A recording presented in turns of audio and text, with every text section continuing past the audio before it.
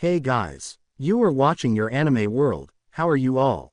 Please support to subscribe this channel for watching new interesting stories. So in this video, we will see what if Deku unleashed his true quirk and became a ghost hero.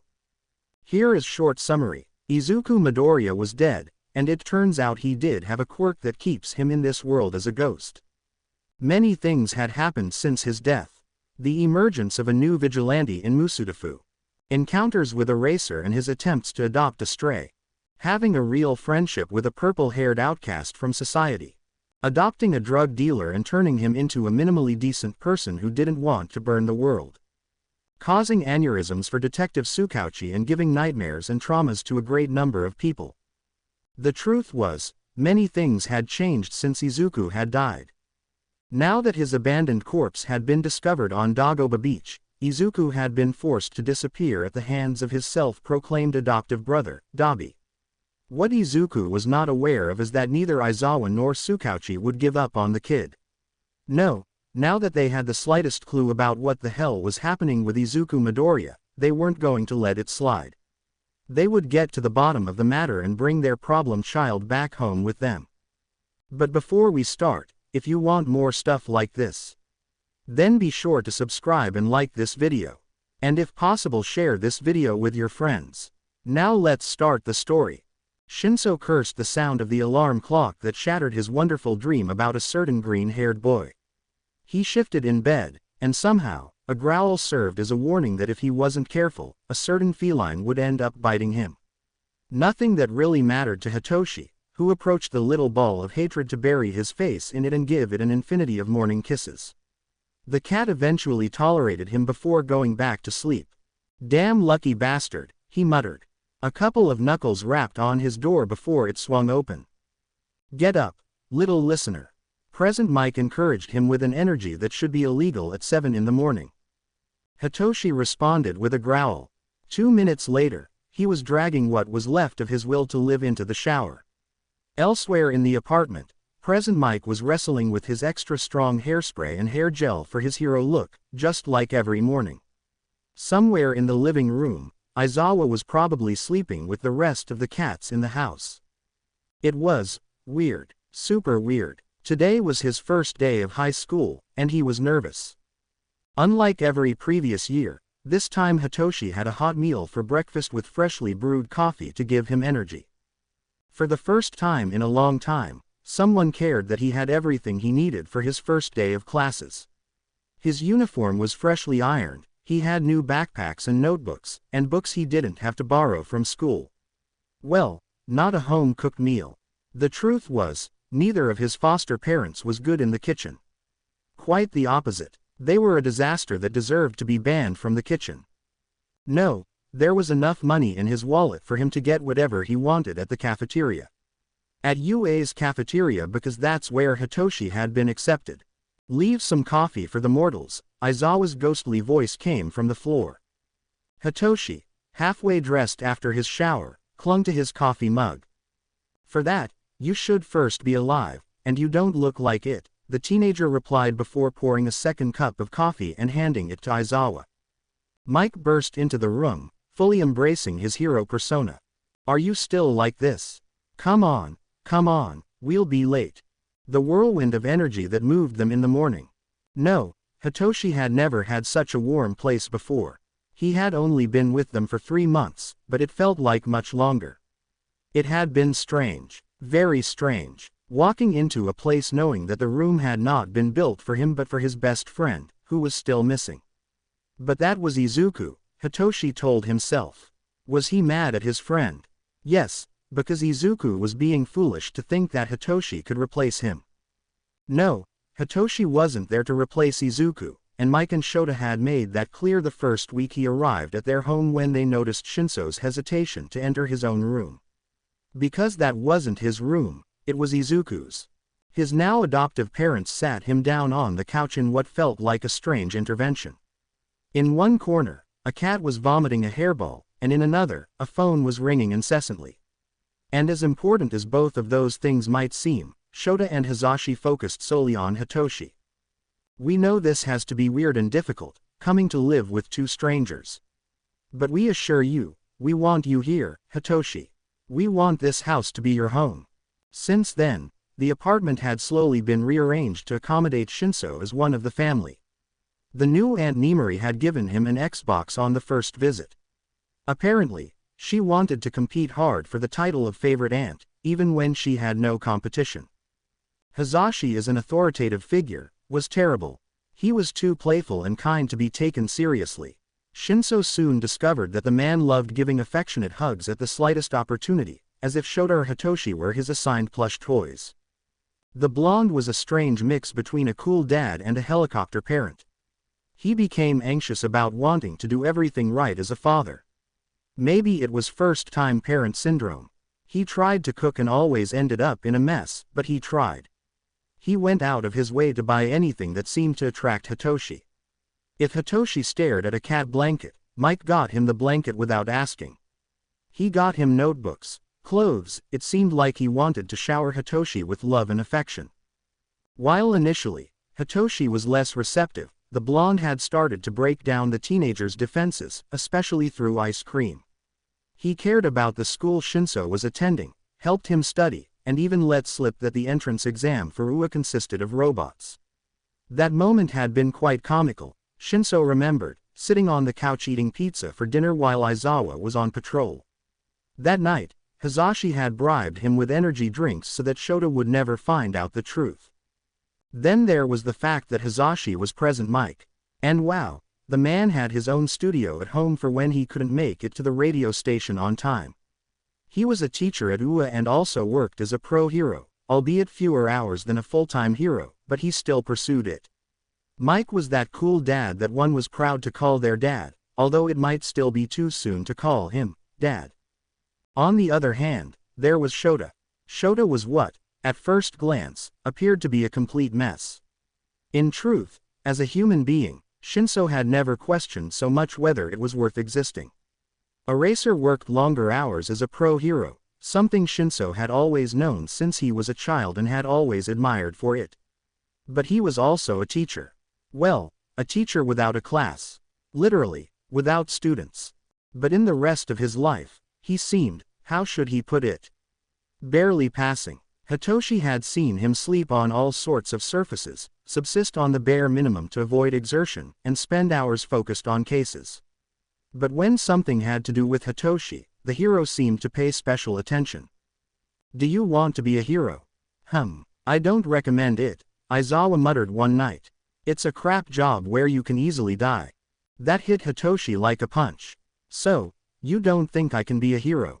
The pro hero didn't even flinch. I didn't say that, I said the job is crap, he corrected calmly. Anyone can be a hero if they really try. Have you ever trained? And that's how they both started training every evening after Shinso's classes and before Eraser's patrols. Unfortunately, the training hadn't been enough for his entrance exam at UA. Getting in through the general studies route didn't sit well with him. Well, that was a lie, it did bother him. But this time, he had two parents who supported him and assured him that he could switch to the hero course as soon as the sports festival arrived. Aizawa promised to expel as many students as necessary. Mike repeatedly hit him with a pillow for his initiative. The festival was a month away from the start of classes. For now, it was still his first day. Shinso was going to work hard to advance his personal training with Eraser by the time the festival arrived.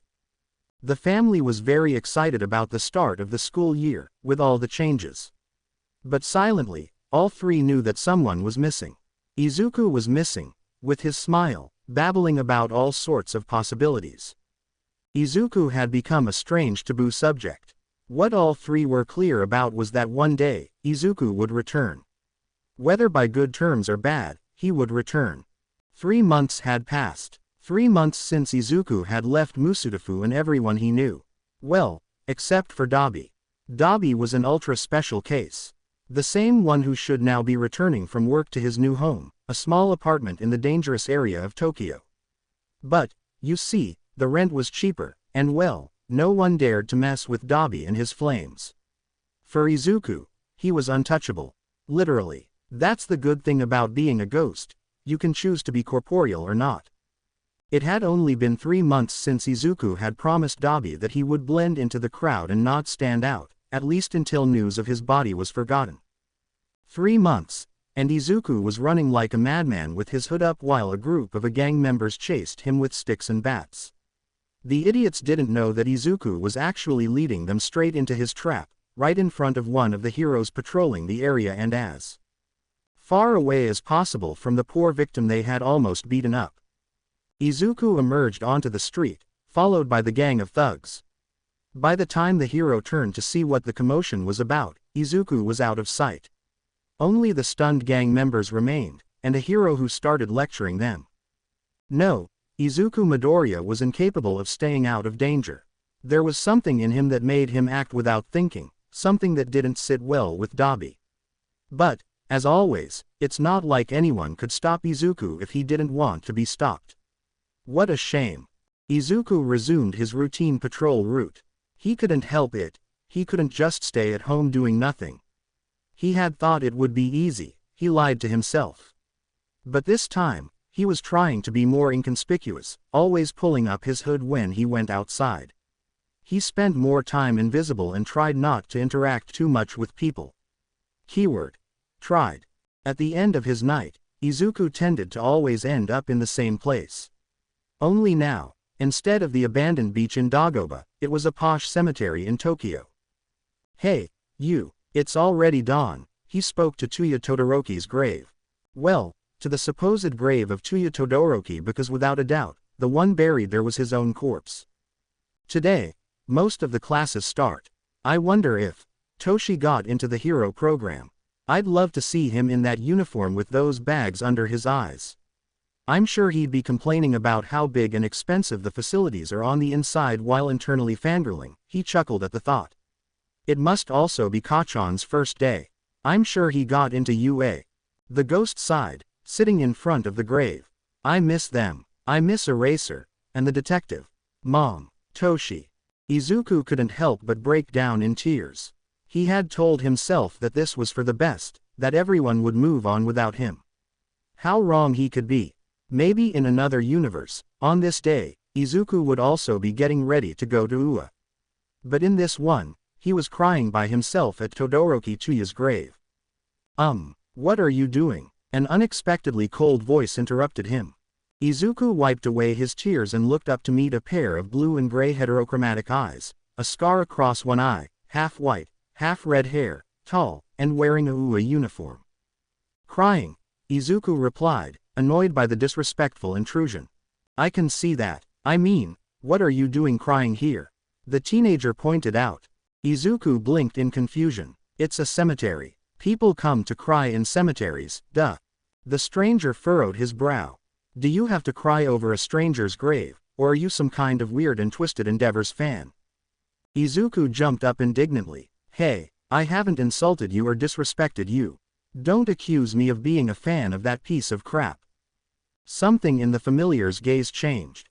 From coldness to, was that intrigue? Curiosity? Approval? Oh, shit, wait a minute. Tall, heterochromatic blue and gray eyes. Blue like Dabi's. White hair like Dabi's when Izuku helped him dye his roots. Roughly around Izuku's age if he hadn't died. And in a UA uniform. Oh, shit, you are a Todoroki, Izuku said, entering panic mode. That seemed to amuse the teenager. Yes, I am. And you're at my brother's grave. Izuku brought his hands to his face, trying to hide his embarrassment. I'm sorry. I'm so sorry. Coming here to talk calms me. I'm sorry.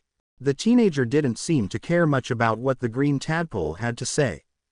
I don't care, Todoroki said, acting cool. I just came to tell my brother that I'll become a hero without using that bastard's power. That said, I'm out. I have a class to attend. Izuku was left speechless as he watched the teenager place an ice flower on the grave before turning and leaving the way he came. In short, Dabi would kill him if he wasn't already dead. Chapter text. A normal first day with just one expulsion to start the year. Not bad for a teacher with the worst reputation like Eraser. The only difference was that this year he had to be very careful about giving explanations for who he decided to expel or not if he didn't want to be accused of making room for his son. And, well, yes, Aizawa wanted to make room in his class for Shinso. But it wasn't his fault that a handful of hormone-driven teenagers with dreams of greatness made it so easy. First day and one expulsion and a warning to Mineta Minoru that he had 1 foot out of the class.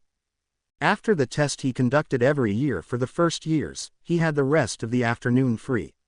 In previous years, Aizawa would have stayed behind reading the reports of students he hadn't expelled yet. Each student needed a specific plan to bring out their best potential. But this year was different. This year, while leaving his husband and now also his son at home discussing the latest and greatest podcast by God knows who, Aizawa was heading to the police station. He wasn't going for tea and biscuits with Tsukauchi, to be precise. No, he was going to follow up on any loose ends Izuku might have left. Izuku Midoriya had disappeared again 3 months ago. 90 damn days that had left the detective and the pro-hero with a case with more loose ends than any Jack the Ripper victim. The former broom closet had become a strange hole of theories, clippings and reports. An old photo of Izuku Midoriya in his Aldera Junior school uniform, the same one that was in the yearbook. An old photo in civilian clothes from when his mother still showed up at the police station. Now, however, the woman seemed to have left the country. Literally. It was impossible to get in touch with her because apparently, she had decided to go to the United States. It can't be a coincidence, Aizawa pointed out irritably when Tsukauchi gave him the news. She's leaving on the same day the body found out on the beach. Come on, Naomasa, we've arrested more people for much lesser reasons. The detective couldn't help but agree with the hero. The problem is that the case doesn't hold up without a body. Even less so when we'd have to do an international hunt. Aizawa spent that week in a bad mood for that reason while convincing himself that going to the United States to drag Inko Midoriya to the interrogation room was not a good idea. If he hadn't done it, it was for no other reason than his family. Mike could understand, yes. He would probably be the first to pack his bags to go with him. But now there were 3 of them. Hitoshi deserved a stable home. Parents who loved him. And yes, both Zashi and Shota loved the kid like crazy. That's why the subject of Izuku Midoriya was taboo in the house. They wanted to protect their new son from the roller coaster that was that strange case. Because every time they seemed to have a clue, they ended up with dead ends or more questions. But Aizawa wasn't going to stop. Neither was Tsukauchi. They've given a deadline for the resolution of the request for the tests performed on the corpse, he informed him as if that were breaking news. And it was. Because whoever had stolen the body from the morgue and deleted the forensic files had overlooked the possibility that tests had already been performed on the corpse. In fact, the body on the beach had been opened up when they took it away. Now some tests were missing in the hospital. Tests that could help uncover part of the truth of the great mystery. The first step was to fight the bureaucracy to get the professionals to search for the evidence. Oh, even if it was slow, Tsukauchi and Aizawa were making progress. When we have it, I'll pay a personal visit to the morgue, Eraser promised with a terrifying smile. The doctor in charge of Izuku's autopsy better prepare himself. Because even though it wasn't his fault to lose the child's body, he had done his best to avoid questions about the case. Apparently, not being able to find the evidence prevented a diagnosis of the cause of death. Oh, Eraser had come so close to strangling him when they first met that Naomasa had to step in between them. All right, please, no witnesses, the detective said before changing the subject as if nothing had happened. I think we're on the verge of being able to confirm the time of death for our beach corpse. We could reconstruct the day to find out what happened. Eraser skimmed over the notes. A normal day like any other. The boy left home normally. He arrived at school. He got involved in an attack on one of his classmates and ended up coming home upset according to his mother, Aizawa summarized with a furrowed brow. Damn it, why aren't there more details? Tsukauchi sighed heavily. At first, another investigator handled the case. It only fell into my hands when he started his nighttime activities. Both remained silent for a while. They were both aware of how Quirk-centric their society was. Izuku Midoriya didn't matter if his name was written above the word, Quirkless. But that played both in favor and against the detective and the pro-hero. in favor because emphasizing that it was a boy qualified as quirkless hadn't attracted media attention. The body found on the beach had been news for a small part of a filler page. This had favored them in terms of being able to investigate without setting off media alarms. But on the other hand, that same card delayed their every procedure. Maybe I have a lead, but I want to make sure I'm really on the right track, Aizawa announced in the same monotone tone as if he had just been asked if he wanted coffee. Tsukauchi took a moment to process what he had just heard, more engrossed in the documents in front of him. Wait, what? Aizawa took a sip from his coffee cup. I've been pulling strings in the underground.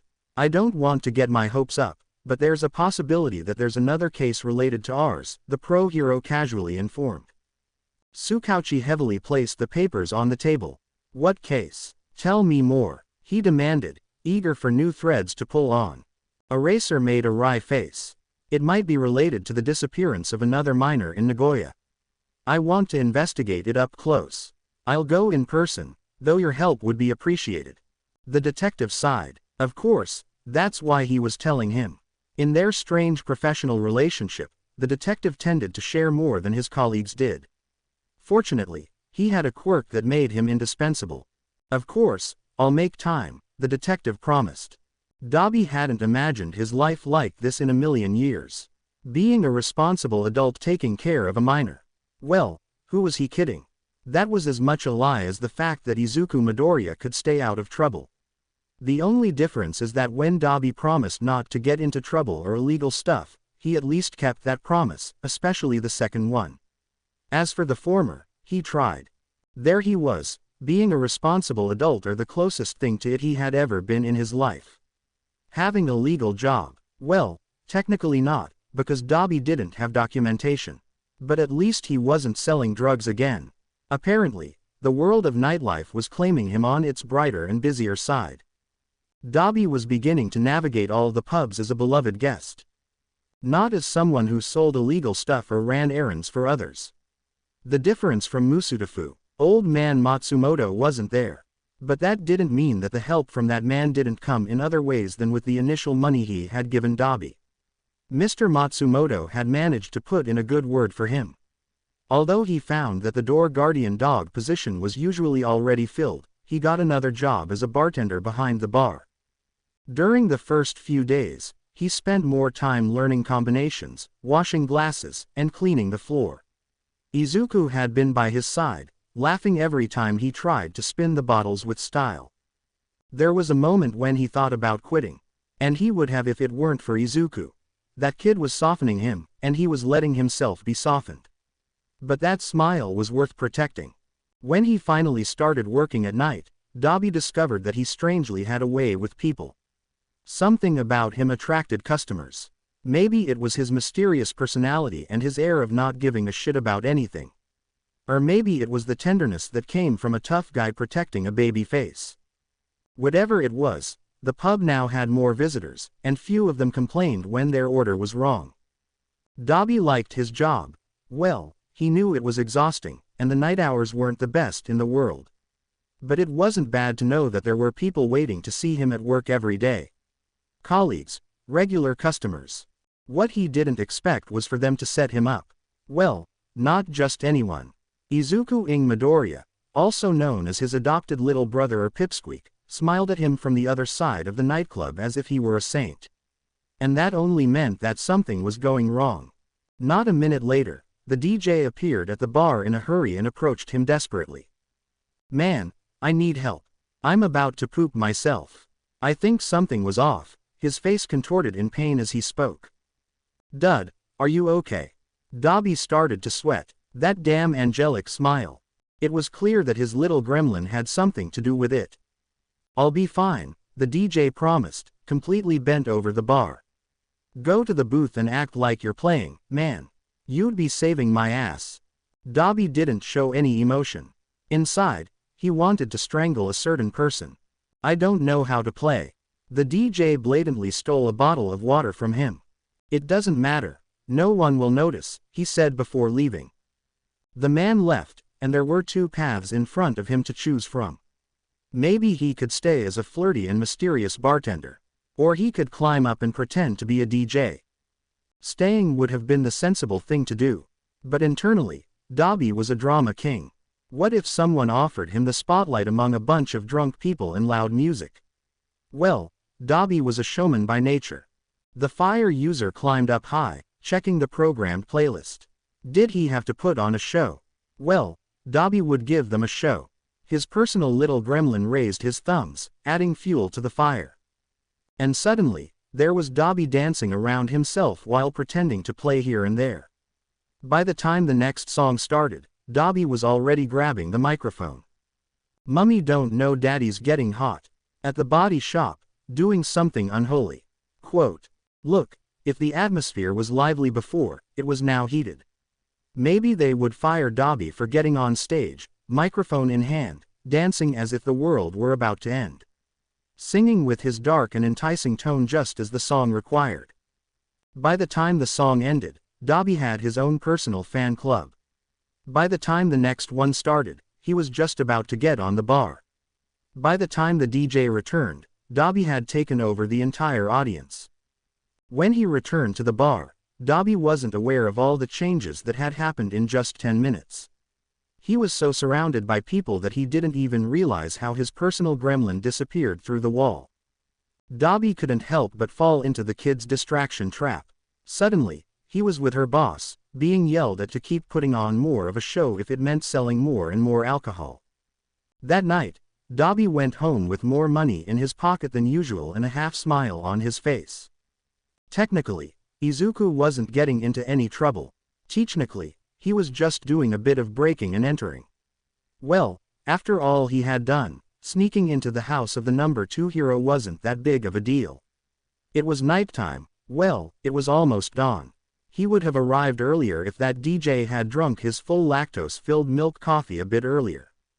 But it was all right, Izuku could continue with his plan. Because something very interesting had happened since the beginning of the day. He had met Dabi's brother, Shoto Todoroki. And well, he had to admit that the brothers were quite similar, especially in their stubbornness. But no, Izuku wasn't there to stalk Shoto Todoroki. I mean, Izuku was creepy, but not that kind of creepy. No, Izuku had something else in mind. Something much more fun than uncovering Todoroki's secrets. Izuku Midoriya opened the room door of Enji Todoroki's bedroom and closed it with a force that made the door crash loudly. By the time Enji ignited his flames, Izuku was in his invisible ghost mode, laughing heartily without anyone being able to hear him as he watched Enji Todoroki go on guard and yell at thin air. Who's there? Natsuo, I swear. As soon as Endeavor turned on the room light, Izuku became tangible on the other side of the room and hit the switch, turning off the light. A quick move that the hero couldn't anticipate.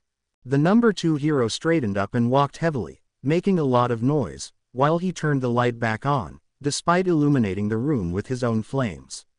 Izuku wasn't afraid of him. He couldn't see him, he couldn't touch him. So the boy went straight to the house's electrical panel and switched off all the automatics. Endeavor yelled. Do you find this funny? Huh, who dares to enter Endeavor's house? I'll kill. And other things he said. Ha, kill Izuku. Good luck with that, the boy thought. Another door slammed open. Can you shut up, old man? Some of us are trying to sleep. Oh, well, that must be Natsuo Todoroki. Izuku approached the hallway, curious about the family's role. In his mind, it looked like a documentary. The alpha male got agitated because he felt disturbed. The young male seemed annoyed by the old man's loud screams. In the middle of the argument, before it escalated, a petite figure appeared between both males. Please, calm down. Maybe the circuit breaker tripped, and that's why the power went out. Calm down. The young woman who tried to soothe the situation by placing herself between both males. Oh, Izuku could get some popcorn and admire his masterpiece. But no, he couldn't make himself visible. That wouldn't be fun. What would be fun? Writing. Dad, with his finger on Endeavor's bathroom mirror, so when the hero took his shower, the message would appear. Now that was fun. And as the sun rose, Izuku left the Todoroki state, leaving almost the entire family arguing, while Shoto Todoroki left through the back door just to avoid seeing anyone in his family's face. It seemed like young Todoroki would arrive at Ua much earlier than usual. As Izuku left, he danced the dance of chaos. Something that wasn't very pleasant to watch because of how poorly he moved compared to, well, anyone. Izuku Midoriya had the gift of chaos, not dance. Chapter text. Most mornings had both insomniacs contemplating each other with tired eyes. They both normal sported a cat in their lap, a cup of coffee in hand and dark circles stamped permanently under their eyes. No, they didn't resemble each other in any way, they thought. No resemblances here. This morning had started off differently, and Hitoshi had been directed to the kitchen table after stumbling bleary-eyed out of his room. Mike was in the process of getting into his hero costume as he sagged into his chair and owlishly blinked at the table and breakfast in front of him. He admonished Shota with a similar bowl and a pointed look, "No jelly pouches this morning." A grumbled intelligible reply was Shota's only response around his cup of coffee before he wolfed it down. He was out the door not even 10 minutes later. Hitoshi was eating his breakfast slowly. A bowl of cereal, yogurt, and fruits sat in front of him that he kept stirring with the occasional bite. Obviously, this wasn't his idea. Hisashi had made it his mission to ensure the family adopted healthy habits, fearing that Shinso would end up like Shota. The cup of hot coffee that was Hitoshi's normal breakfast was missing from his side, replaced with a cold glass of milk. Hisashi had nearly screeched his ears off in surprise when hearing about the amount of coffee he could drink in a day. The lecture that followed resulted in a restriction to the large amount of caffeine the teenager consumed because Hitoshi was apparently in a growth stage and blah blah blah. So there he was, stirring the cereal bowl with the promise that if he finished it and the bone juice, he would get his cup of coffee. It's worth mentioning that he had been sitting at the table for 20 minutes straight without any progress, lost in his mobile app. "Come on, Hitoshi, you won't have any energy later," Hisashi told him, placing a hand on his shoulder to encourage him to eat. Hisashi was a whirlwind in the morning getting his hero costume on, trying to find different items he kept in the front entryway or in his room. Shota would continuously chastise him for shedding his costume all over the apartment as he wandered in from his shift. The teenager didn't have the mood or the strength to manage any sound beyond a little grumble. "We'll be late." That came from the bathroom as the blonde attacked his hair and the atmosphere with extra strong hairspray. Meanwhile, Hitoshi kept scrolling on his phone like nothing was important in his life. Present Mike sighed and reminded himself that he was dealing with a teenager after all. Something he was used to dealing with as a teacher but not as a parent. Well, until 3 months ago, his only children were stray furballs that Shota snuck into the apartment when Mike wasn't looking. Obviously, Shinso wasn't a cat. Well, Mike hesitated for a moment when he saw him licking the yogurt off the spoon like a feline testing whether something was edible or not. His eyes were narrowed in serious contemplation and his little nose even twitched. No, that was a semi-adult human with trauma that he had to take care of. "Come on, you can finish breakfast in the car," Mike conceded, approaching the teenager to swipe his mobile suddenly. Hitoshi's shoulders went rigid at his sudden approach, and as Mike reached for the mobile that he had been hunched over he recoiled away from Mike on instinct. He could see the hero's motion freeze like his heart had skipped a beat. He had feared for a moment that Mike was going to hit him, and to be honest, for a moment Hitoshi did think that would happen. But Hisashi wasn't like the other families he had been with. Shota and Hisashi are nothing like the past families. Which meant many more unknowns in Hitoshi's book. "I'm sorry, Hitoshi. I didn't mean it wasn't my intention. I won't do it again," the hero promised with a broken heart, seeing how the boy held his breath. The shame and guilt lined Mike's face, the one hand holding the mobile frozen halfway to a pocket on his costume. Hitoshi watched him for a few more moments, as if trying to analyze the level of threat in front of him. Hisashi chose not to move, afraid of scaring him even more. After a tense breath he tried to extend the mobile back, but the boy simply moved away. "I need to change," he said softly. Avoiding Hisashi's gaze and disappearing into his room. Leaving present Mike feeling guilty in the empty room, mobile still in hand, and an unfinished breakfast going soggy on the table. A familiar tune interrupted his thoughts, and he flipped the mobile over to see a burning man singing and giving it his all. Uraraka had always considered herself a good girl. It had been clear from as far back as she could remember that she wanted to help her parents. She always remembered her small house, lonely from her parents coming and going, always exhausted from work. Her best childhood memories were the days when she could accompany her parents to work. Even if she just sat in a corner with a book, next to the radio playing music on a random FM station. She enjoyed being in the same space while her parents toiled away. Watching them put in so much effort to make ends meet, she had decided early in her life that she wanted to help them with her quirk. It was her childhood dream. "Daddy, Daddy, I can lift it. I can help," she often offered, cheeks puffed with concentration even though she knew she wasn't allowed to use her quirk. Her father always gently stroked her head. He had a delicate touch for someone with calloused hands. Nothing that really mattered to Uraraka. Her mother's hands were the same, and she gave the warmest hugs. "Baby astronaut, you have to dream of the sky," her father always told her. "Because on Earth, we're already here," and he would boop her nose, "Aim higher." "Or you can always find a wealthy man," her mother would tease. Then her father would pout, pretending to be angry at those words, arms crossed with fake annoyance. Ochako's mother would end up giving him a kiss and telling him that she loved him even more than any imaginary rich man. Their eyes creased with unspoken laughter at the banter. But that didn't mean their daughter had to marry a wealthy man. The Uraraka family was a happy little trio, living in a small apartment in a small town. From a young age, Ochako wanted to give her parents the world. An island if necessary, a mansion, the best retirement they could wish for. Trips around the world, without a worry for cost or accommodations. But Ochako couldn't marry a rich man. Well, mainly the idea didn't excite her too much because it didn't sit right with her. Over the years, she pieced together clues as to why. Young Ochako, with more cheeks than eyes, knew she wanted to be the rich and powerful one. She wanted to earn it herself. Her parents worked with sweat and tears to put food on the table. Their effort and willpower ran in her veins. Ochako would strive and be her own savior. Wait a minute, that was it. The epiphany struck her one day, waiting for her parents to come home. She could become a hero. Growing up, on the other hand, meant realizing that no matter how many hours her parents worked, food was still scarce. Growing up meant realizing how her mother silently cried at night because the construction company that subcontracted them blamed them for making poor quality buildings that were affected by villain attacks. Because in the adult world, there were insurance companies, and if there was even a slight chance to avoid paying, they would.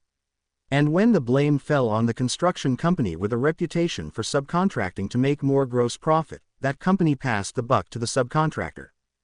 All the paperwork proving all the budget cuts by the big company didn't matter.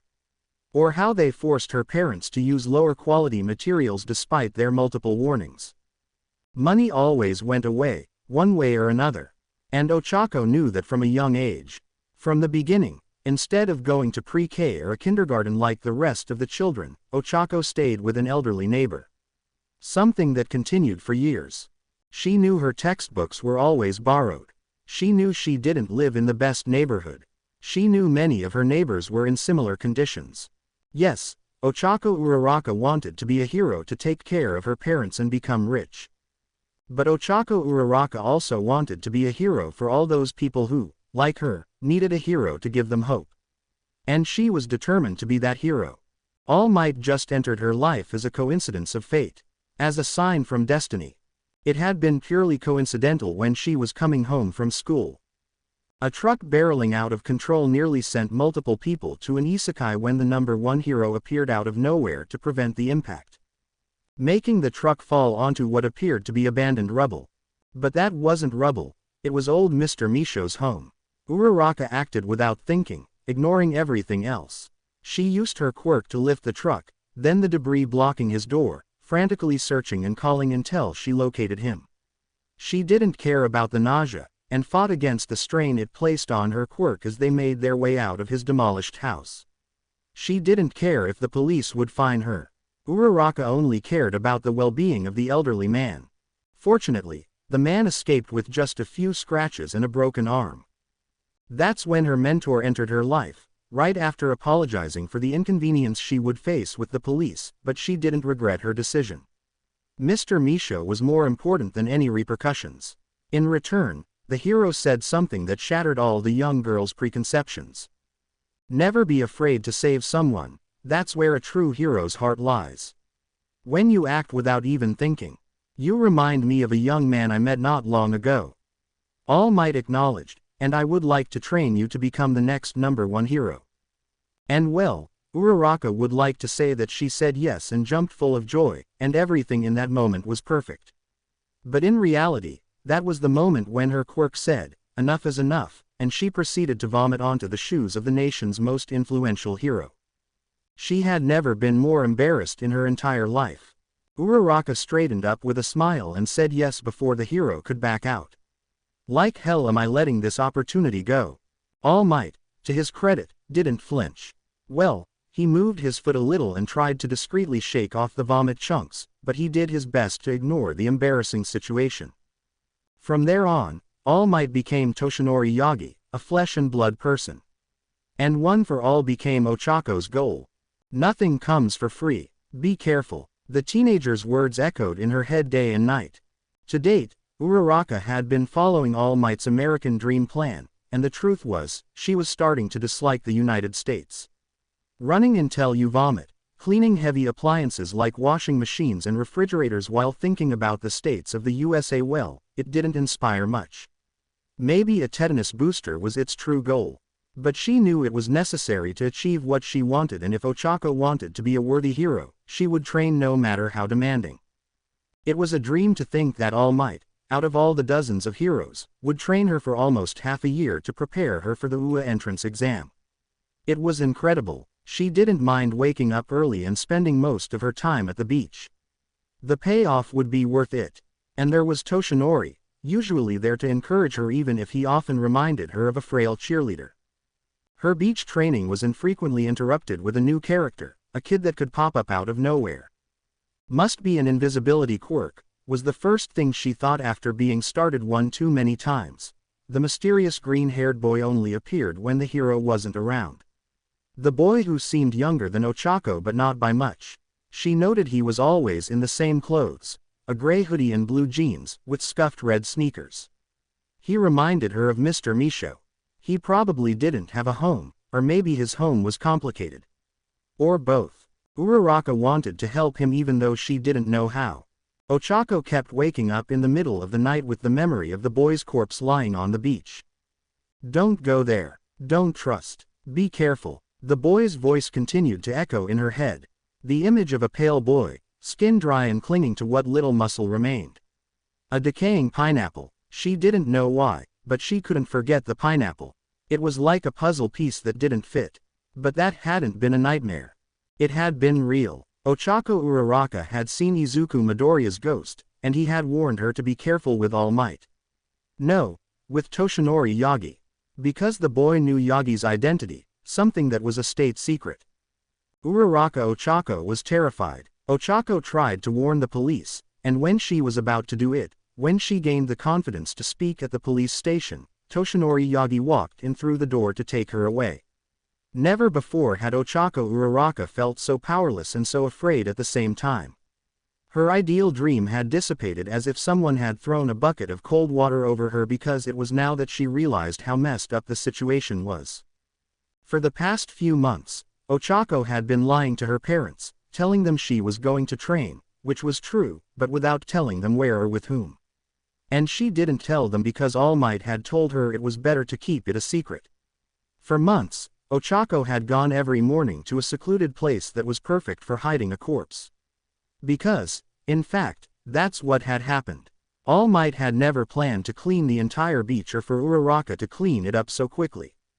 Ochako Uraraka was completely convinced that All Might had killed a boy. But she had no evidence, and we're talking about Japan's #1 hero, a beloved international icon. The same hero who had taken her out of police custody without even needing an ID. It was becoming more alarming. But at least she had gained some time. I need a little space to think. And prepare for the exam. I need time, she whispered with all the courage she had that morning, fearing that the hero would Detroit smash her out of existence. Uraraka steadied what strength she had to muster up the courage to buy some time. All Might put his hand on her shoulder. I'm dead. Whatever you need, young Ochako. I'm your mentor. I'll always be here for you, even if you don't see me, he promised her. You'll be the best hero this country has ever known. I truly believe that, right? Come on, I'll walk you home. Oh, damn, right, All Might knew where she lived and her family's situation. That day, when she arrived home, her parents couldn't understand why their daughter was lying on the bedroom floor in a ball of anxiety and fear. Her parents could only hug her and be there for her. Sweetie, it's just an exam. I'm sure you'll get in, her mother tried to console her. If not, there are other schools, dear. Quote. Ochako cried in silence, feeling trapped and unable to tell her parents what she was afraid of. Not only could she not tell them, she couldn't tell anyone, right? Then came the UA exam, and with all the training, she aced it, but she didn't feel joy. No, Ochako couldn't feel elation at the acceptance letter. She only felt scared, a pit of fear pooling in her gut. Then came the first day of class, meeting new students and a new teacher. The novelty amidst the normal. The innovative part was being in the hero course and having to fight, right off the bat. Is this teacher serious, for her place to stay in the class? Now she sat in a hero school, a fortified building teeming with pros looking after them. Ochako hadn't felt this safe after months of living in anxiety. Yes, I can do this, she told herself. After class, I'll go talk to Eraser and tell him, she thought for herself. She will do it, here I am, entering through the door like a normal person. Ochako paled and felt her stomach drop to the floor as the class erupted into cheers. Chapter text. Dabi was both angry and happy at the same time. Well, annoyed might be the word instead of angry. He was losing hours of sleep again thanks to a certain impertinent brat who wasn't coming home. In fact, when Izuku finally showed up at almost 8 in the morning, he found Dabi standing there with his arms crossed and a frustrated scowl on his scarred face. In any other family, you might expect the teenager to come home a little tipsy riding the high of an elaborate prank. In the Dabi-Izuku family, things were a bit different. Where were you? Dabi questioned. Izuku immediately put on his poker face in response to the impromptu interrogation. Out there, Izuku replied, squaring up his shoulders slightly underneath his hoodie. Doing what? Dabi pressed. Doing things. He made a vague gesture with one hand, before tucking it back into his hoodie. Illegal things. Define illegal things, Izuku bravely replied, face impassive. Dabi briefly exploded in blue flames before extinguishing them a moment later. Izuku, we agreed to keep a low profile for a while.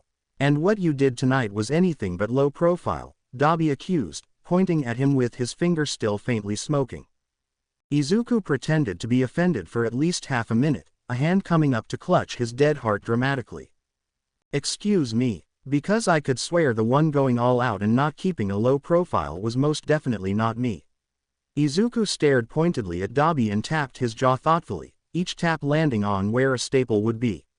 Not that I'm complaining, I'm proud of my work. I'm sure it was inconspicuous enough. Izuku, I told you not to do illegal things. Don't change the subject. Dabi was starting to smoke again, wisps drifting off his hair and hands. You damn pocket-sized manipulator. Izuku Midoriya opted to do the most adult thing he could think of and stuck his tongue out at Dabi. You're not my mother. It was a blanket statement, but the cold weight of it pressed into the open air.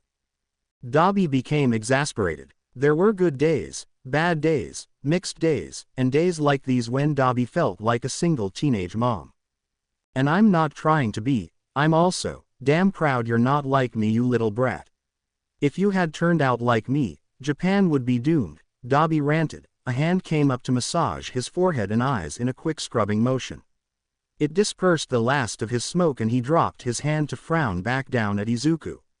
The little shit was smiling from ear to ear. Your praise is enough to warm a corpse. Such a phrase, Dabi decided, should not be said from a kid with such malicious glee.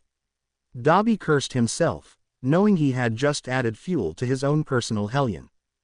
The detective and pro-hero were walking down one of the streets in Nagoya early in the morning. They had the whole day ahead of them, especially considering that today All Might would be teaching Class 1A. Both parties agreed to move forward with their new line of investigation, reopening an old case. "Do you think he's still around here?" the detective asked as soon as they arrived at the location, just after getting off the bullet train. The pro-hero grunted in response. He was grumpier than usual that morning because he hadn't received his usual morning dose of affection from his husband. So, now the rest of the universe would have to endure his bad mood. The first victim was Tsukauchi, who, after so many years of knowing each other, decided to make a quick stop at the nearest cafe. If Eraser hadn't said anything during the entire journey, only a coffee with lots of sugar could resurrect him. And, of course, both of them needed to cooperate if they wanted the investigation to proceed. The cafe was moderately busy, and Tsukauchi settled into a secluded booth with Aizawa across from him. The man in question was holding a mug of coffee like it was a lifeline. "I don't know, but at least the family is still here," Aizawa finally spoke after taking a few sips of the hot liquid. The seasoned detective thanked the gods that Eraser's will had returned to his body. "You haven't told me much," Tsukauchi remarked without attacking the pro-hero. "I would appreciate knowing a bit more about the situation before we show up at their doorstep." The hero grumbled again, this time even more reluctantly, as he hated to work without his daily caffeine fix.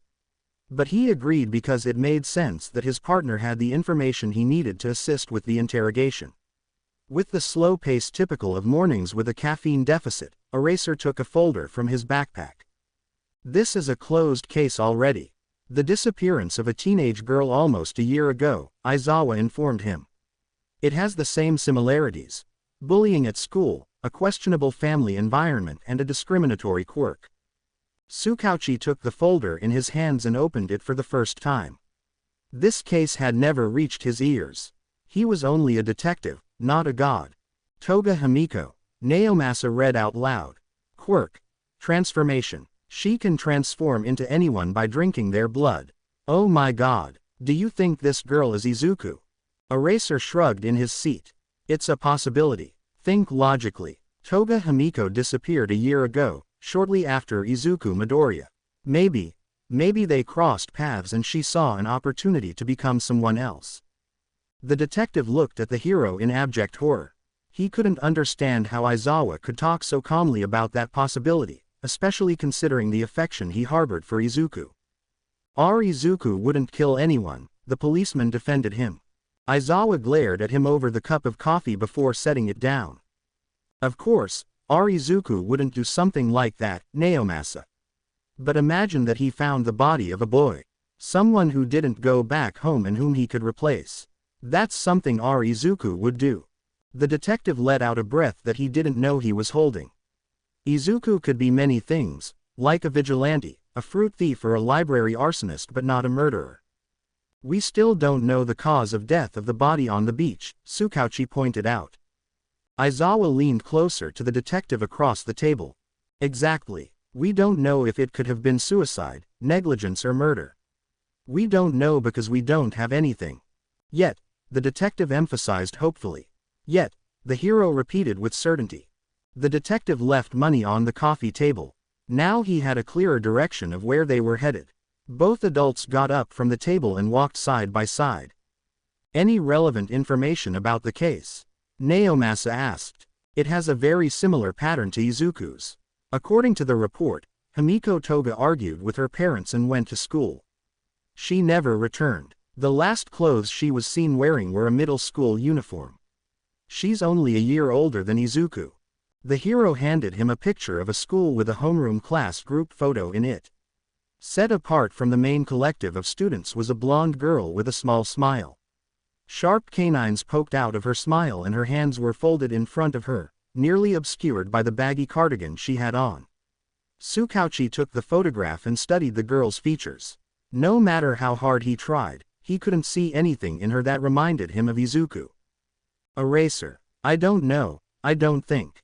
Think about it. Maybe that's why it was so hard to find Izuku outside his criminal activities. Perhaps because when he wasn't Izuku, she was being herself. No teenager could have such a wide control of her quirk to use it for hours. She may have run away from home because she couldn't bear the life forever. The detective cursed in a low dark voice. Logically, it did make sense after all. However, that didn't mean he liked the idea of an unknown girl pretending to be a dead person. Do we know how her quirk works? Eraser shook his head.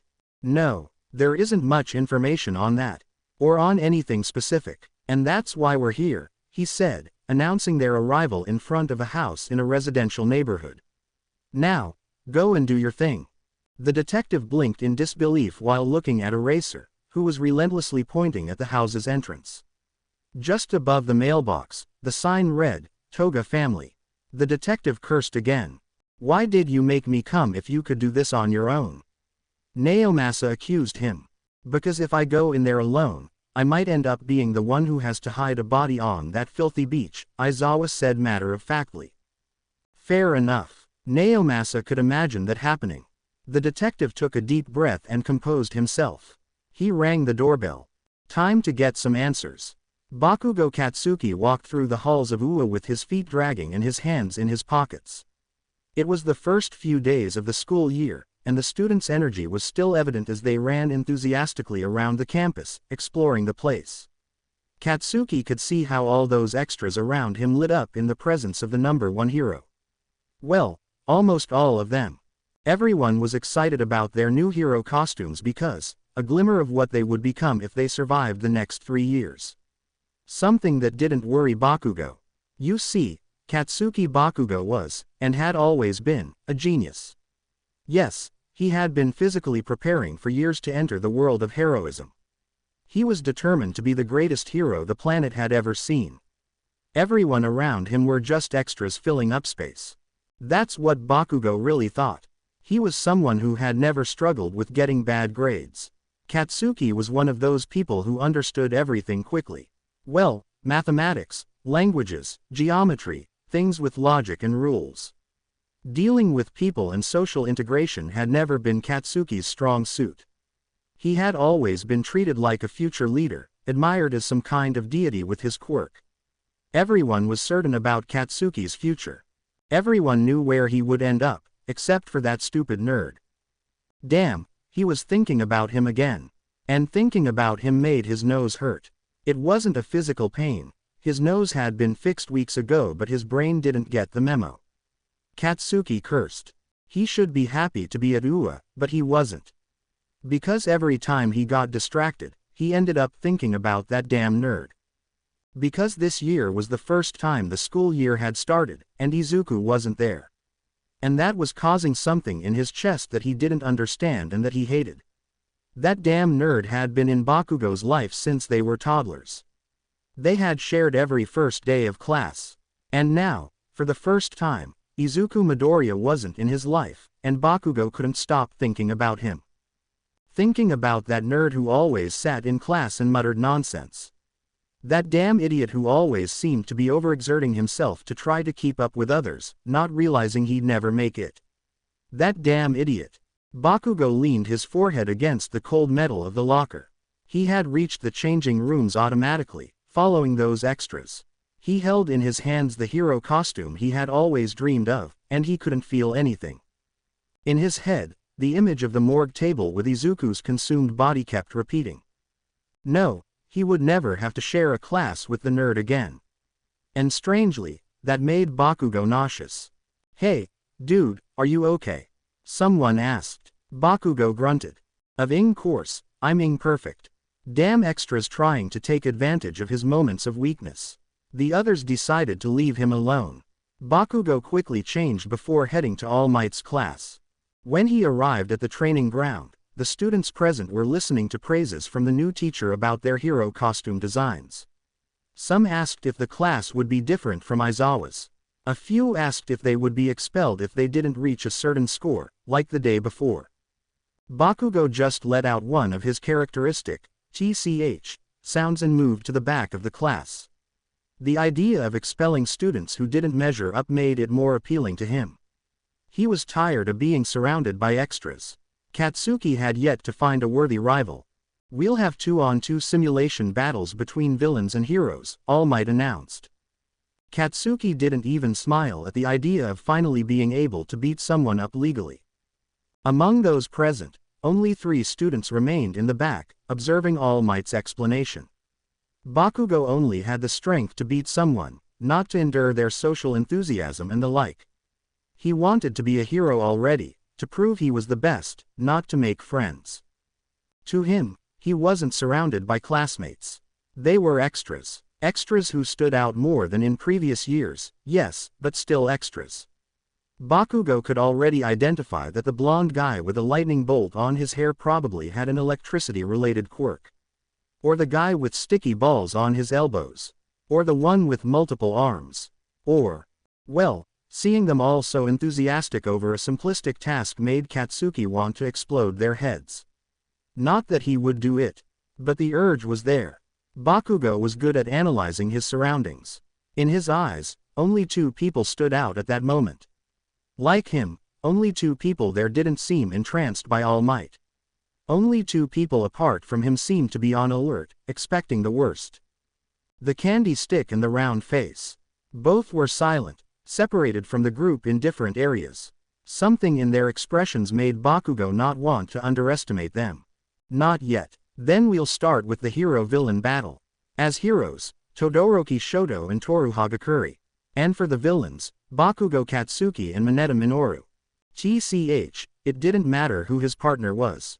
Bakugo would win against the Candy Cane and the Invisible Girl alone. He headed towards the simulation building where the bomb they were supposed to protect was located. This exercise is stupid. If Bakugo were in a real situation where they were going to attack him, he would win because there was no other option. Even if he were pushed to his limits to surrender by a large group of heroes, their actions would still lead to his victory. It would be as easy as waiting for the vast majority of them to enter the building and then detonating the bomb with them inside. Because if Bakugo were to go down, he would be taking them down with him. That's just how he was. He had always been that way and it had always worked for him. Stay with the bomb. I'll take care of everything, barked Bakugo as he began to stretch, eager to finally clear his head. It should have been simple. He would defeat them in a matter of minutes. First, the Candy Cane, then the Invisible One. Easy. Incredibly easy. The signal marked the beginning of the exercise. Katsuki would have only, oh, shit. Before he could realize it, Bakugo Katsuki had been immobilized in a massive ice glacier. Bakugo, the one who expected to win in a matter of minutes, had been defeated in seconds. The heroes win. Katsuki wanted to scream or cry. In one part of his mind was the reminder of Izuku, broken and trembling after Bakugo broke his nose. You're not the center of attention, Kachan, furious green eyes judging him.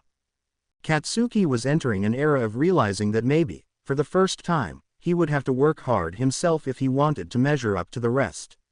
It was a horrible feeling that was eating him from the inside. It wasn't just the pain of the cold against his skin, or the stiff muscles. No, his ego was critically damaged. On the other side of the room, a brunette smiled hopefully.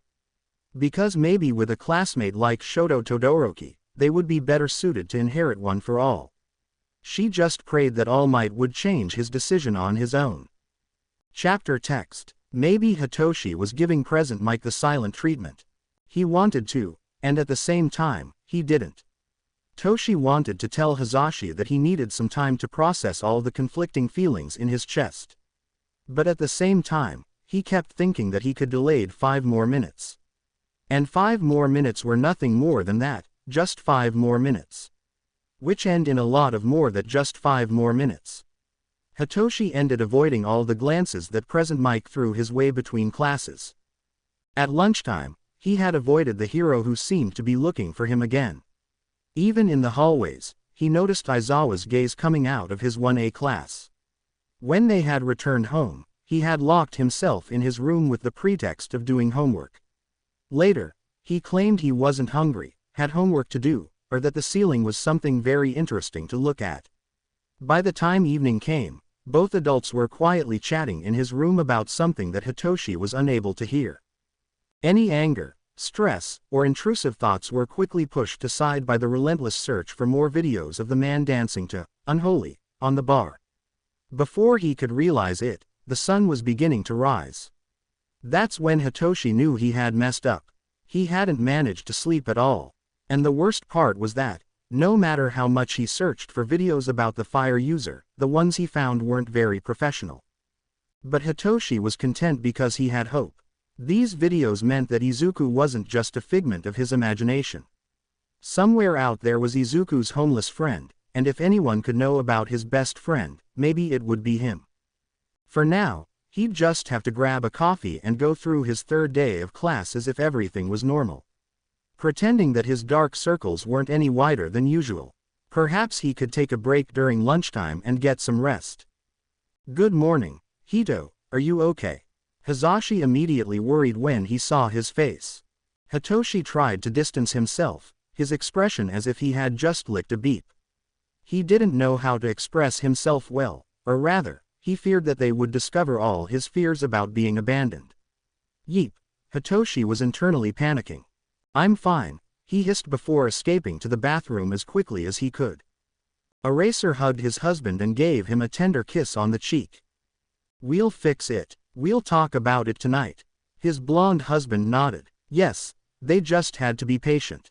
And Hitoshi hated that because he had been in similar situations before. In the end, patience only led to more disappointment and more pain. It was better for the pain to come sooner rather than later. At least, Hitoshi survived the awkward morning, where breakfast awaited him as usual. Also, the weird morning classes. When your foster dad is also your teacher, sometimes the lessons could feel weird. Hopefully, the morning classes ended as usually. Perfect time to go and rest. He could deal with hunger later. Sleep, on the other hand, not so much. Not if he wanted to stay awake in the remaining classes. He leaned against the hallway wall and closed his eyes for a moment. Just a second was all it took to fall into Morpheus's embrace. There would be nothing in this universe capable of waking him up. Nothing that, hey, you can't sleep here. Shinso felt a slight movement on his leg. Nothing he couldn't ignore and continue sleeping. Then the alarms went off. The truth was, even that wouldn't be enough to wake him from his deep slumber. Damn extra. Then something sudden did snap him back to reality, bewildered and confused. Someone had grabbed him by the jacket of his uniform and was dragging him along the hallway. Security alert level 3, students, evacuate, was echoing in the background. Hitoshi looked around in confusion at the blonde guy pulling him along, expecting to be thrown aside or punched any moment. Only seconds later did he realize that behind him, a horde of students were running uncontrollably through the hallway. Hitoshi felt like he was in a scene from The Lion King. Come on. Damn extra. Hitoshi managed to react, trying to get to his feet while stumbling. Shit. Come on, extra, run. Damn it. The blonde guy didn't let go of Shinso's jacket for a moment as he continued pulling him. Shinso ended up grabbing the guy's wrist while trying to make sense of where he was going, why, or what was happening. Hitoshi could only follow the blonde guy as they made their way through the doors to UA's outdoor courtyard. Then both of them stepped aside, allowing the rest of the students to start pouring out. Well, at least they tried to. There was a huge bottleneck in the hallway. Hitoshi sighed with relief as he collapsed on the ground, unable to believe it. In contrast, the blonde guy remained standing, panting. Who the hell decides to sleep in the middle of the hallway? Are you crazy or what? Hitoshi rolled his eyes. Relax, speaky boy. I didn't plan to feel like Mufasa during lunch break. Anyway, thanks and all. The blonde guy seemed to get even angrier than he already was, especially with his broad shoulders, hunched back, and how he moved like an angry gorilla. You, damn extra, you almost died like a. Nah, I'd need something more to kick the bucket. Thanks though. The blonde guy cursed again before leaving Hitoshi lying there. And maybe it was just the press entering the campus, but Hitoshi didn't care. He turned over on the grass and closed his eyes to continue sleeping as if nothing had happened. What's the worst that could happen? Izuku had a lot of free time since he was a ghost. Nothing new in this story. His daily routine before the D-Day when they found his corpse was to watch the sunrise with his body, hide in the old karaoke place where Dabi lived, go to pick up Shinso from school, come back with Dabi, patrol Musutafu, and start over with the sunrise at the beach. But many things had changed. Well, not really. That would be a complete lie. Now, Izuku started his day in the cemetery where his body was buried, under the name Tsuya Todoroki. He continued with his daily routine of walking through Tokyo as a ghost until around noon, which was when Dabi usually woke up. That was when Izuku started annoying the fire user with his presence, accompanying him to the nightclub where, increasingly, Dabi seemed to be flirting with everyone and dancing with his great charisma.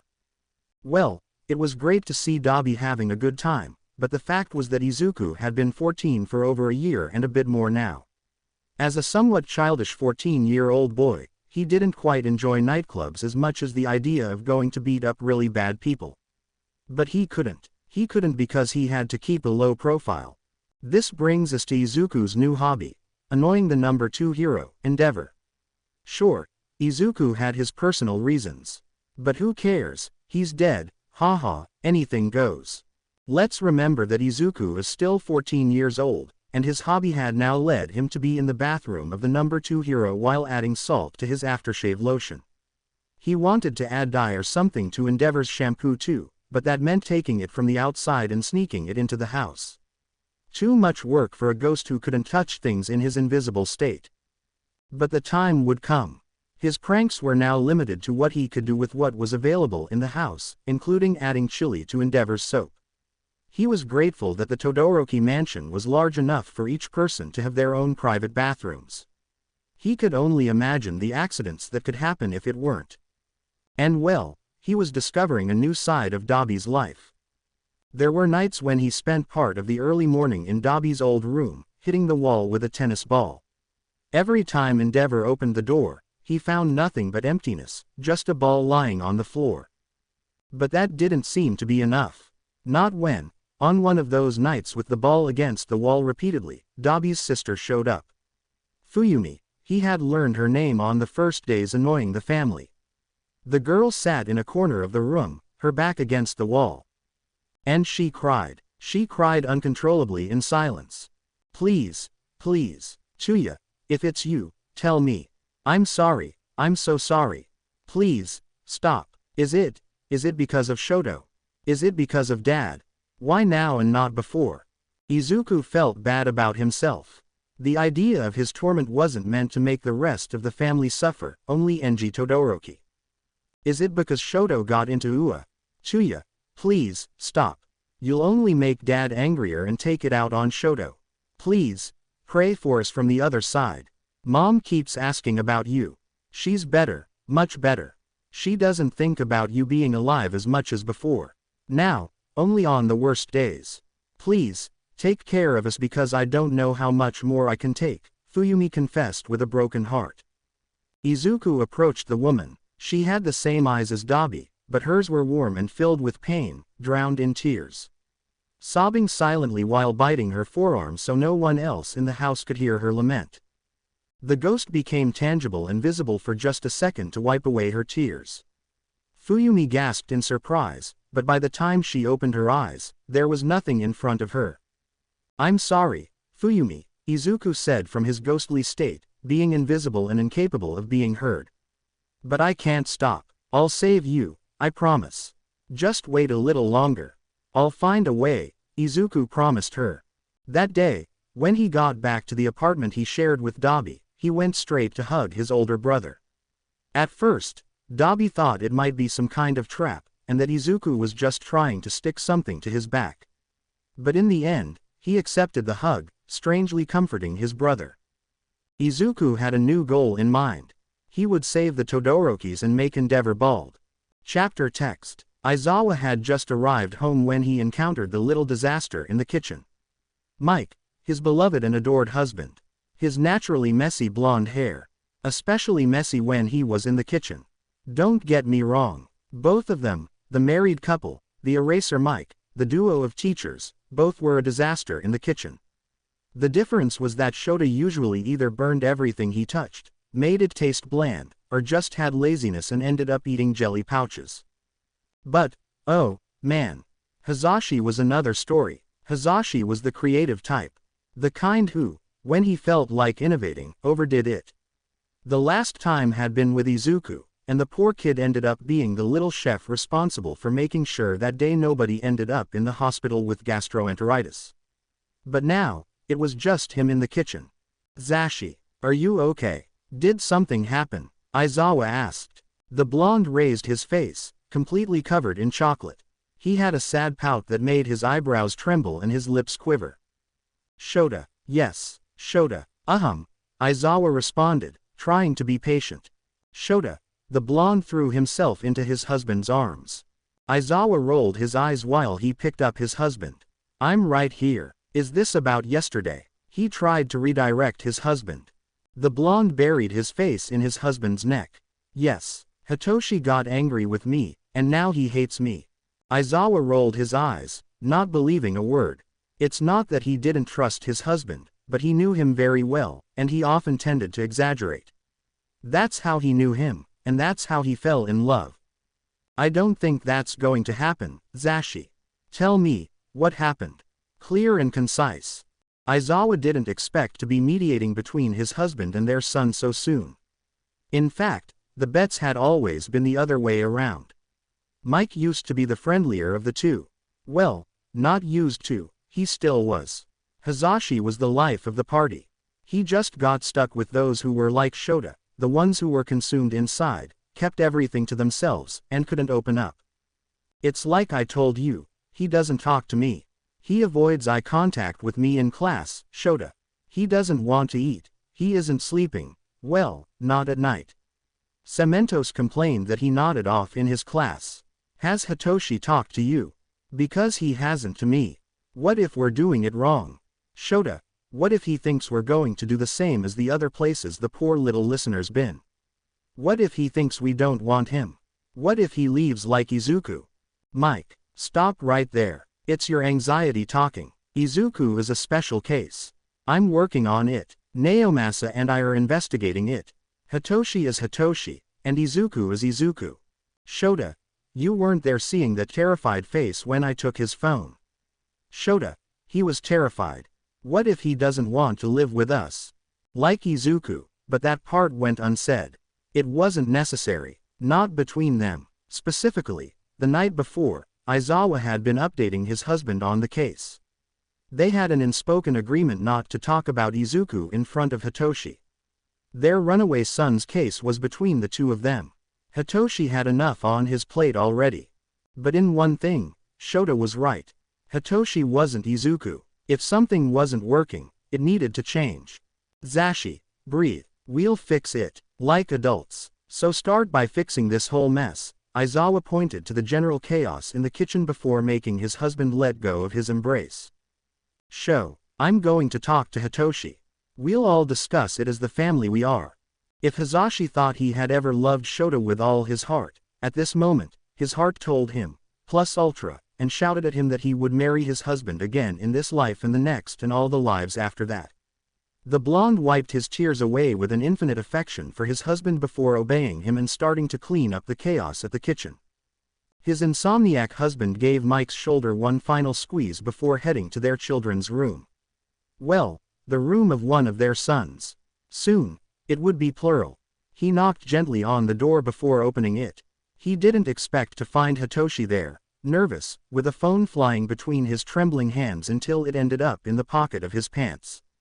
Aizawa looked at a fixed point on the wall for a moment. No, Shota refused to go through the phase where he found his son looking at inappropriate things on his phone. Nope, he wasn't going to go through that. And from Hitoshi's blush, it seemed like his son didn't want to go through it either. So, Shota cleared his throat, as if nothing had happened, and leaned against the door casually. "Can I come in?" Hitoshi blinked a couple of times before reacting. "Yeah, I mean, you're already inside." Shota scratched the back of his neck, feeling somewhat uncomfortable. He wasn't the one for words, that was Mike's role. But being in a partnership meant that if one couldn't, the other took over, right? "I wanted to talk to you. I know I've been busy lately, and the situation is weird and strange. It must not be easy. But I want you to know that we're here for you, Shota said, slowly approaching where Hitoshi was before sitting next to him on the bed. The room had changed over the 3 months that Hitoshi had been in the house. Now, it had a blanket with constellations. Posters of singers covered the walls, singers that Shota didn't recognize. It wasn't that Hitoshi had a specific and unusual taste, it was just that Shota was a social hermit who didn't care about much. Famous people were included in that list. Hitoshi looked at Shota for a moment before averting his gaze. His father could understand that Hitoshi felt more guilty than angry. Okay. Okay. That was his son's super emotional response. Shota tried not to laugh. Something that didn't go unnoticed by his son. But how could he not laugh? Hitoshi was too much like his father. So much so that sometimes Shota was strongly tempted to get a paternity test. Are you laughing? No, Aizawa denied, biting his lip to stifle his laughter. Then he took a deep breath to try to be more serious about the situation. I want us to talk and stuff. I mean, as a family. Because it's weird for everyone. Weird doesn't mean bad, the pro-hero hastened to clarify. Just unfamiliar. I'd like you to feel comfortable talking about whatever you need and how you feel. Eraser didn't want to broach the topic of, I think I just caught you watching a video of a guy dancing. No, he wasn't ready for that conversation yet. And if his son wanted to tell him he was gay, there wouldn't be a problem. For obvious reasons, slay. He would just wait until his son felt ready for it. Okay. Shota glanced sideways at his son, who seemed more uncomfortable than a cat in a bathtub. That's why I would appreciate it if you told us when you're uncomfortable or if we're doing something that upsets you. We want you to find this apartment a home and us a family. Hitoshi raised an eyebrow skeptically. Is this because of the other day? The phone thing? Aizawa proceeded to mimic his teenage son's responses. Yep. Don't say that, the embarrassed teenager complained. You're too old to use that vocabulary. Nope. Aizawa resisted with a sadistic smile popping it. Hitoshi rolled his eyes and playfully shoved his father before grabbing his stuffed cat. The same cat that had been Izuku's idea. Hitoshi squeezed it nervously in his hands. I'm sorry, he said in a whisper. I overreacted. I won't do it again. Hey, no, Toshi. Shota hurried to put his hands on the teenager's shoulders, trying to lift him up. You have every right to explode, to feel overwhelmed. I just mean that you should talk to us so we can change things or understand you. Okay. The teenager took a little while to respond. Sure, yes, sure. Hitoshi sighed, making a face. Yes. Aizawa felt satisfied. He placed a hand on the boy's back, and before he could react, Hitoshi was leaning his forehead against his shoulder. And there they were, in a strange but comfortable half-hug. Shota's chest squeezed with feelings he could recognize as happiness, approval, and more energy than any double coffee. He hugged his son tightly, squeezing him against his chest. Now, please, Shota pleaded, go and make things right with Zashi, or else we'll all end up with severe gastroenteritis in the hospital, and that's not the family bonding plan I had in mind. Hitoshi laughed at that all-too-accurate comment. No, he didn't have 5 more minutes. The silent treatment was over already. Well, they didn't even have 5 more minutes, given that he could hear an indignant blonde from the other side of the house. Shota, shit, he heard me, he whispered to his son as if he were his accomplice. Child, are you all alone here? Where are your parents? Do you want a sweet? I have a lot of candies in my car. Quote. Midoriya raised his head from his position. A second ago he was petting a cat on the street and now there was a tall shadow above him. It should be said that his mother had prepared him many times for that kind of situation. Situations where strangers would offer him drugs, sweets or anything. The answer was always the same, run away as fast as he could.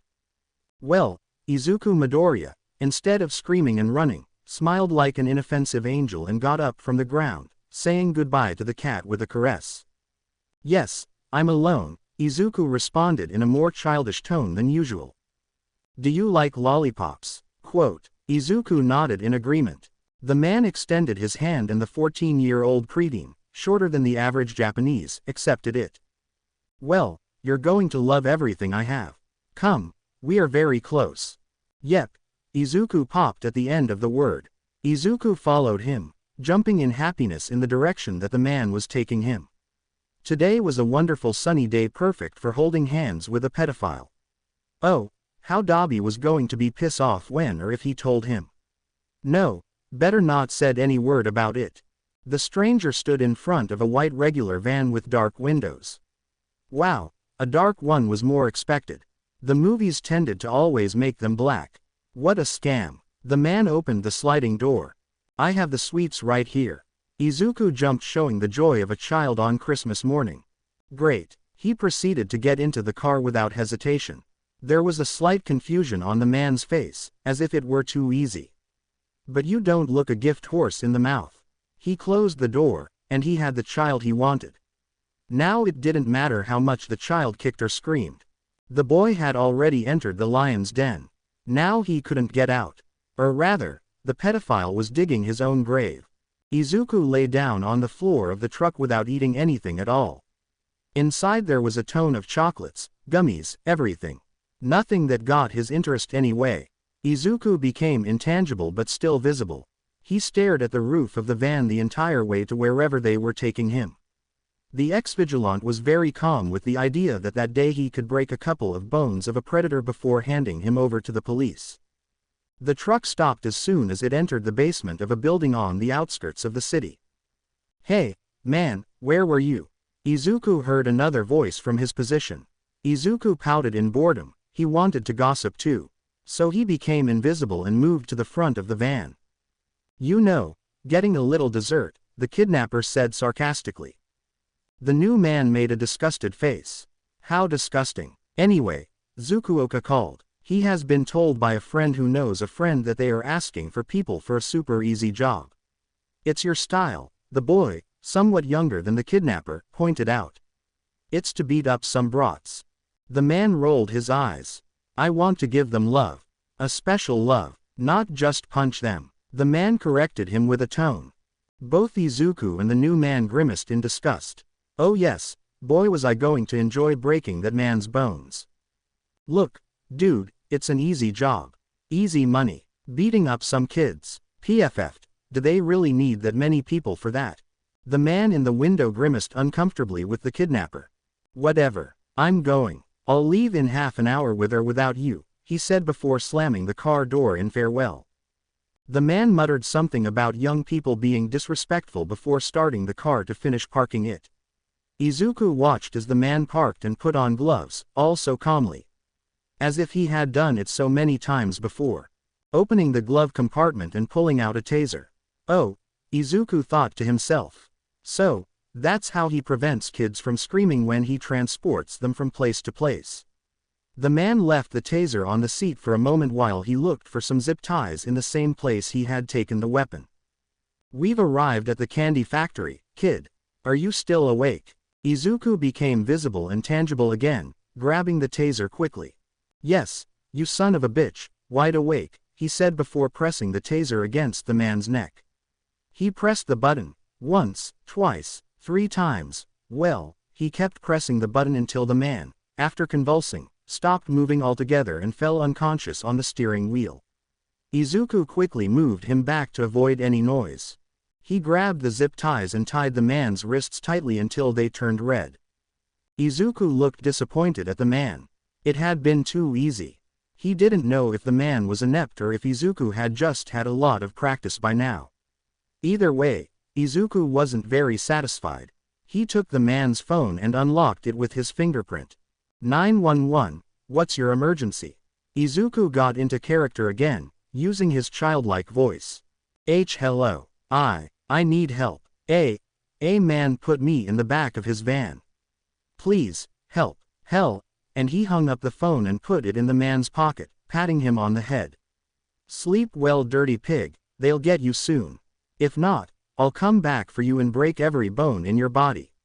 Now, I have to go see what your friend is up to. Well, yes, today Dabi was going to kill him as soon as he found out. Well, maybe if Izuku never told him any of that, he wouldn't find out, right? Right, yes, Izuku was an optimistic type. And with his optimism, he followed the man he had seen earlier. The accomplice. Let's see what they were planning with beating up children. Izuku would have to teach them some manners. And he would be happy to do so. Chapter text. Aizawa had been a teacher at UA for several years already. One of the intensive lessons he liked to give at the beginning of the semester in the first year took place at the USJ. It was a rescue-based training, perfect for bringing down the overconfident kids who were eager to fight and be heroes. No, the first lesson always had to be about evacuation and the various protocols for saving civilians. That's what the USJ field trip was for. What he didn't expect to happen was turbulence in the air that opened a portal. Of course, among all the quirks a villain could have, teleportation was one of the rarest, most unique, and dangerous ones. And, of course, a villain had to possess it. Attacks on UA were not common but not impossible either, it had happened before. That's why the school had a high security system that allowed only those with proper credentials to enter. That's also why, when they ventured off campus, they always went out in groups of 3 heroes for a group of 20 students. Hold on, those are real villains, but right there were only 2 heroes in a vast and open area to cover. And about 19 inexperienced fledglings who were nothing more than cannon fodder. 13. Protect the students. Aizawa wasn't going to let any of them get hurt. Eraser put on his yellow goggles, and his weapon, the capture scarf, began to glide around him. The large group of villains received the order from their leader to attack. Eraser was not in a good position right now. He was a hero who relied on stealth and catching opponents off guard. But the ones caught off guard were them, the good guys. First rule of the hero world. Things rarely went as planned, but they had to continue anyway. That's what the professional did. Put aside the desire to go home to his husband and son to do his duty and protect the kids. Because those brats, those teenagers, had families to return to. Eraser would give his all to make sure those kids, who played at being heroes in those silly and uncomfortable costumes, made it out safe and sound. Aizawa prepared to fight tooth and nail until help arrived. It could be 5 minutes or 5 hours, he had to hold out. Fighting by hitting anyone who came at him, hitting more than one at a time, moving as if he were dancing, agilely weaving through his opponents while ensnaring them with his capture scarf, pulling them to the ground. Trying to strike at the areas he knew would weaken his opponent easily. And when he finally saw the light at the end of the tunnel after so many low-tier villains, reality hit him like a truck. Well, more like in the form of a semi-adult addicted to video games with significant nutritional deficiencies according to his scrawny build and with a severe utopian dermatitis from how he scratched his neck. Probably in need of a shower and a lot of moisturizer. 3, 2, 1.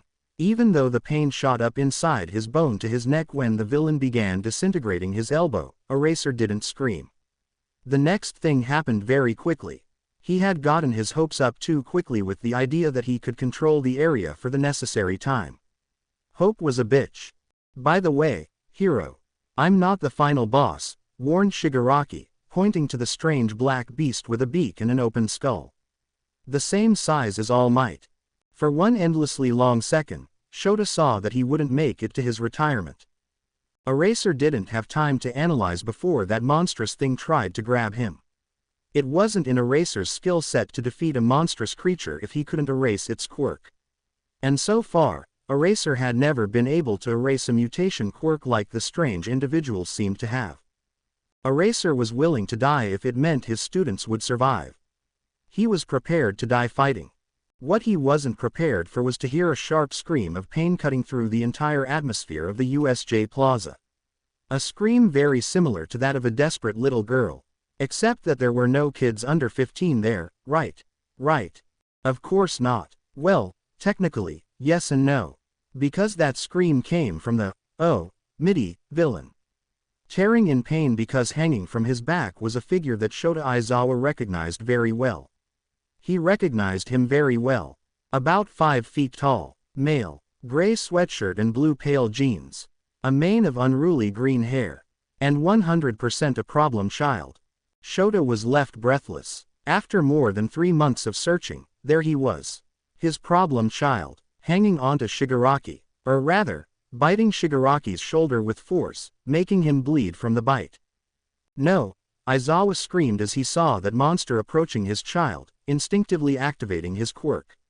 But as always, the boy didn't disappear, and luckily Shigaraki's hands touched Izuku to throw him away or disintegrate him. However, the villain's quirk never got a chance to activate.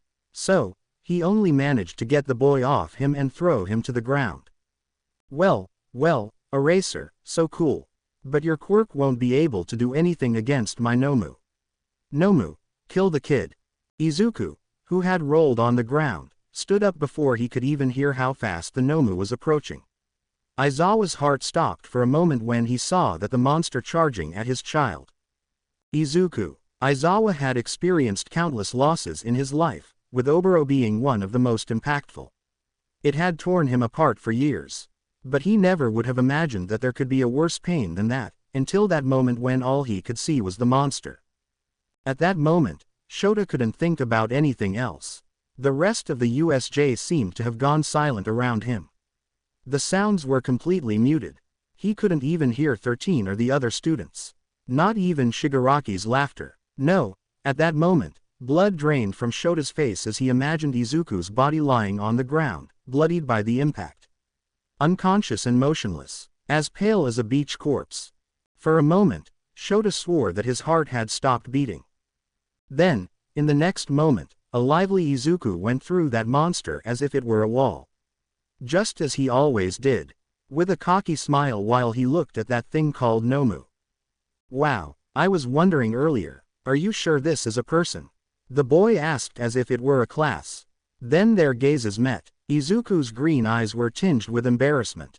Oh, hi, Eraser, it's been a while, huh? He will kill him. Eraser was going to kill him. Oh, yes, as soon as that attack was over. He was going to kill him and then resurrect him and take him home. But for the moment, Shota couldn't help but cry from relief at seeing his child safe. Izuku, quote, but whose kid is this? Shigaraki complained, trying to catch the boy without success. His hands only found nothing every time he tried to disintegrate in vain.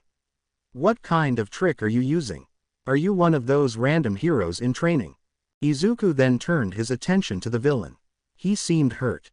I came with you, the boy falsely complained. It's not my fault you take in anyone and treat them like stupid pawns.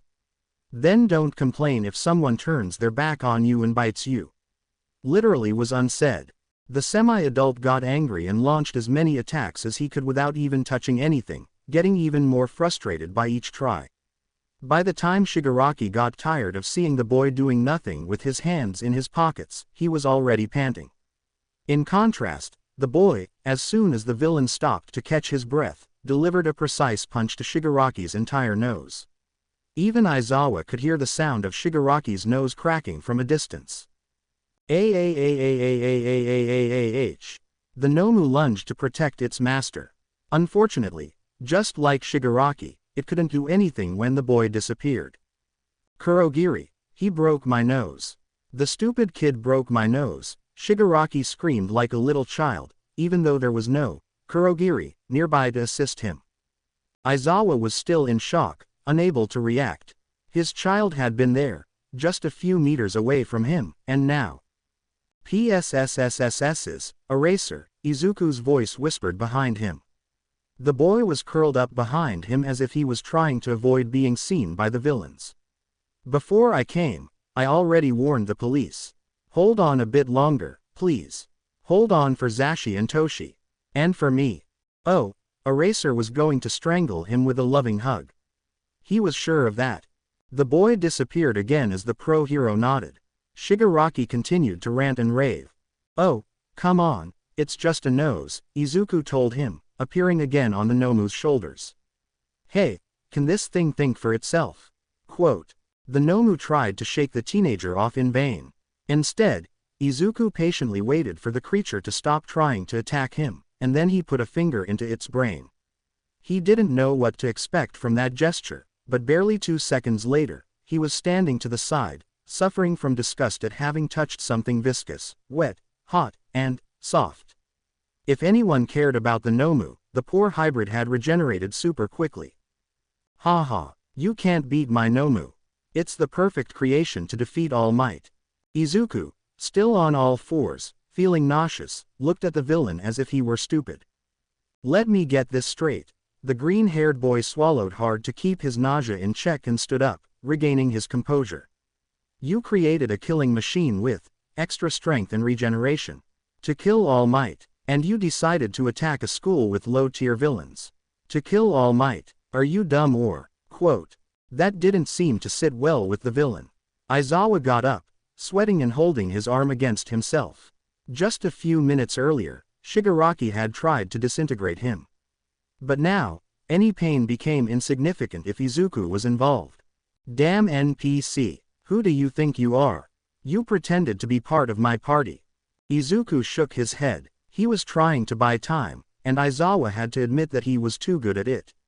Terrifyingly good. Yes, Eraser was used to Izuku's vigilantism activities, but those villains were on a whole different level. Well, no, I snuck in and followed you here. I was curious, the boy admitted with an innocent and childlike voice. The plan was a bit absurd since the first moment. I mean. Well, wait, he turned to Eraser as if he suddenly remembered the adult was there, fixing his gaze on him. I snuck into their meeting when I was following a suspect who was friend with a pedophile. But all good, he gave context to the pro-hero, showing that he really cared whether Eraser believed he was part of the villains. And, you know, the plan is pathetic, he said, addressing the villain again. You want to attack the number one hero when there are two other heroes on the scene and about 20 students. That's basic math, Shiggy, he took liberties to scold him. A pro-hero can handle more than several good-for-nothings. Not to mention that even the students are beating your minions up. You can't just pick anyone. Besides, paying a hefty sum. I don't know what surprises me more. That nearly 100 people fell for it, or that you weren't afraid they'd turn on you. And that caught the attention of several villains who were lying on the ground. They didn't understand the teenager, but his way of speaking captivated anyone as if he had full confidence. My plan is perfect. Shiggy stomped his foot like a child. What do you mean? One of the villains asked, sitting up among groans. Izuku ignored the man-child and turned to the crowd of semi-conscious villains thanks to Eraser Head. He's going to leave you hanging. He never intended to pay you. Probably his escape plan is to leave you behind and get away with that purple cloud over there. The little gremlin dropped the spoiler pointed to the entrance where the cloud villain was fighting against 13. Shigaraki gasped in surprise. Now you're spoiling my plans. What are you, a hidden mini-boss? Izuku sighed as if he were tired of dealing with the hand's villain. Yikes, I'm 5'3", not a mini-boss. I'm Izuku. I'm more of a joker, I'd like to say. And, oh, suggestion. Before involving innocent kids who have nothing to do with your nonsense, I'd try attacking the number one hero in his home while he sleeps. I don't know, it would be much more effective than at a hero school with, well, heroes and all. Izuku. Eraser scolded him, exasperated. The boy cursed when he saw the man-child raise his gaze, acknowledging Shota's existence once again. The villain's twisted smile didn't please either of them, father and son. Maybe I can't attack you, but I can certainly put an end to that hero you admire so much, can't I, mini NPC? Izuku moved with determination to stand between Shigaraki and Eraser. If you do, nothing will stop me from sticking my finger in your brain like I did with the Nomu, the boy threatened in low voice, his gaze as serious as Eraser had ever seen. I doubt you both share the regeneration quirk. Not when you're still bleeding from the nose, and it's just as crooked. Judging by the contorted expression on Shigaraki's face, Izuku knew he had hit the mark. And that made the boy smile from ear to ear, happy to be recognized for his abilities. Well, let's leave Izuku and his distorted realities aside, while there was a villain having a tantrum in the background. It's not fair. He's cheating. Sensei didn't talk about a mini-boss. Izuku didn't even bother to dodge Shigaraki and his murderous hands. No one could reach him if the vigilante didn't want to be reached. And by the time Shigaraki tried to pass through Izuku to get to Eraser, the boy grabbed him by the hood and threw him far away with all his strength. It was like seeing a kitten held by the neck, but instead was a preteen scolding a semi-adult. Moreover, The Nomu, no matter how hard it tried to defend its master, had the same problem as him. Izuku was unattainable, literally. It looked more like a scene from a comedy than a serious fight. Eraser, with a bleeding brow, was struggling to control his uncontrollable tic. Shigaraki complained, but his raspy voice faded into the background when a melodic and soft voice sounded. The beach boy. Izuku got distracted from his own fight. There was something about those words that made him react as if they were shouting his name. But there she was, a girl dressed entirely in pink in a galactic outfit. Izuku could clearly see 13's influence on the costume choices. Peach girl, Izuku muttered. Izuku, don't get distracted, Eraser yelled, fearing that the boy would end up in the hands of the villain. Shigaraki lunged at Izuku from behind, stumbling. It was a strange sensation for both of them, especially frustrating for the villain, but it presented a golden opportunity to get closer to Eraserhead again. Izuku often got distracted in battle, admiring the movements and skills of his opponents. Usually, nothing happened because he was the only one present, Izuku and his unstoppable ghost Quirk. But this time was different for obvious reasons. The equation was completely different from what he usually did as a vigilante in the area. So far, Izuku had only intervened when Eraser was in danger.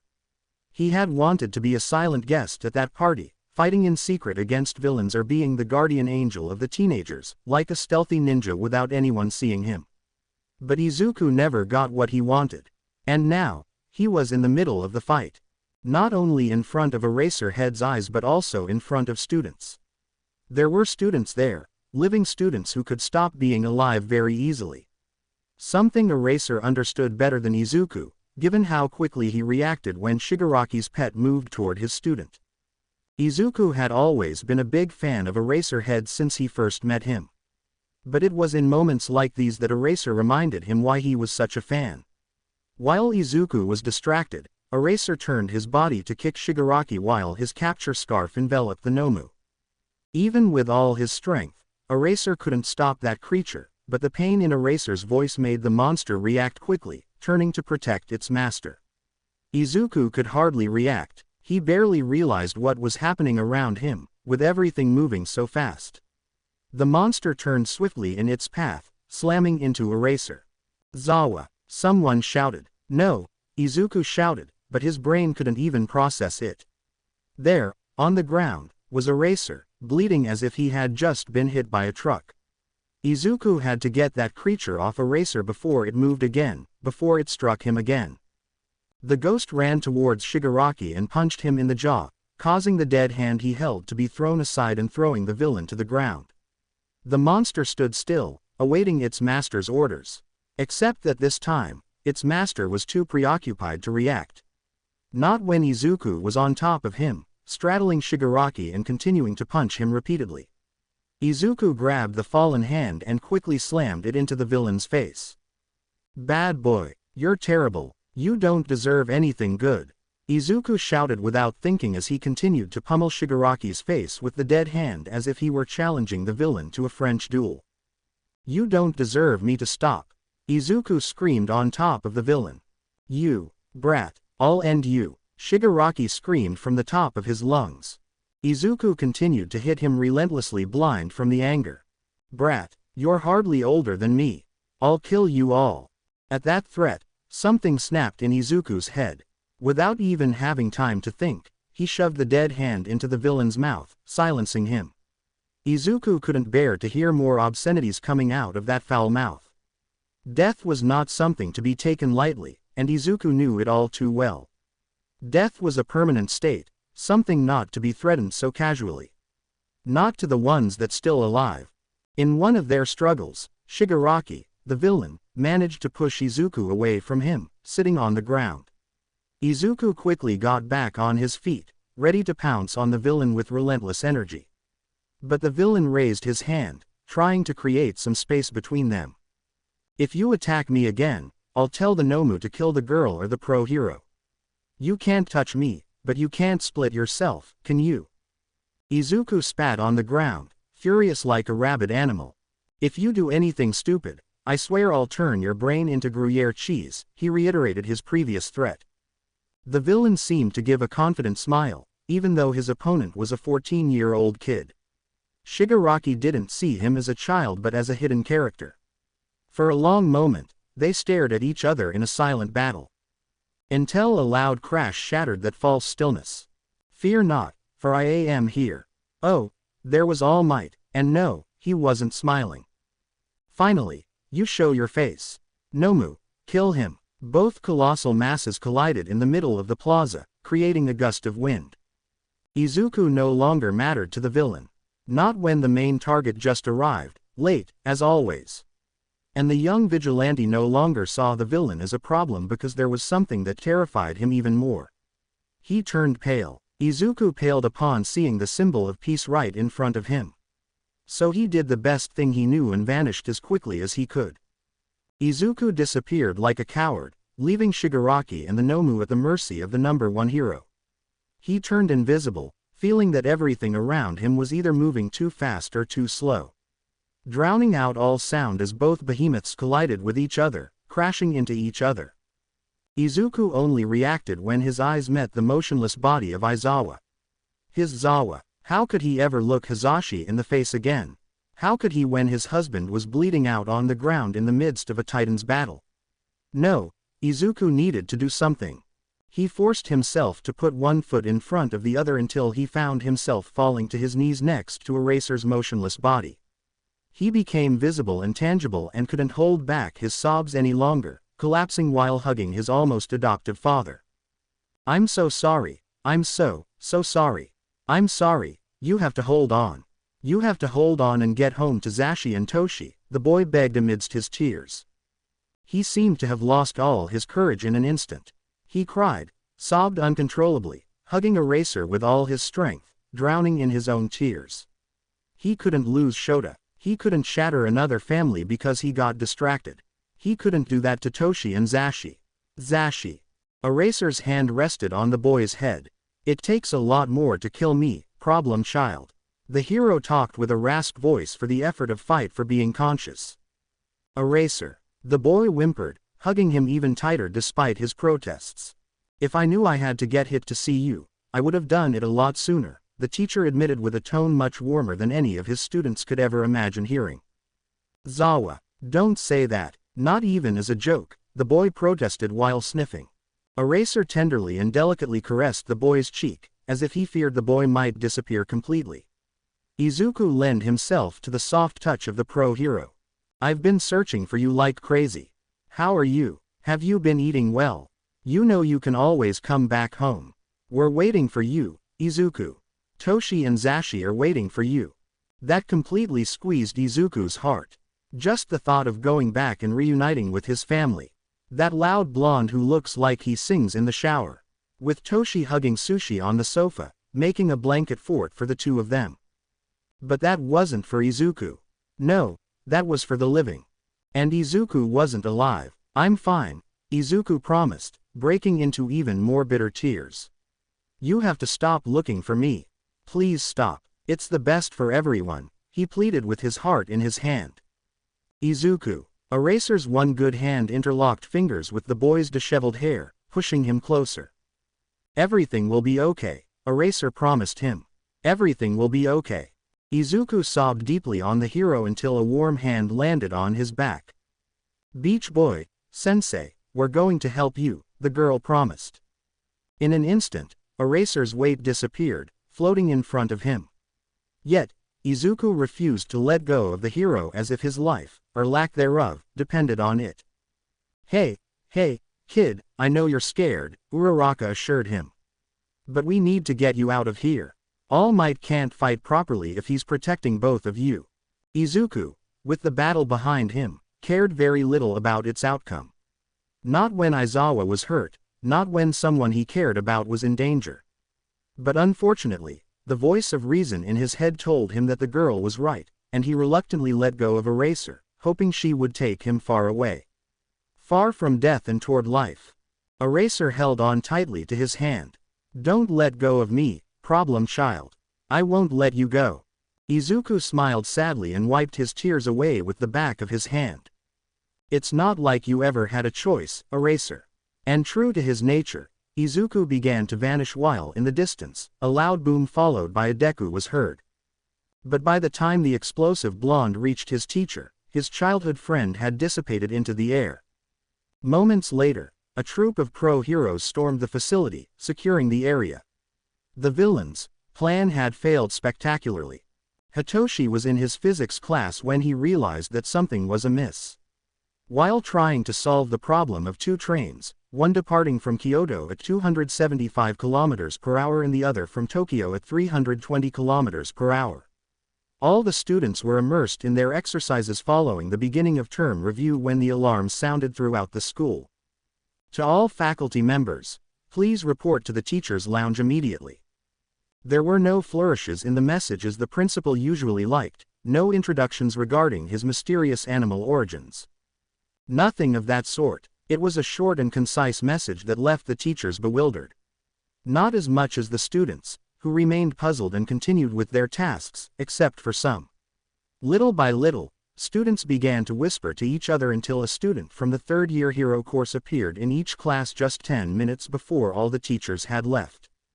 Supposedly, they were there to ensure that everyone stayed silent and focused on their work. Hitoshi couldn't help but frown and feel suspicious of having Mirio Tagata himself seated in the teacher's chair while answering questions like the senpai he was. No, Hitoshi didn't buy it. It was too strange. So instead, he took out his phone and opened the chat with his now adoptive parents. Is everything okay? 1540, Shota, 1543, Zashi, 1552. There was no response, and a chill ran down his spine freely. Amid the laughter and attempts by his classmates to get the senpai's attention, Hitoshi got up from his seat, trying to blend in with his classmates to reach the door. It was very presumptuous of him to think he could slip past a third-year hero student, especially one of the big three, from UA. Get back to your seat. You need to finish the homework, the senpai ordered, with a cheerful smile. I've already finished my assignments, the teenager responded in a monotone voice. Mirio Tagata put a hand on his shoulder, guiding him back to his seat. Then take this opportunity to review. It will be good for you, he said, overly optimistic. Obviously, Hitoshi put up resistance. No, he was stubborn. This would be a battle of titans. I need to go to the restroom, the teenager claimed. You can wait, the senpai retorted. Hitoshi began unconsciously tapping his leg. No, I can't. Yes, you can. Go back and sit down, the hero student ordered. Being given orders was something that Hitoshi didn't take well. Is that what you want? Yes. Hitoshi flashed a sly smile as he had one of the most promising students at UA under his thumb. His quirk could take on titans if necessary. He might be a weakling in comparison, but Hitoshi was much smarter. Let me go, and continue doing your job, forgetting about me leaving. Lemillion's grip weakened, and without anyone else noticing, Hitoshi left the classroom while Mirio continued speaking loudly about his experiences at UA. Great adventures since the first year and a lot of anecdotes about him being naked in front of all students. The hallways were empty. In each classroom, one or more final-year students stood out among the younger ones. It was clear that they had given orders to the senior students to monitor the classes. Not as senpais but as licensed heroes, the provisional ones. And there was only one reason why all the heroes had disappeared from a school filled with them. Something bad had happened. Toshi made his way to the teacher's lounge. Most first-year students usually ignored where the teacher's lounge was at the beginning of the school year. In fact, that was usually a good sign, a sign not to get into trouble and being reprimanded by them. But that rule did not apply to the children of teachers. Oh, Hitoshi had a mini panic attack when he realized he was now the son of two teachers. Oh, how embarrassing it could be if someone found out. Well, he wasn't there to make friends anyway. He already has Izuku, if he ever decides to show up. Hitoshi wasn't standing in front of the teacher's lounge to embarrass himself or turn as red as a tomato just for nothing.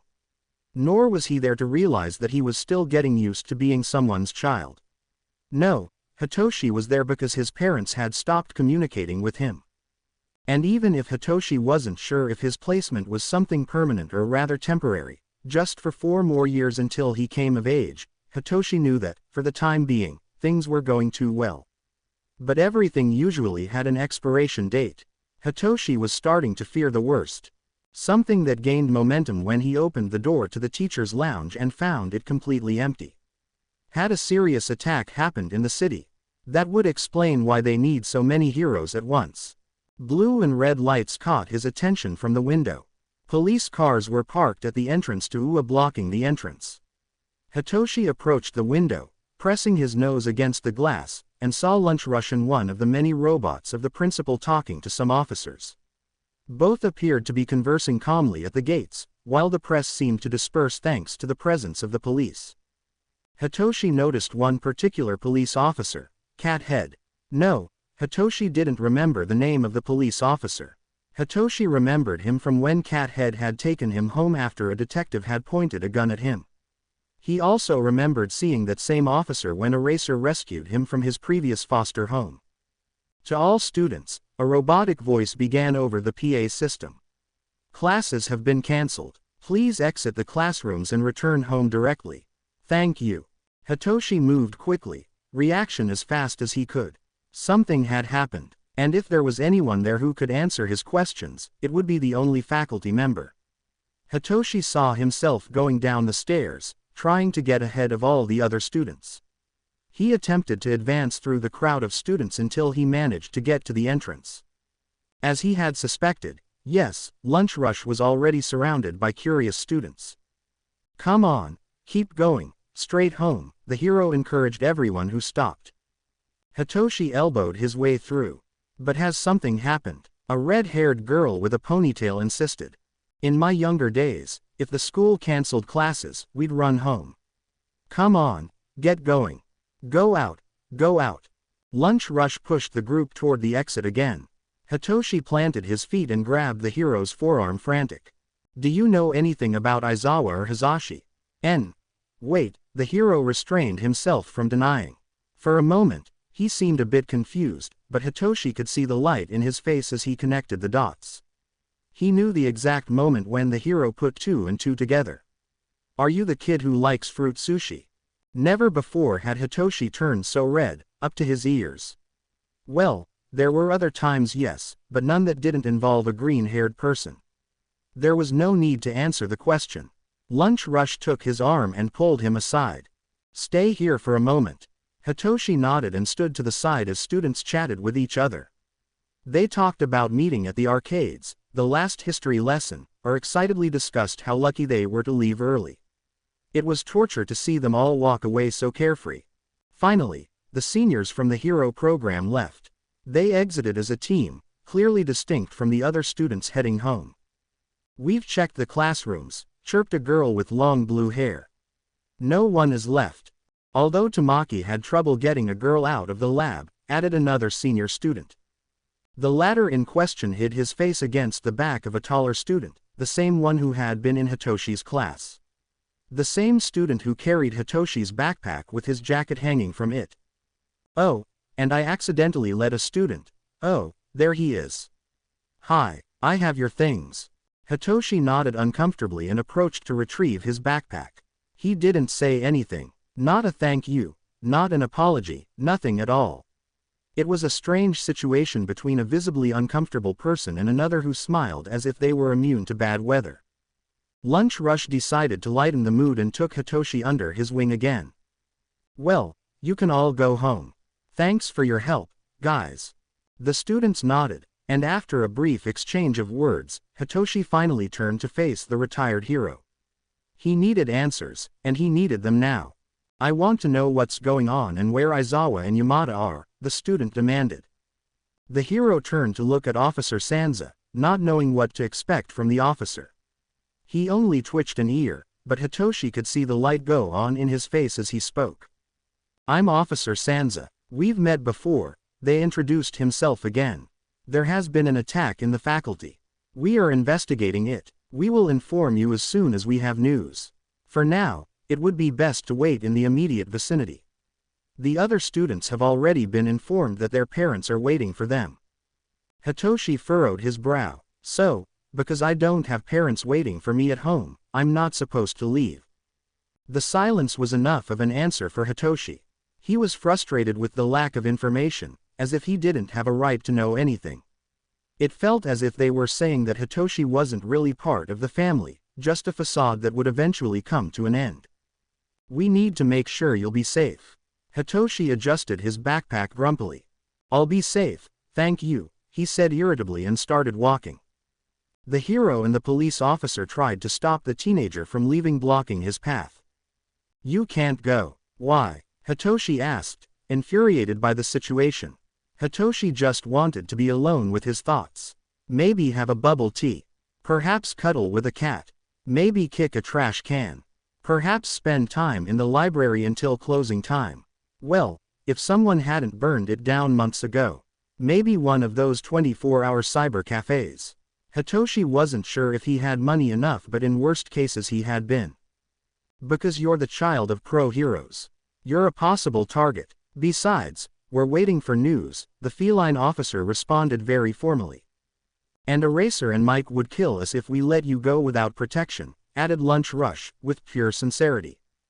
Never before had a response from a stranger made Hitoshi's chest feel so warm.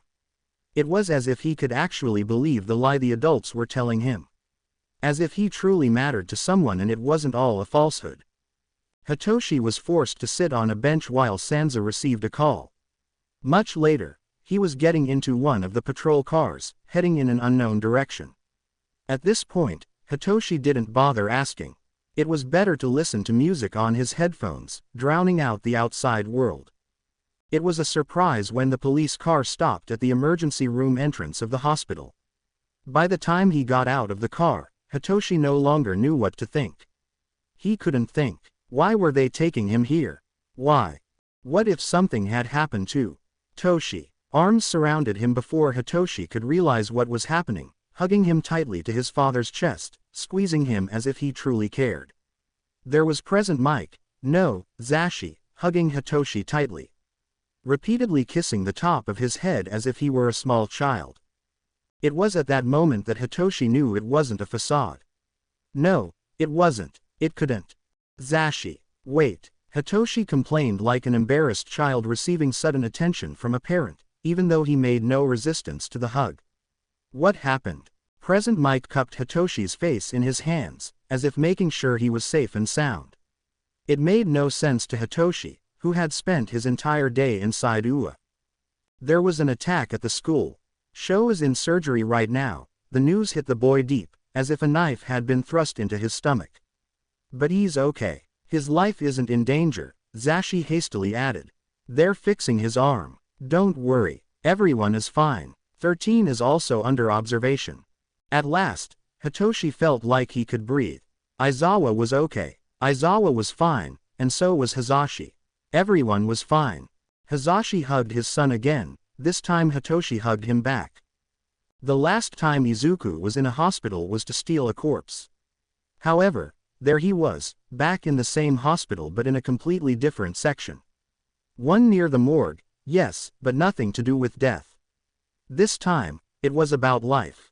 Next to the operating room area was the recovery room, where every patient who came out of surgery ended up. There, in one of the beds, lay a man with a cast on his right arm and bandages over his face. Nothing that couldn't be cured with a couple of kisses from recovery girl or a couple of weeks of actual rest. Rest was for the weak in Shota's mind. He would never be willing to do it, not in a million years. But, to prevent the pro hero from running out the window as soon as he woke up, his guardian angel was there. Izuku stood at the foot of the bed, watching the man sleep peacefully. Hours ago, Izuku had told himself that he should return to Tokyo. Just like when he turned invisible in the USJ. If he had been smart and practical, Izuku would have gone back with the villains, saving himself the trip to Tokyo. But he didn't. Izuku stayed with Aizawa, watching as Hizashi held his hand while paramedics transferred him to the ambulance. Shota repeated over and over that Izuku had been there. His Izuku. The heart of the former or attempted former vigilante squeezed when he heard the happiness in the pro-hero's voice. Or when Mike, between tears, nodded without knowing whether his husband's words were true or not. Not that he believed his husband would lie, but Hisashi feared that their reunion was the result of a head injury. Izuku might have let them go in peace together. But no, he got into the ambulance. He could have left the hospital when Eraser was in surgery. But no, someone had to stay with Shota when Zashi wasn't there, because the numerous medical professionals were not prepared to deal with an Eraser as a patient. That's what Izuku told himself. It's not as if the middle team of the private wing of heroes hadn't already become accustomed to difficult patients. No, Izuku decided to stay. Fufufufu, za-ashi, were the first words Aizawa said when he regained consciousness. Za-ashi. The papers. The papers. Well, if you could call that consciousness. A nurse peered in for a moment to check that the pro-hero was still in bed. He raised an eyebrow and then turned without giving it more importance. That made Izuku a bit angry. Zashi. The papers. As soon as Eraser tried to sit up in his bed, ready to pull out the IV from his arm, Izuku lunged at him to prevent it. Bad Eraser. Eraser needs to rest. He pushed him back onto the mattress. The pro-hero fell silent, looking at the child as if he were considering whether what he saw was a result of the painkillers. Problem child. The latter cursed under his breath. To sleep. Go back to sleep, Izuku ordered like he was command a dog. Well, he tried to order, but all the nervousness seeped through his voice. With Shota's good hand, he caught his child and pushed him onto his aching chest. What were a couple of broken ribs compared to the boy he had been looking for so long? No. Bad Eraser, Izuku muttered, opposing a total of 0%. Don't blame him too much. The warmth of Shota, the affectionate hug, the way he pushed him against his chest, placing his hand on his back and gently caressing between his shoulder blades. Oh, no, his father had never done anything like that to Izuku in his life. No, never, but there was Shota, putting his cracked lips on his forehead. Izuku allowed himself to close his eyes for a moment. Oh, if only time could stop right at that moment. My child. Eraser already had a child, and that wasn't Izuku. He couldn't take Hitoshi's place. Hitoshi was already his son and he was nobody. Izuku was nobody. Not that Izuku was being jealous of Hitoshi. Nothing about that. He was happy for his boy, friend, well, his important person. Hitoshi deserved to being loved and Izuku prayed for the same thing, but the little detail of being dead, no, Izuku couldn't. Eraser, I have to go, and you have to sleep and recover. The pro-hero shook his head. No, I refuse. You're my problem child. Izuku rolled his eyes. It had been easy to forget that his paternal figure was drugged to the gills. Zawa, you have to close your eyes. And sleep. The pro-hero shook his head again. No, I can't, not until Zashi brings me the papers. Eraser rolled his eyes. Of course, a hero, even in his worst condition, would be thinking about paperwork. Damn it, Eraser. It's not a time for work, Eraser. It's time to sleep. No one is going to bring you any paperwork. He tried to pull away from the hero, but there was no way as he once again crushed him against his chest. I want my papers. I need Zashi to bring me the papers. The marriage papers. I'm going to marry Zashi. Izuku wanted to facepalm hard. He couldn't believe what he was listening. This was a really good blackmail material. You were already married to Zashi. I'm married to Zashi, asked Shota with an innocent surprise. Yes, you're married to Zashi. It's been a while, Izuku repeated like he was talking to a baby. Ah, I'm married to Zashi, Shota said, delight with the new. Izuku finally managed to escape the embrace using his ghostly powers. The atmosphere had quickly become awkward, and he had to bite his cheek to keep from laughing. Izuku wished having a camera so he could prove what Shota was saying. Yes, so you have to sleep until Zashi can come back, okay. For a moment, Shota closed his eyes again with a look of absolute happiness in his face. Then, as if he remembered, he opened them alarmed. The papers. Izuku became desperate. You were already married. No. The adoption papers. I'm going to adopt you. You'll see. That sounded like a threat to Izuku, who, now that he had his hands free, finally managed to facepalm. Eraser. The pro-hero grinned twistedly as if he were enjoying the boy's desperation. I'm going to adopt you. You can run. You can hide. But you'll end up with my last name, kid. I don't care if you're a girl. I don't care about any fears you have. We'll overcome them. Together. As a family. That was when Izuku had had enough of this nonsense. Girl. What the hell did Eraser mean by, if you're a girl? Izuku had never really thought about gender roles. He mostly spent his time thinking about being dead, how time passed, how he made those around him suffer, how he saw people grow while he remained unchanged. People changed a lot. For example, Dabi had one more chest hair now. Something that seemed to excite him judging by how he looked in the mirror when he thought he was alone. It was one of those taboo topics that they had between them, like their heights or the corpse buried in the grave of a not dead person. Now, no, Izuku had never thought about his gender role or how he felt. He had never really thought about it, which left Izuku in confusion as to why others saw something in him that led them to such conclusions. Now, Izuku had a new confusion that he hadn't had before. Eraser, sleep, sleep now, but, sleep. Izuku disappeared from Eraser's view. This time, he was ready to return to Tokyo with new confusions to explore and knowing that Eraser would survive pretty well without him.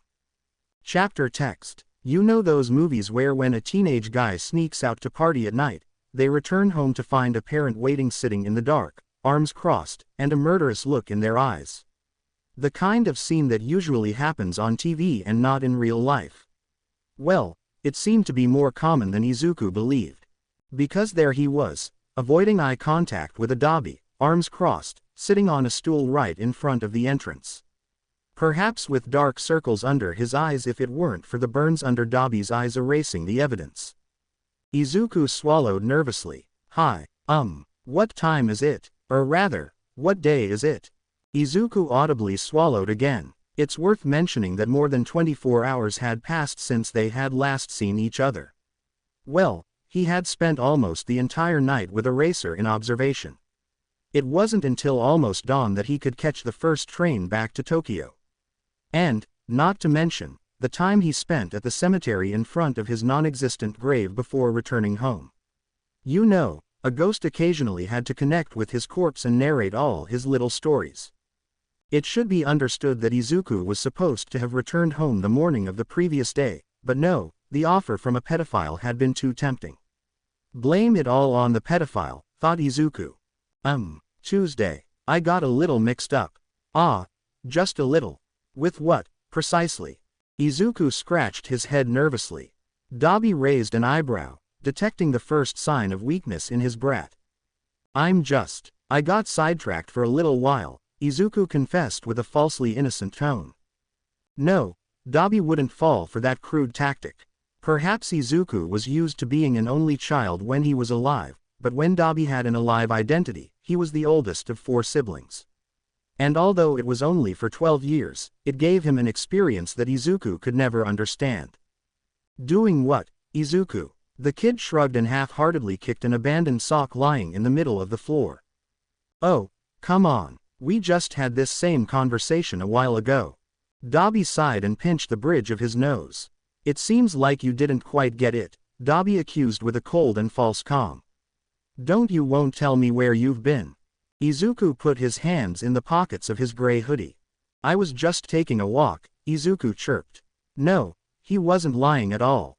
It got out of hand. And I ended up giving manners lessons to a couple of adults. Dabi sharpened his gaze, scanning the boy, and spoke again with an icy coldness. So you've been doing vigilante stuff again? Yes. No, I mean, it wasn't intentional. I swear, Dabs. Izuku pleaded with his best puppy dog eyes. From icy cold, Dabi transitioned to intense fire. God damn it, Izuku, that is still vigilantism, you little shit. Izuku tried not to smile proudly about his exploits. Obviously, he failed. His smile was brighter than Dabi's uncontrollable flames. They were about to hurt kids. Low profile, low profile. You'd think a short stack like you would understand that, but no. Izuku wasn't sure if Dabi was scolding him or venting aloud to himself. Either way, It was amusing to see the fire user gesturing with his hands constantly. It was especially funny because Dabi had lost control over the flames on his hands and he looked like he was trying not to touch anything in the apartment, unable to put himself out and trying not to burn down their new home. What did I tell you? Don't add to the population. Don't subtract from the population. Don't end up in the news. And where exactly did you end up? Dabi interrupted him, unable to contain his anger. Izuku looked quickly at the TV talking about the incident at the USJ. In my defense, there was a portal quirk involved. How was I supposed to know they were going to the USJ? Izuku said with a falsely innocent voice, like a child with a face covered in chocolate claiming they didn't eat the chocolate cake. Because I know you, you little shit. You aren't stupid. I know you listened in beforehand. Izuku took Dabi's words as praise and smiled happily. Okay, yeah, you got me. But they were attacking children. Innocent children. Well, almost all of them were innocent. Bakugo, on the other hand, well, he will never mention that part to Dabi. I cannot believe you. Seriously, I have met some of them. They are hellions. Dabi's murderous glare was sharp. Apparently, he didn't find it funny that Izuku was holding his breath not to burst into laughter.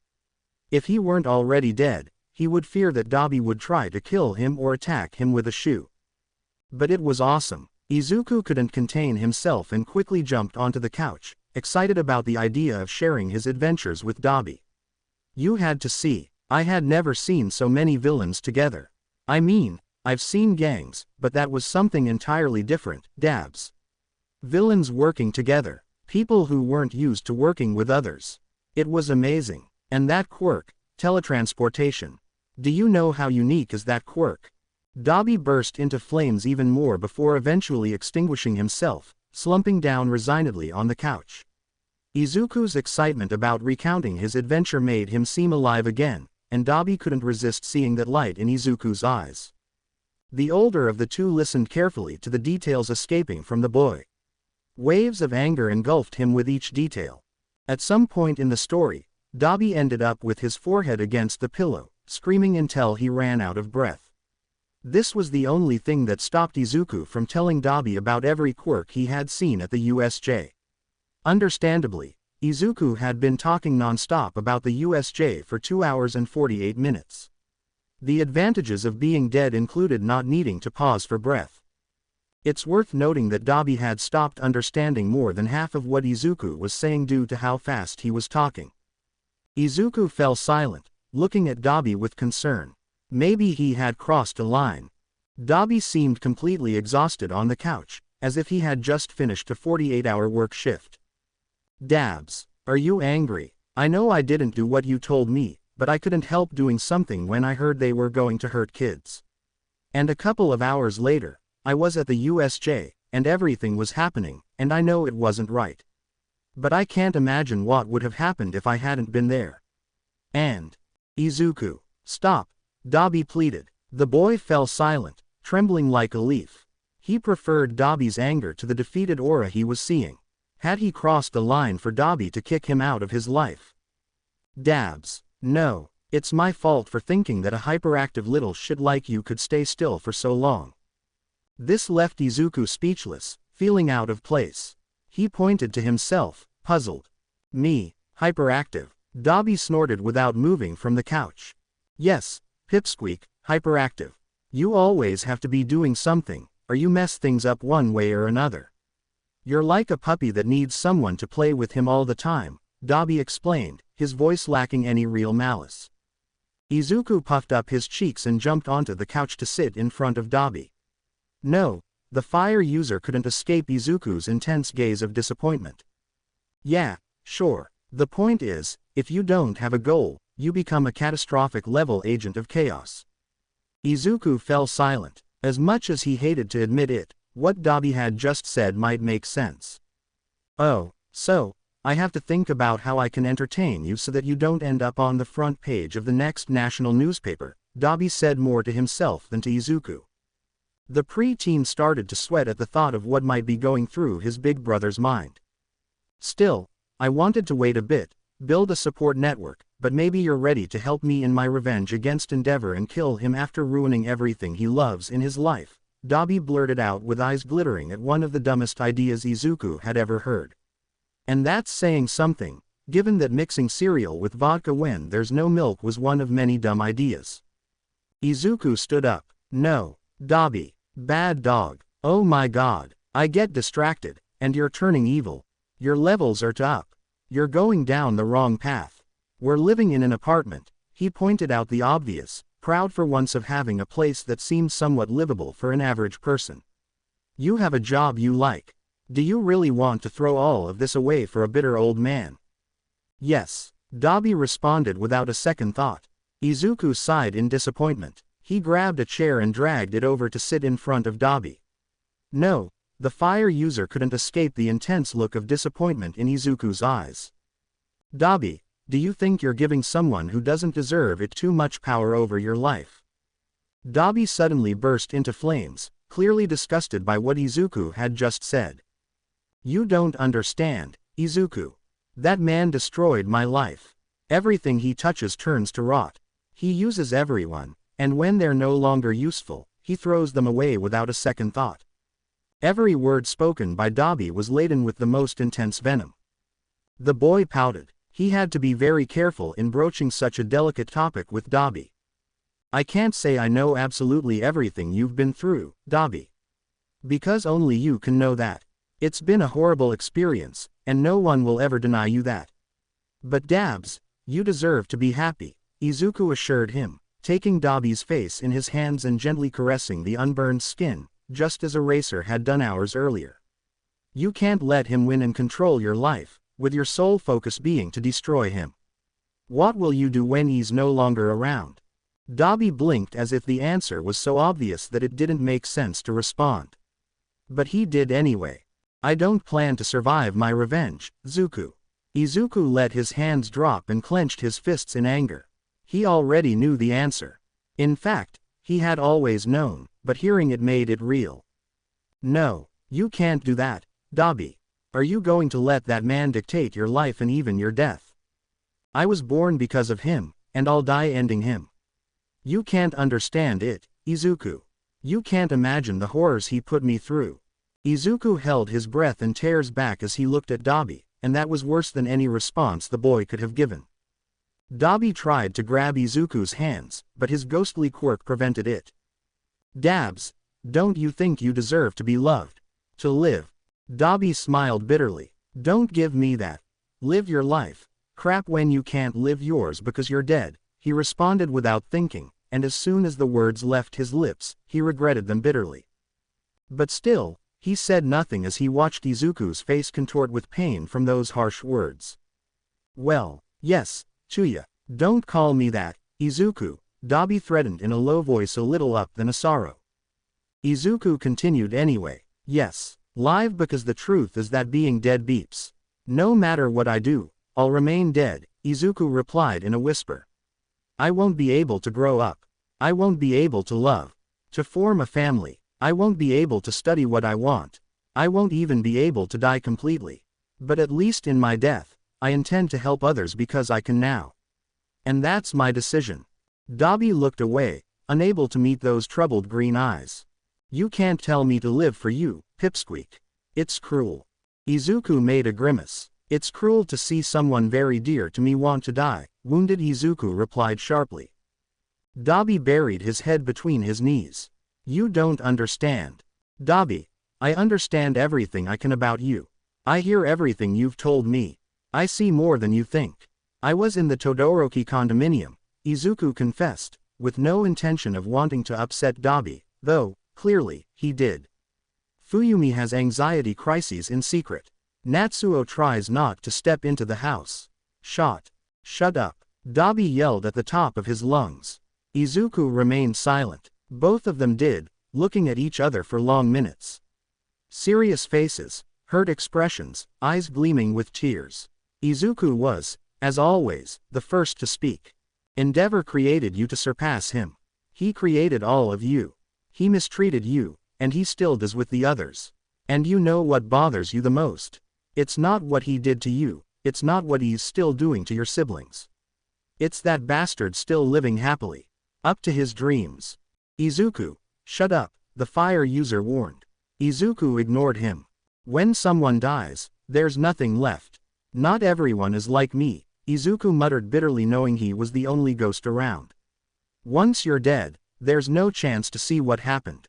Nothing remains. You stop feeling. Living is hard because it makes you face another day with all your mistakes. Izuku, I don't know where you're going with this. I won't change my mind. Izuku shrugged. Technically, he already had a no, so trying was purely his most selfish decision. It bothers you that that bastard is still alive. Well, I think what would hurt him more is if you were alive, living your best life away from everything he represents, Izuku admitted with the purity of his naivety and his experience. I think it would hurt him 1,000 times more to know that you're happy, and it's not because of him. That you don't owe him anything. Neither your sorrows nor your glories. That you've survived in spite of him. That he has no power over you. That he doesn't own your past, your future. Not your nightmares. Not your death. Dabi gave a bitter smile, rising to look at the preteen as if he were a child who couldn't see reality in front of his eyes. Oh, you want me to show up on my private yacht and give him the middle finger?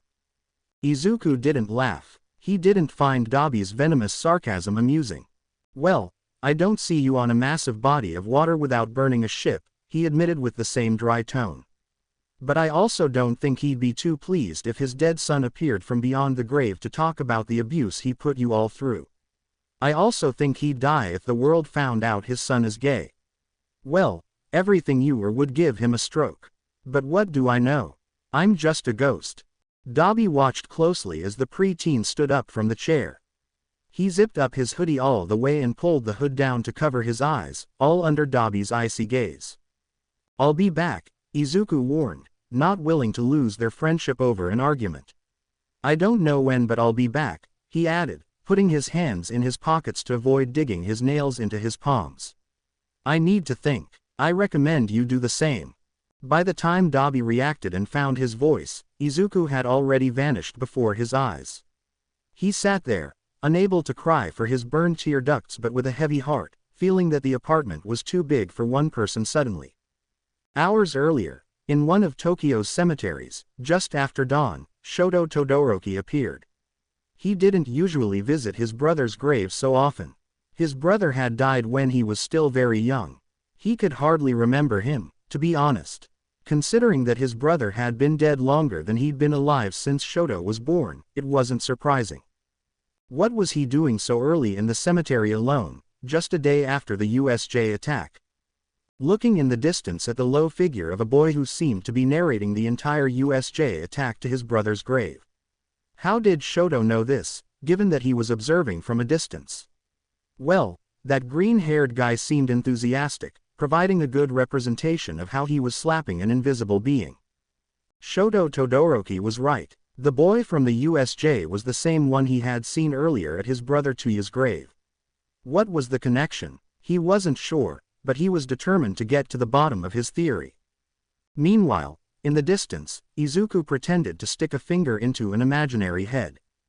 Chapter text. Let's recap. Izuku was dead. Yes, we've already established that, as well as the fact that he had way too much free time now that he'd shed earthly habits like eating, sleeping, or going to school. Not to mention that Izuku and Dabi had taken a break because they both needed some time to think. And where did Izuku think? Well, it's not like Tuya Todoroki was going to complain about how often he visited his grave if Dabi never found out.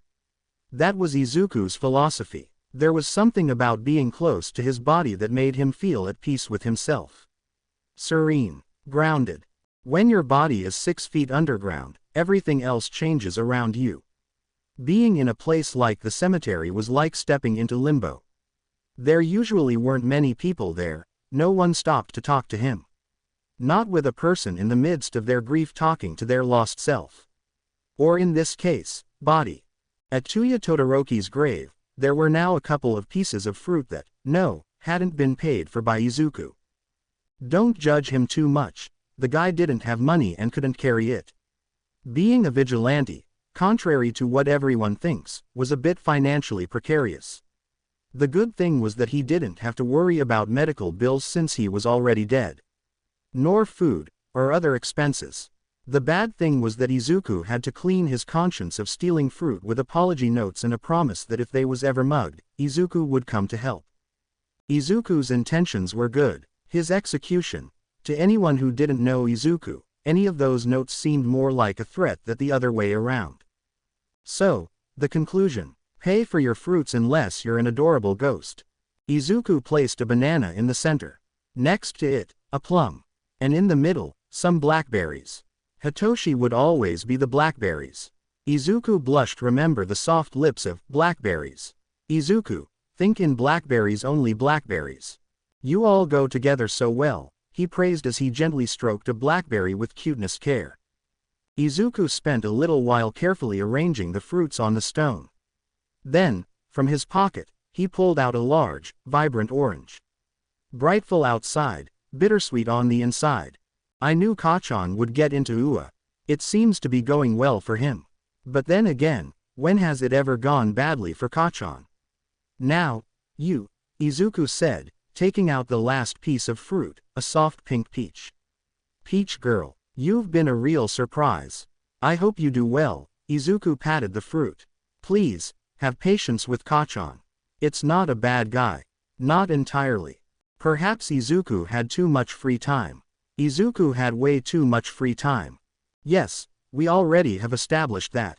In his new and strange routine, Izuku now found himself in the Todoroki state. Well, to be honest, nobody was supposed to be home at that hour. It wasn't even mid-morning, just after his argument with Dabi. At this hour, Endeavor should be doing his duties as the number 2 hero. The mother of the Todorokis probably left to buy milk like Izuku's dad. Chuya was still dead. Fujumi would be teaching at the school as a teacher she was. Natsuo would be pondering for the 11th time why he had chosen medicine if he couldn't deal with stupid people. It seemed that the practical cases were giving him some trouble. Like, for example, explaining a man how to postpone an intervention due a football match would end in a deathless outcome. And lastly, Shoto would be studying at UA. So, Izuku took advantage of it. Izuku played Dabi's new playlist to channel his inner bad boy and began dancing around the house. All for himself. What should I do first? Izuku started by picking up half of each of Endeavor's pairs of socks. It would be a shame if they got lost under mysterious circumstances. Maybe he could hide them throughout the house. Oh, the freezer, that was always a good idea. But Izuku had many more ideas in mind, like moving any frame with a picture of Enji by half an inch. Speaking of laundry, Izuku decided to do Endeavor a favor. He had plenty of white shirts to wash. Not really, but that didn't stop our gremlin ghost. After collecting all the shirts from Endeavor's room, he stuffed them all into the washing machine. He found a red t-shirt that must have belonged to Natsuo. Or maybe Shoto. It didn't matter. It was red, and that was the important part. Maximum temperature. Oh yeah, just like that, Izuku was enjoying himself. Izuku danced around the house while sprinkling sugar in Endeavor's room. Sugar always attracted ants, didn't it? A clearing of the throat snapped him out of his reverie. What are you doing here? It wasn't an alarmed voice, nor was it angry. But that didn't stop Izuku from screaming at the top of his lungs, dropping the sugar before becoming invisible. The package fell to the ground, spilling the rest of the sugar. On the other side of the hallway, Shoto Todoroki looked at the spilled sugar. No one had told Izuku that classes at UA had been cancelled for 2 days. Sometimes his plans had flaws, and now he was looking at one as he bit his hand. Tall, half-burned and calm. It was Shoto Todoroki himself, the younger brother of Dabi. Oh, dear, Izuku was in big trouble if Dabi found out. I won't do anything to you, the teenager promised to the heir. You're the intruder who's been bothering my father lately. It wasn't a question. Izuku swallowed hard. Well, it's not like he could do anything. No one could touch him or see him unless he wanted them to, and, well, he could go wherever he pleased. I've seen you at the cemetery, Todoroki added to the heir, unsure if the guy would continue talking or not. Izuku started hitting his head, cursing himself. Dabi, if they didn't fix things after their last argument, was definitely going to kill him now. I won't tell anyone that you've been here, Todoroki promised, starting to feel a bit uncomfortable. Perhaps talking out loud to nothing made him feel a bit stupid. You did great at the USJ.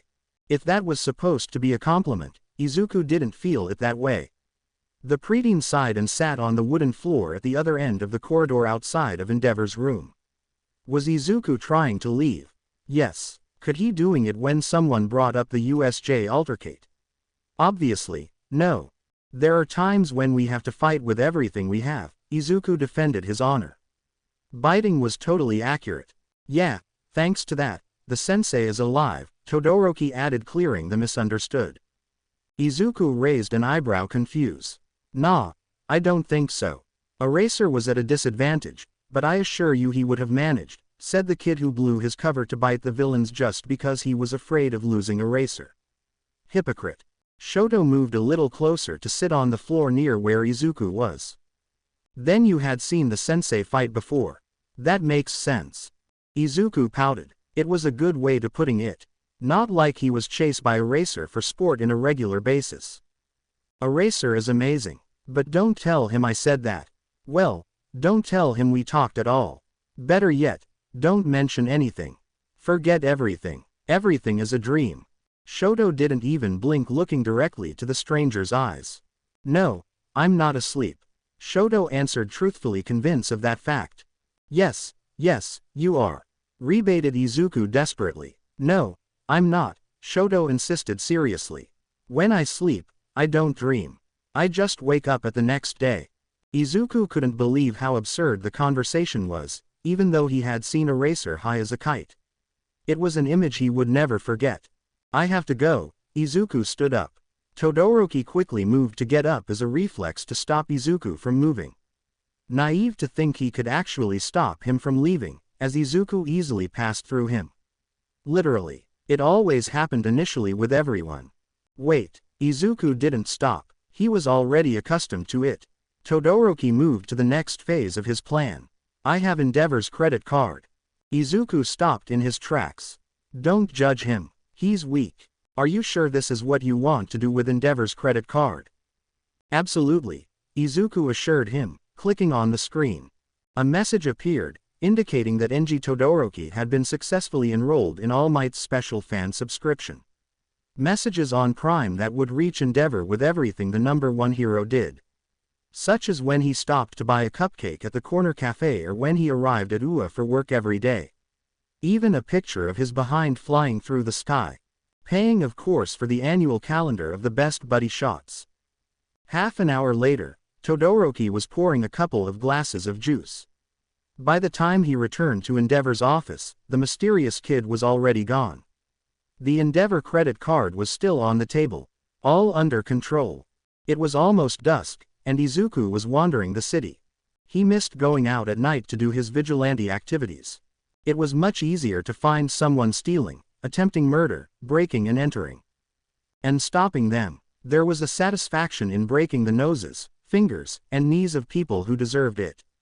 It was much easier than dealing with all the problems that were piling up. Like to avoid the Eraser Mike family. Dabi. Now he had to add Shoto to the mix. And Hitoshi. But Hitoshi was such a taboo subject that he didn't even dare to think about it. But the good thing was that they were together and happy. His most recent problem was the Todorokis. But no, Izuku wasn't going to think about how he felt like he was playing both brothers. But no, Izuku wouldn't think about any of that. How would he manage to avoid it? Well, his tactic was foolproof. Get into more trouble. Like picking up a wanderer in the city, getting to the train station, arriving at the League of Villains, hideout at night, and shooting the fuses to leave the whole building in darkness. Calling the police would have been the easiest option. Listening to the madman's screams because his game wouldn't save, that was priceless. As no one going to talk about the mysterious kid, Denki complained in the middle of class. He was feral. They were in their first class, all gathered, waiting for the substitute for Mr. Aizawa. There was no way the man would actually come to class, right? Right. Some of their classmates were still discussing how, despite the fact that classes had been cancelled for 2 days, it would be impossible for their teacher to attend class. Well, he didn't come with us, that's for sure. Ribbit. Shiro quickly joined the conversation, standing behind Tsuyu and acting as a barrier between her and Mineta as an instinct. In the short time they had been in class together, the class had already taken on several roles. Momo was the class mom and the class delegate. Denki was the class clown. Shiro was the comedian. Tsuyu was the class sub-delegate, someone easy to talk to, and, of course, Bakugo was the grumpy guy. But are you sure there was a kid?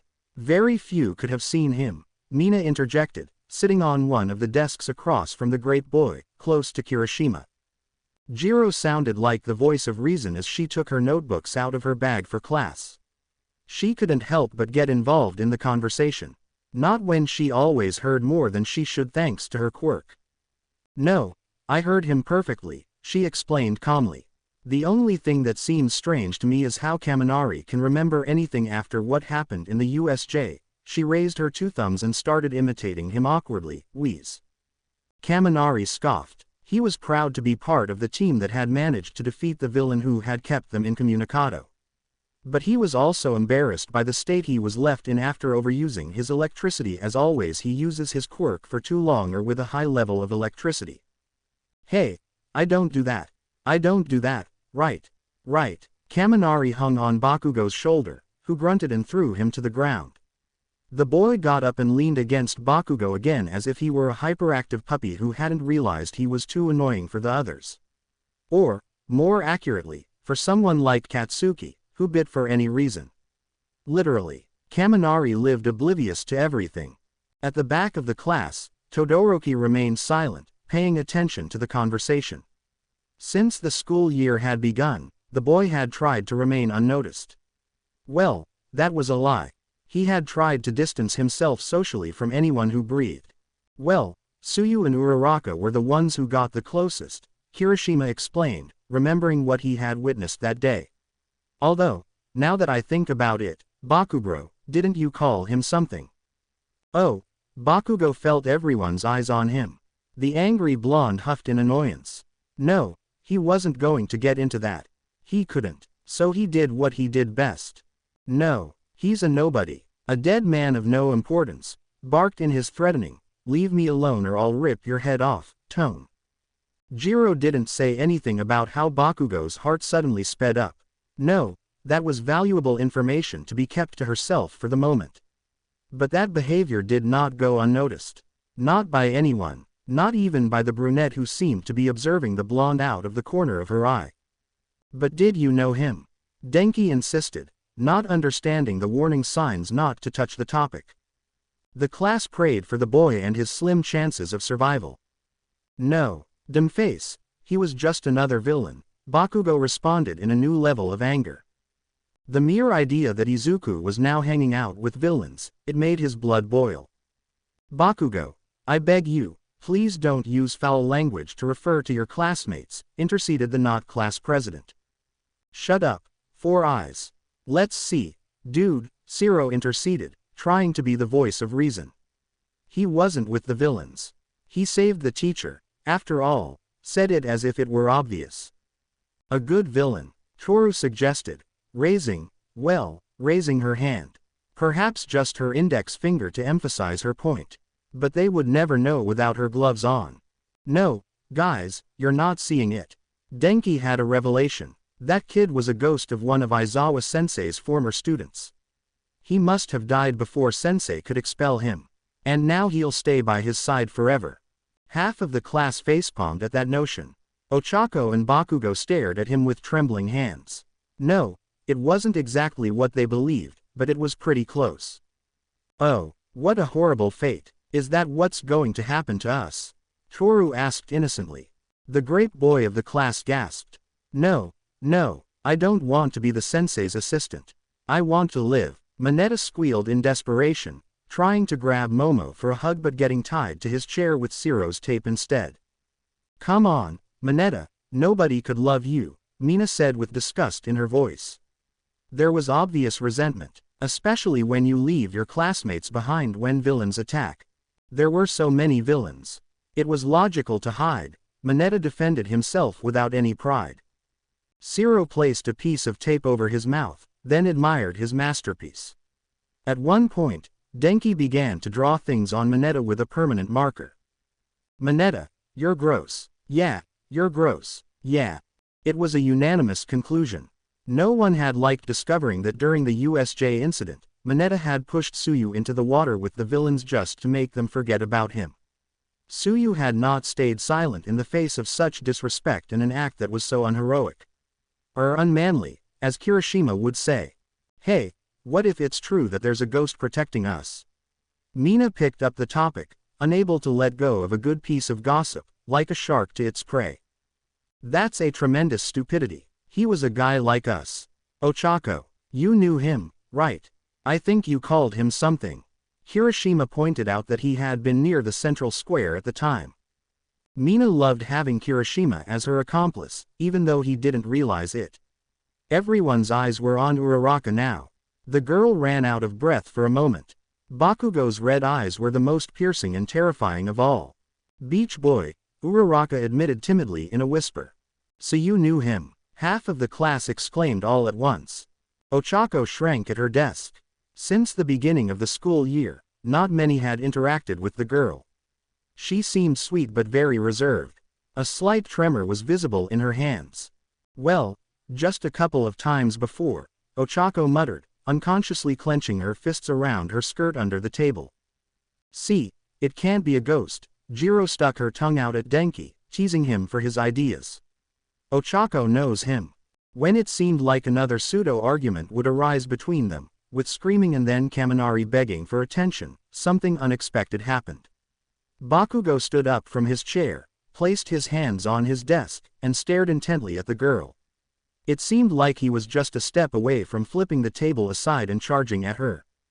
Round face, is that true? Did you know him before? Bakugo demanded urgently. Ochako opened her mouth to respond but couldn't form any words. What could she tell her classmates? I talked to him a couple of times before I found his body on the beach. Yes, possibly he's a ghost here to protect us from All Might. No, she couldn't say that. Not if Uraraka didn't want to be kicked out of UA as a lunatic.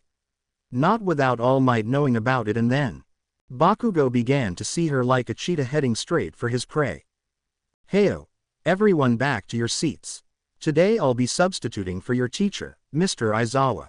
Saved by the bell. Entering through the door was the unmistakable superhero Midnight. She walked in like a movie star with her high platforms and perfect curves. Mineta screamed in his chair, unable to form words with so much tape on him. Is the sensei okay? Momo asked with concern. She had inquired about his health before class, and Present Mike had told her he was perfectly fine. He didn't kick the bucket, did he? That was Denki. Poor him if Aizawa heard him. Midnight sat on the teacher's desk, crossing her legs and watching the chaos. No, Midnight laughed at the young students. For her, it was like seeing the perfect mix of youthful innocence and mischief. It would take much more to finish off your teacher. Eraser is on a mission. He will probably be back after lunch. But in the meantime, I'll be with you. Making you sweetly suffer, she said enthusiastically, waving one of her whips. How could they allow her to bring that to class? They would never understand. Sit down, sit down. The students dispersed, bewildered by the idea of another teacher taking Eraserhead's place. Maybe they were too used to their teacher threatening them with expulsion too easily before taking a nap. The heroine pulled a piece of paper from her boot. She unfolded it and stretched it dramatically to get the attention of all the students gathered there. Then she cleared her throat noticeably 3 times until the murmurs completely subsided. All right, I'm going to read you a note from your homeroom teacher before you get to work on your tasks. Here we go, she began to read. Be on the alert. The sports festival, held every year in the first quarter, is approaching. How you behave will determine your hero internships, and yada yada, threat here, threat there. In short, either you put in the effort, or others will be more than happy to take your place. Now, chicks, sit down and pretend to work quietly. You, the blonde with a lightning bolt. Come here. She banged on the table next to her. Start by telling me all the gossip in the class. Mina raised her hand quickly, bouncing in her chair. Yes, you can also tell me things. Oh yeah. Someone go bring me some tea with cookies. The woman sighed and moved to sit in the padded teacher's chair. You, Tensai's brother. Go, you're fast, and it won't cool on the way. Extra sugar. Now, where were we? Bakugo never took his eyes off Uraraka for a second the entire morning. They had a lot to talk about. A lot, and Bakugo would make sure to find the right moment. Aizawa was running. He was running as if his life depended on it. It didn't, but it certainly felt that way. To recap the past few hours, they had been chaotic. Aizawa had been attacked with his class at the USJ. He had surgery on his arm. He had slept for 16 hours after Recovery Girl had kissed him. It should be noted that Shota Aizawa was so gay that the thought of the old lady kissing him made him queasy, especially since Chio had a way of making him feel like her grandchild, which he didn't like at all. After that, Shota had endured Zashi's whining and concern. Well, he complained now, but at the time, Aizawa was cradling him to his chest, covering him with kisses, reassuring him that he was fine. It was just an arm and a quickly healing scar on his face. A scar, by the way. What he didn't expect was Hitoshi's constant attention. It was adorable to see him act like a skittish cat who loved his owner but pretended not to. How difficult it was for him to speak to Aizawa, yet he prepared tea just to have a reason to stay close. Tea because Zashi had banned anything with caffeine. When Aizawa rested his eyes, he felt the teenager approach silently and put a blanket over him. Oh, Aizawa had never pretended to be asleep as much as he did now. He wanted to trap his son in a suffocating hug, one that he couldn't escape from. One of those. But it was Zashi who carried them all, and how cuddly he was with his son after the accident. Since classes had been suspended, they hadn't had a chance to talk between them. They couldn't talk about Izuku or some kind of hero work, or regular teaching work, or, well, how proud they felt about Hitoshi open up to them. No, the couple could only exchange silent glances filled with meanings, some more than others. It was adorable to see how the skittish boy seemed to have an attack of chronic daditis. It was heaven on earth. Until, of course, a phone call changed everything.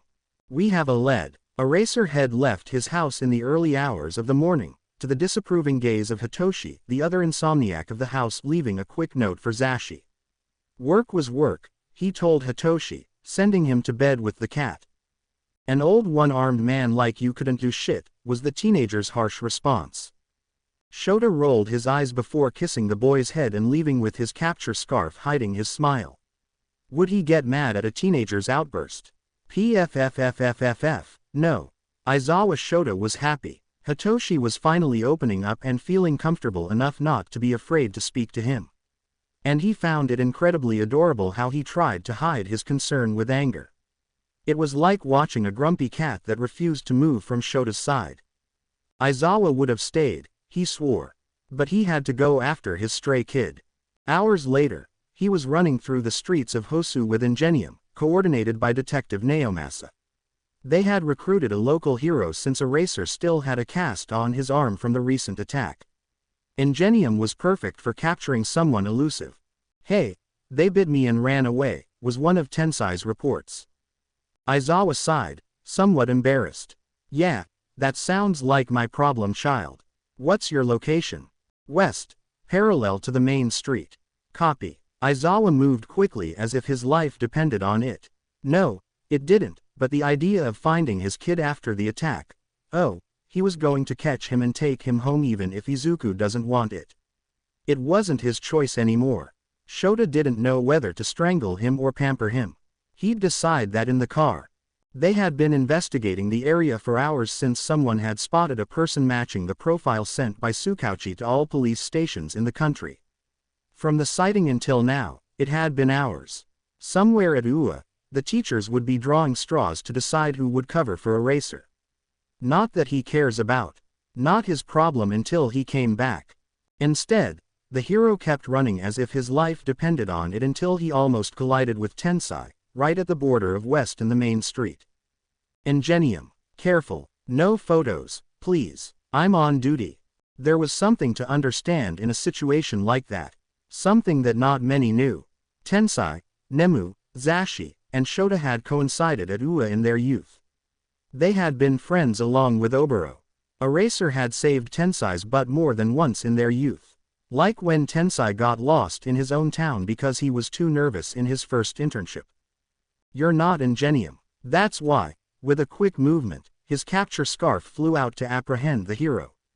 Aizawa jumped on him to avoid Tensai's kick, and when he landed, he tightened the scarf, turning the hero into a spring roll. The imposter wasn't as fast as Tensai. With just a look, the speed hero began to melt. Literally to become a blonde teenager. How did you know? Hey, how? Aizawa was disappointed when a feminine figure, blonde with large yellow cat-like eyes, appeared before his eyes. No, that wasn't his Izuku. No. He couldn't see his kid making those expressions. Shota couldn't see him. Eraser took a deep breath and tightened his grip. You didn't recognize me. It's logical, he explained as if it were logical before wrapping part of the fiber around his good arm to start taking off his sweatshirt and passing it to the naked girl. Put this on. Oh, so that's it. No, thanks, hero. I've got things to do. A year ago, Eraser would have been alarmed. After months of dealing with Izuku, that threat was now empty. Shota didn't even flinch. Eraser simply took out the anti-quirk handcuffs and placed them on the girl's wrists to nullify her quirk. That was the main difference between Izuku and the girl. She could be arrested, Izuku could do whatever he want. Eraser didn't want to end up with dry eyes too quickly. Although the truth was that a part of him wanted to cry out of frustration upon realizing that it wasn't his Izuku. It was just another child abandoned by society, yes. But it wasn't his Izuku. His Izuku would recognize him. His Izuku was a bad liar who wouldn't try to deceive him and act as if he didn't know him. No, Toga Himiko wasn't his personal problem child. Toga Himiko, right, the hero took the opportunity to send her location to his colleagues. I'm the Peo hero Eraser head. I'm here to help you. That caused the girl to laugh. Oh, a good joke. Aizawa didn't even flinch. He knew what it was like to deal with kids who had never had hope in their lives. Shota was doing the master with Izuku. Sure, she answered in disbelief. You've been living alone on the streets for over a year, Eraser summarized. You will be assigned a decent home while the case against your abusive parents is being pursued. That caught the teenager's attention. Like I'm going to believe that. I'd rather be alone than have you send me to a reformatory or a foster home for problem kids. Aizawa wasn't a fool. He had been to the Toga's house and had seen firsthand how the parents mistreated their daughter and admitted to being negligent. It might not be enough to send them to jail, but it was enough to take custody of the girl away from them. Look, we both know you're a slippery person. As soon as you want, you could escape from any facility. Give it a chance. Give us a chance to make things right. And if you decide it's not for you, we'll respect that. But give us a chance. Give us time, Aizawa begged. He had rehearsed this speech so many times, but he had always imagined it with someone else. Someday, he would catch that little gremlin. The girl hesitated at the hero's words. How could she not when she had never been given the opportunity to believe in herself? Aizawa sighed. It would have to be him who took the first step. Aizawa loosened his capture scarf's grip until it unraveled. The girl tilted her head and stared at the hero with her mouth agape. Am I dreaming? Are you sure it's not a trick? Eraser assured himself that he couldn't take another stray home with him. No, it's not a dream, Eraser told her with a sigh as he adjusted her sweatshirt. You deserve a decent home, and I'll make sure of it. But I'm a monster, I drink blood. Eraser rolled his eyes. You're not a monster. I have a coworker who also drinks blood. And he's only a monster in how old-fashioned he is, but that's a story for another day, he murmured to himself. By the girl's expression, she was not convinced at all. Oh well, now he'd have to talk to Vlad to give her an emotional pep talk. As always, Aizawa thought that for these kinds of jobs, Mike would be much better than him. Eraser. The detective entered the alley in a hurry, greeting him with a smile that disappeared when he saw the hero's expression. No, Eraser didn't have the happy look of having found his lost kid. Naomasa. Toga tensed when she saw the detective in his trench coat. She could already see herself in the reformatory. Or worse, having to see her parents again. No, Toga didn't want that. The hero's hand on her shoulder tried to reassure her. Nothing bad will happen, I promise, Toga. The detective blinked, realizing the situation. Of course, to the girl, they were the enemy. Everything will be fine, Toga, the detective promised with a kind smile. We're going to take you to a safe place. I'll have to ask you some uncomfortable questions that will help us in our case. But only when you feel ready for that. Are you going to send me to the reformatory? No. Both the police officer and the hero responded at the same time. We're going to take you to a safe place. Have you ever been to Musutafu? The girl looked at him, lost. No, she had never been there, and it didn't sound familiar at all. Both adults looked at each other for a moment before returning to the conversation. You'll like it. Come on, let's go, we have a long way to go. Eraser approached to remove the girl's handcuffs. We will protect you. We're sorry it took so long. Chapter text. Himiko Toga never expected to end up at UA. Well, maybe if it was to pursue a crush and drink their blood, yeah, she could see herself doing that. But Toga didn't picture herself in one of the teacher's break rooms. Sitting on a couch, wrapped in a blanket, and with, oh, was that a cup of warm blood?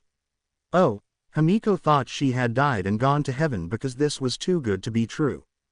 At some point, while secretly enjoying her cup, secretly because of how she hid the cup between her legs, curled up like a bun, and sipped from the straw under the shelter of her shock-absorbing blanket, it was obvious that someone had prepared that cup with special care.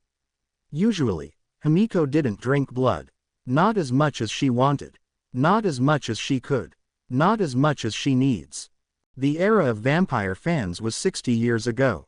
Maybe if she had been born earlier, some teenager would have let her drink blood as if begging for Himiko's fangs. But no, Himiko was born in a time far from fictional vampires that sparkled in the sun. Getting blood was a complicated task. To be given a warm cup at the right temperature, oh, Lord, Himiko had to savor it slowly as if it were the last delicacy she would ever taste in her life. Was this the last supper before going to the gallows? Nah, it couldn't be. Not that Himiko had the best track record in the world.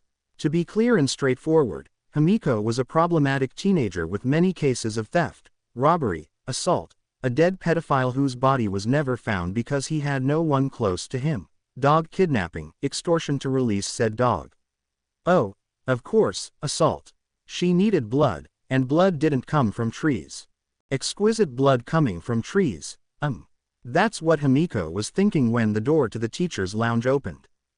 You can't think A gray-haired man with pointed teeth cut himself off as he noticed her.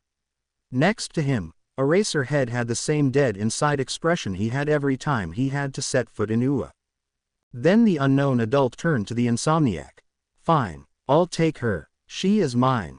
Himiko then experienced a fear she had never felt before, the fear that someone completely unfamiliar was going to smother her with infinite love and acceptance. Another stray that, in the end, found a home. Izuku was back on his way to Tokyo on the first morning train. He was grateful to be a ghost and not have to pay for every trip. Ghost perks. Upon arriving in the city, he went straight to his usual spot. The cemetery. He was back in front of Chuya Todoroki's grave as usual. It was his moment when Izuku could talk to himself. It was his safe space. Someone had left him a note. Come back home. D. As soon as he finished reading the note, Izuku started crying. Uraraka ran as soon as the bell rang.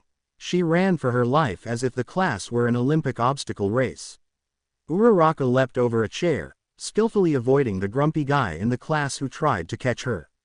Expertly dodged both Toru and Mina, who were eager to ask more questions. And just as Uraraka reached the classroom door, ready to find her freedom, her hopes were obstructed by a wall of students observing her. You know the Nemo movie. The scene where all the seagulls gather and stare at the fish. Well, Uraraka didn't have fins, but she felt the same. So, this is the famous class that faced the villains. You don't seem that impressive. What? I have to go. No matter how much Uraraka tried to make her way through the students, they stuck together like a united front. No, the regulars and not that regulars students wouldn't let her escape. Do you think you're so cool? Uraraka felt instantly small with so many pairs of eyes watching her. She tried to respond, but the words got stuck in her throat. Ochako felt so alone and helpless in front of all those teenagers, judging her. For a moment she could hear that voice inside of her head whispering about how all of them would react if they knew what she knew. Like all those eyes were praying to know about the body. About her secret. About One for All and All Might. Hey, get out of my way! Barked Bakugo from behind Uraraka, making her jump in surprise. Before Uraraka could react, Bakugo had grabbed her arm and was pulling her into the crowd. He looked like a snowplow, but instead of battling snow, Bakugo was ruthlessly pushing aside students as if they were nothing but obstacles in his way. Which they were, to be honest.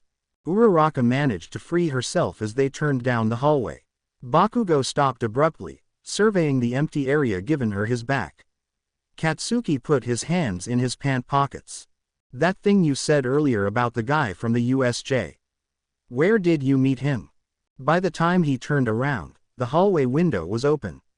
Uraraka was floating far from the main building, and all the commotion in front of Class 1A fell silent as Bakugo's death threats echoed from the hall. The smell of pancakes was the first thing Izuku noticed as soon as he entered Dabi's apartment. It wasn't very hard, considering it was a small two-room space.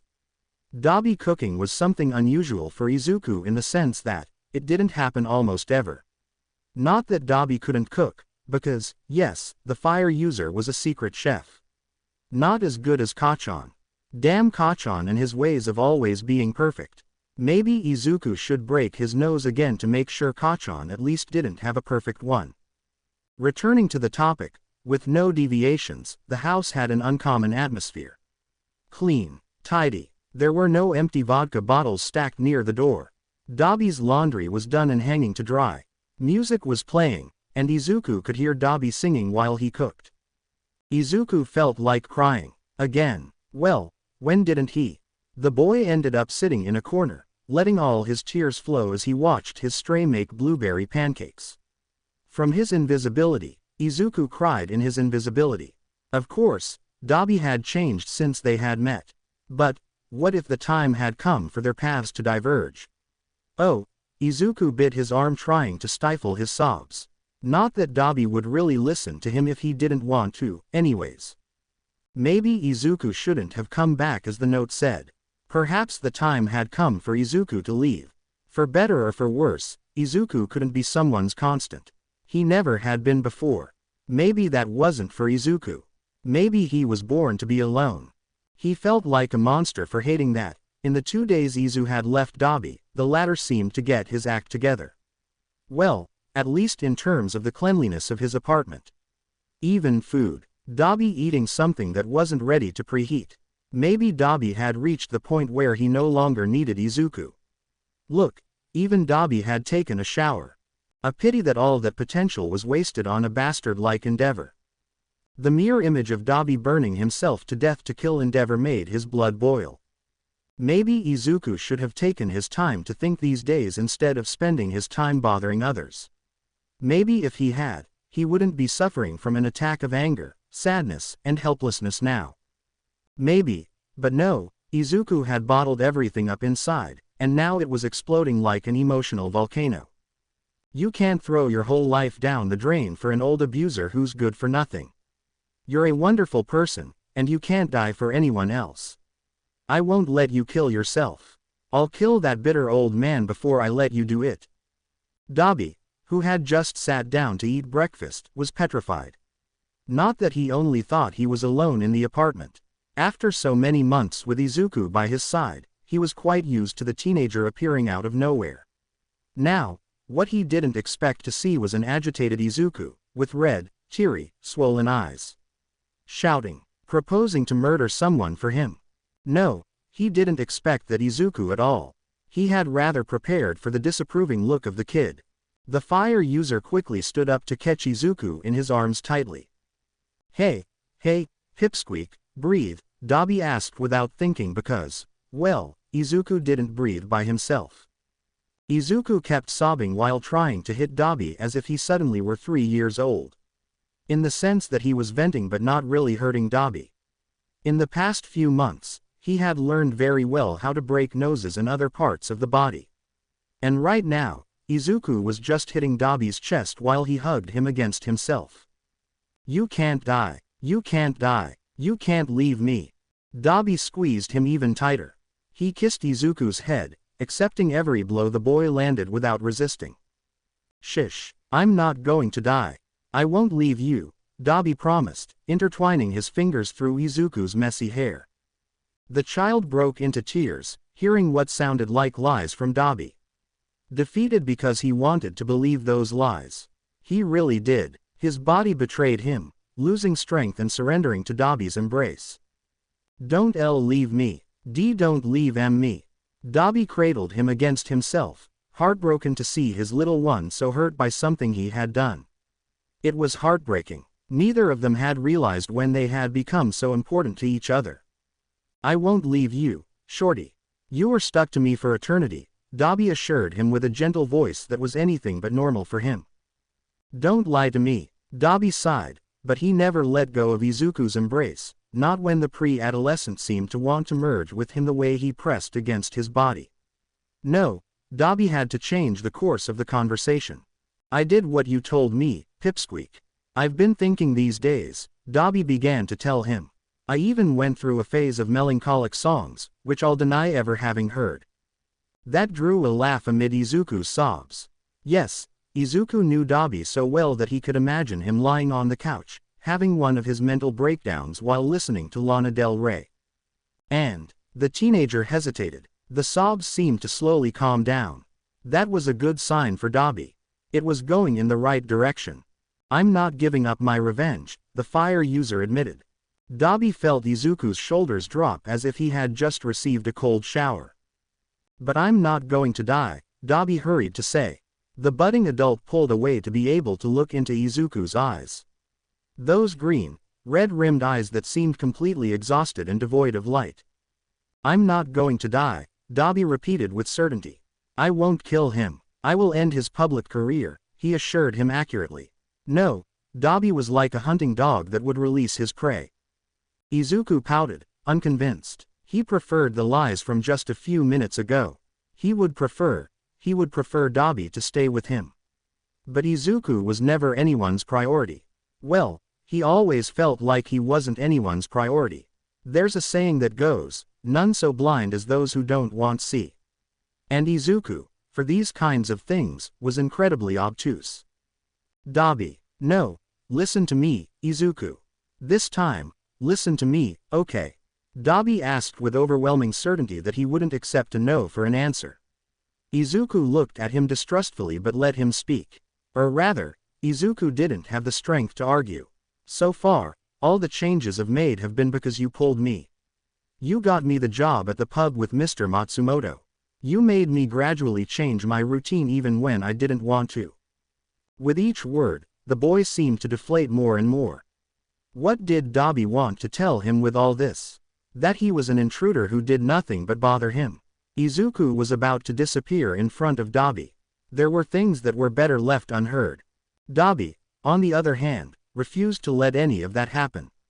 The fire user clung to that scared kid, accidentally digging his fingers into his arms, fearing that Izuku would disappear, holding him tightly against himself. "This time, I want to change my life by my own decision, Izuku. I want to become someone you can be proud of. More stable. But also in my own way," Dabi explained, biting his lip out of nervousness and fear that Izuku would disappear. "I still don't know exactly how I'm going to do it. For now, I promise to eat better, shower at least twice a week." Quote. That made Izuku laugh. He still remembered how at the beginning of their relationship, Izuku harassed him to take a bath. "But I don't want to give up on my revenge either. No, I don't want you to become a murderer for me, Pipsqueak. Minor crimes suit you better. I'm not going to die. I don't know what I'm going to do," Dabi admitted with some nervousness. "If not, I can always follow your advice and become a super gay idol who publicly embarrasses Endeavor and tells the world what a shitty person he is. That made Izuku laugh again. It wouldn't be a bad idea, you know. You have talent. Dabi let him go to ruffle his hair in annoyance.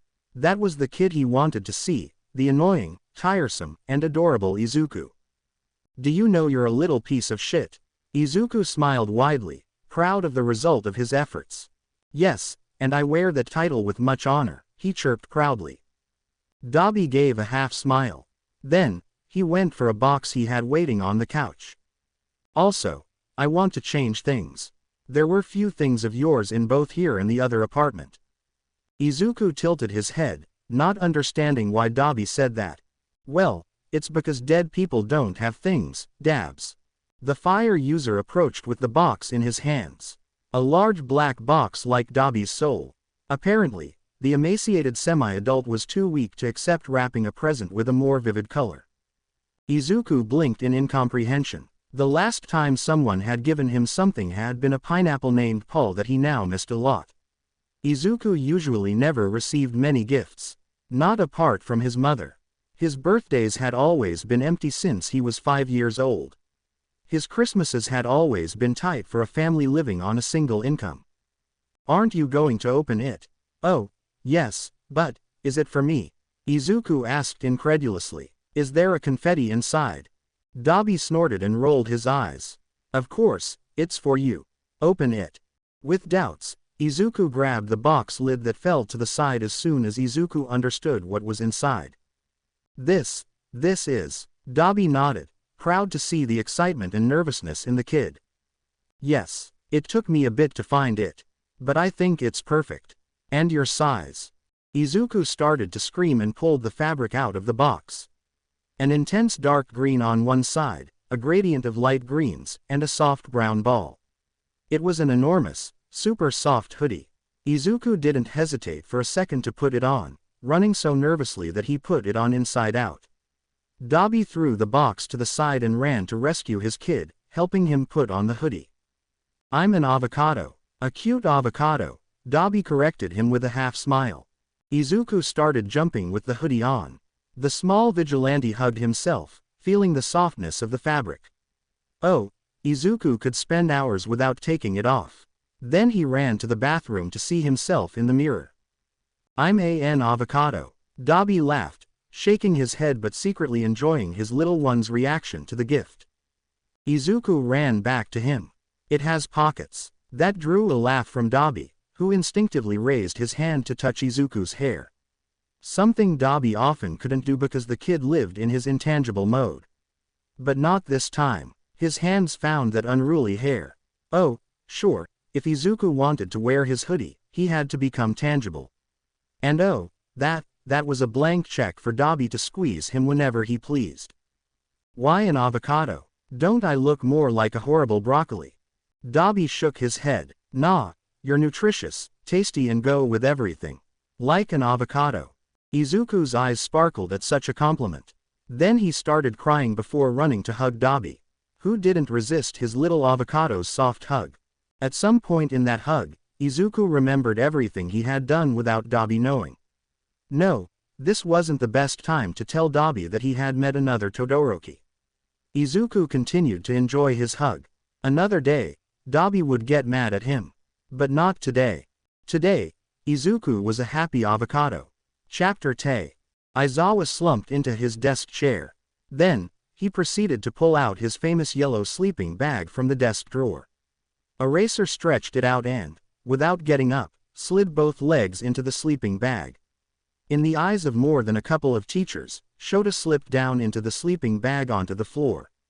Turned into a cocoon, he rolled once to get under his own desk without saying a word. It was lunchtime. Present Mike looked at his husband with concern from across the room. The same one who had left the night before and now returned as if nothing had happened. Well, for anyone else, that was the same old Eraserhead.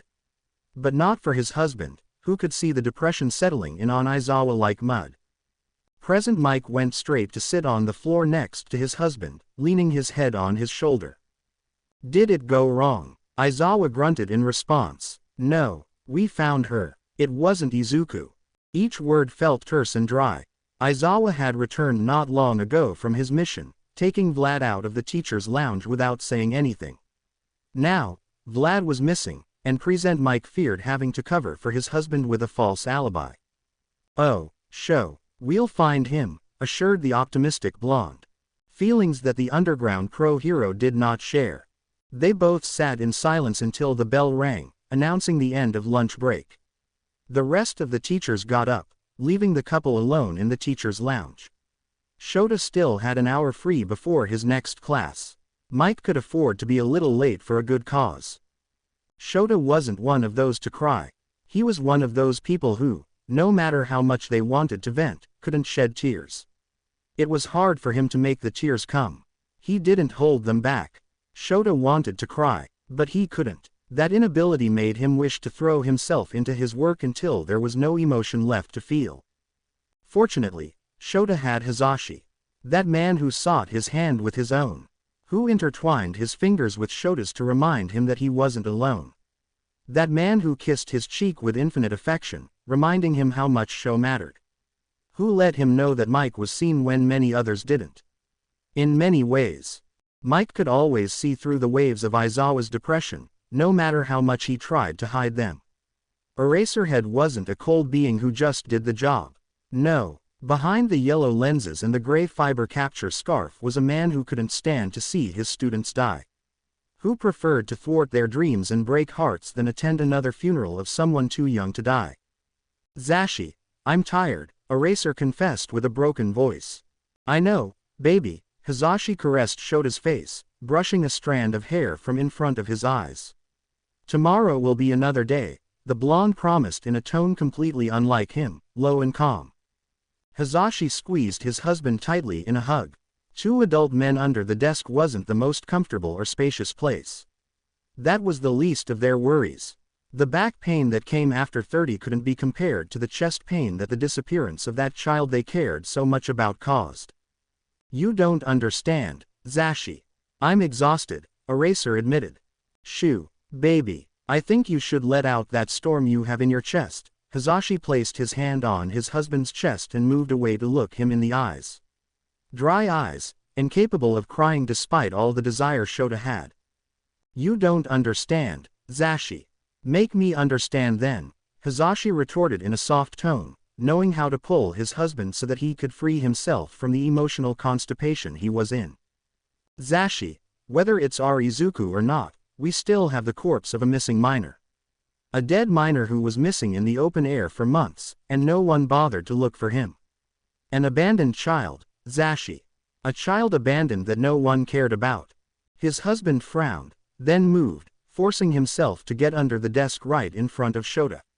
Both knees abruptly collided in the small space, and Mike grabbed his calloused hands. His favorite insomniac. "Sho, dear, you're being very cruel to yourself." He gave a squeeze, bringing his husband's hands to his lips and kissing them chastely. "You can't change Izuku's past. Or the past of that dead child." Eraser closed his eyes and leaned his head back against the wooden desk. No, Shota couldn't change the past. He hadn't been able to change it with Oboro. He couldn't do it with that corpse from the beach. "I know I can't bring the dead back, Zashi. Believe me, I know. I feel powerless. We can't run tests on the corpse because it's gone. We couldn't force the hospital to find the samples they took for the autopsy of the beach kid. It seems that as soon as they find a corpse with red shoes, it stops mattering. And then I wonder if that's how Izuku has been living his life. Or if that's how a child decided to commit suicide on a beach alone, with no one looking for him. Without anyone finding him." Hisashi struggled to find his voice to speak. He knew the burden his husband carried was heavy, but catching a glimpse of it was overwhelming him. "Do you think the beach body committed suicide?" the blonde asked hesitantly, almost with a slight tremor at the idea. Shota made a grimace of displeasure. "Many officers believe that. Red shoes, a secluded place. What else would he be doing in a place like that? Everyone knows the survival statistics for quirkless individuals. Few make it to adulthood. It's not the first time I've found the same red shoe brand at the edge of a rooftop." That was a sad but true fact they had to consider. Both fell silent for a long moment, looking at each other with weariness. It was Mike who broke the silence, trying to be optimistic. Izuku wouldn't do that. He's very cheerful and lively. Shota didn't smile. It seemed like a part of him was withering inside. We don't know as much as we thought about Izuku, Zashi. Izuku may not be Izuku Midoriya. Or maybe he is. We don't know. We also can't ask him because Izuku's disappeared. Izuku isn't Toga Himiko. So, who is our problem child? Shota, what do you mean by? Eraser sighed heavily and closed his eyes tightly, feeling the weight of the entire case on his chest. Feeling the dizziness of the vertigo that the case caused him. Izuku disappeared when the beach corpse appeared. Zashi, Eraser began to say slowly, opening his eyes to look at his husband seriously. Fatigue was starting to take over him. A weight that couldn't be compared to all the hours he had been awake. I didn't want to think about it, Eraser confessed, gradually lowering his voice. But now I can't stop thinking about it. Izuku Midoriya has also disappeared. We don't have a body. The samples are lost in the hospital. We have no leads, but for some reason, the problem child keeps showing up to save me. Zashi, I don't know what would have happened to me if Izuku hadn't shown up at the USJ. That thing would have torn me apart. And Izuku jumped in front as if he weren't afraid that something would happen to him. Both remained silent, looking at each other with concern. The same child who had slept on their couch, sweet and smiling. That same child running towards the villains. Fighting tooth and nail, the first part quite literally. That same child. Zashi. They both look so much alike. Izuku and the beach corpse. I couldn't stop thinking about it at the USJ, Eraser whispered with a broken voice. Zashi remained silent, wiping away the tears falling silently down his cheeks. Shota wiped them gently. Letting his husband cry for both of them was a kind of silent agreement between them. I'm overwhelmed by not having any answers, Shota confessed, intertwining his fingers with Zashi's. It was now when the raven-haired man sought to encourage his blonde. Oh, let me help you, Hizashi pleaded desperately. How? Zashi, I don't know what to do anymore. We thought we had it this time. Izuku is not Toga, she's an abandoned teenager. Like many others, he didn't end saying it out loud. But not our child. Where is he now? What if he's alone? What if he's suffering? Zashi. He seemed so small and thin. It's like Izuku hasn't eaten anything. Like Zuku hasn't grown at all. What if he's malnourished? Eraser couldn't stop thinking about the small figure in those little jeans and that sweatshirt that was too big for him at the USJ. I hate to say this, but think logically. His husband interrupted his thoughts. Hizashi regained his confidence, squeezing his husband's hand. Izuku is our Izuku. It doesn't matter who he really is. Izuku is the kid who patrols at night trying to help anyone he can. Zuku's the kid who was immensely happy about a pineapple we accidentally bought by mistake. He's the kid who cared about Toshi and did crazy things to get him out of that shit house who abused him. Izuku didn't hesitate to help you at the USJ. You could tell me that Izuku is a murderer, and I wouldn't care. Izuku is our child. It was quite a declaration from the blonde, who was no longer crying. That made Shota break into one of those rare smiles on him. One that showed tenderness. Yes, so think logically. There's always some clue that escapes us. There's always a thread to pull. Zashi encouraged him, hoping that Eraser's spark would ignite the whole machinery that was the mind of the underground pro-hero. You don't understand, Zashi. Naomasa is now arguing again with the hospital to find the evidence that was taken from the beach corpse. Maybe with that, we could have a mere idea of what might have happened to that child. Hizashi sighed. I think you're focusing too much on the beach corpse and not so much on Izuku. Eraser frowned. Mike, you didn't see it. They are identical. Mike shrugged. They may be identical, but our kid is out there somewhere, he replied as if it were common sense. As if Mike were telling Shota that the sky is blue. Who is being emotional now? Eraser accused him. I've always been emotional. For logic, I married you. What I'm saying, is that Izuku has to be somewhere right now. He's a restless soul, How did he end up in the USJ?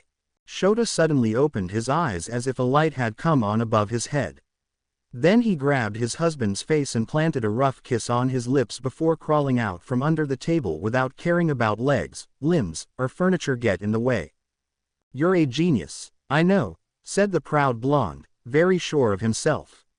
"But, why exactly?" "Because Izuku said he ended up in the USJ because he followed the friend of a pedophile. I just have to find the arrest of every pedophile in Japan on that day, and that's how I'll discover where the hell our problem child is." The confidence had returned to the pro-hero who now couldn't stop searching in all the police files. Honestly, one would expect to find a huge list of suspects. But on the day of the USJ attack, there were only 3 arrests of pedophiles in the entire country. Only one case matched the modus operandi of their favorite problem child. That damn kid is in Tokyo. Oh yes, there was always a clue to follow. In some neighborhood on the outskirts of Tokyo, where an ex-pyromaniac and a non-living kid shared an apartment, the day was unusually quiet. Dabi had discovered a new facet of Izuku that he had never seen in all those months. As a ghost, Dabi had never seen Izuku eat. Well, logically, the dead didn't need to eat. Discovering that, indeed, the boy could eat was a great surprise. Especially when the happy avocado looked at him with puppy eyes, begging for a couple of pancakes. How could he say no? Oh no, Dabi could never have any pets. He couldn't resist big, shiny eyes begging for food, not after so many times he had gone hungry. What he also didn't expect was that, after seeing Izuku devour the pancakes to the point of licking the plate, the kid would fall asleep on the sofa. I mean, for any other person, that would be common, right? But Izuku had hardly ever slept in all the months they had shared an apartment. And that had been a year ago. Seeing Izuku sleeping soundly in his avocado sweatshirt on the sofa was extremely strange. The kid used to spend 90% of his day being intangible. And now Dabi could take his hand, lift it, and watch it fall lifeless due to gravity without Izuku waking up. Izuku didn't flinch at the noise. He didn't react to anything happening around him. Not a truck passing by, not a barking dog, not even Dabi touching his cheek with a finger to check that he could touch his pipsqueak. Maybe or maybe not, Dabi ended up grabbing a pen and carrying out his revenge by drawing bunnies on the kid's face. It's worth mentioning that drawing was not among the talents of the fire quirk user. No, Izuku continued to let out those sighs in his deep sleep. He didn't even flinch when Dabi's phone rang. "I've called because they want to offer you a proposal," said the voice of one of the owners of a nightclub, who, after all the greetings, finally got to the point of the matter. "There's an alcohol brand that wants to promote its drinks in nightclubs, and they want you." Dabi frowned as he listened to that. Meanwhile, he squeezed Izuku's nose, who was still blissfully asleep. "Promote? How? Being who you are, you have something, son, that attracts people. It's going from nightclub to nightclub offering free drinks. It's something casual, a couple of nights here and there. But it pays well." Dabi crossed his arms for a moment and stared at how Izuku slept peacefully. He looked like an angel, completely incapable of breaking a plate. What a trap. But for that kid, he wouldn't mind trying a different path. At least, give it a shot. All right. Besides, getting people drunk. Maybe Dabi could get used to that. Chapter text. Right punch, then the left one, move the leg back. Shift the weight to the front and deliver a side kick. Simple. Well, simple and incredibly boring for Hitoshi, who in recent weeks had been practicing the routines that his father, Shota, had been teaching him since he moved in with them. When his father wasn't around, the training became immensely dull. According to the pro-hero, practice makes perfect. Hitoshi needed much more than that. He needed pure stimulation. Hitoshi needed something that would give him the motivation to go out for a run in the mornings when all his body wants is rest.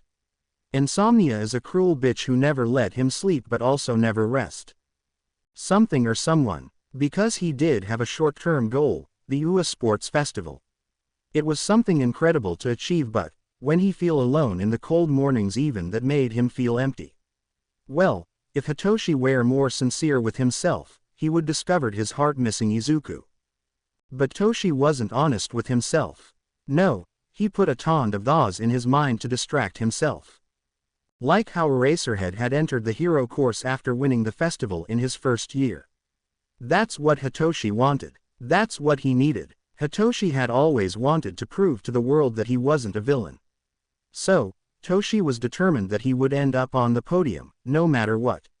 Like father like son. That didn't mean he was thrilled at the idea of sweating, being sticky, and exhausted.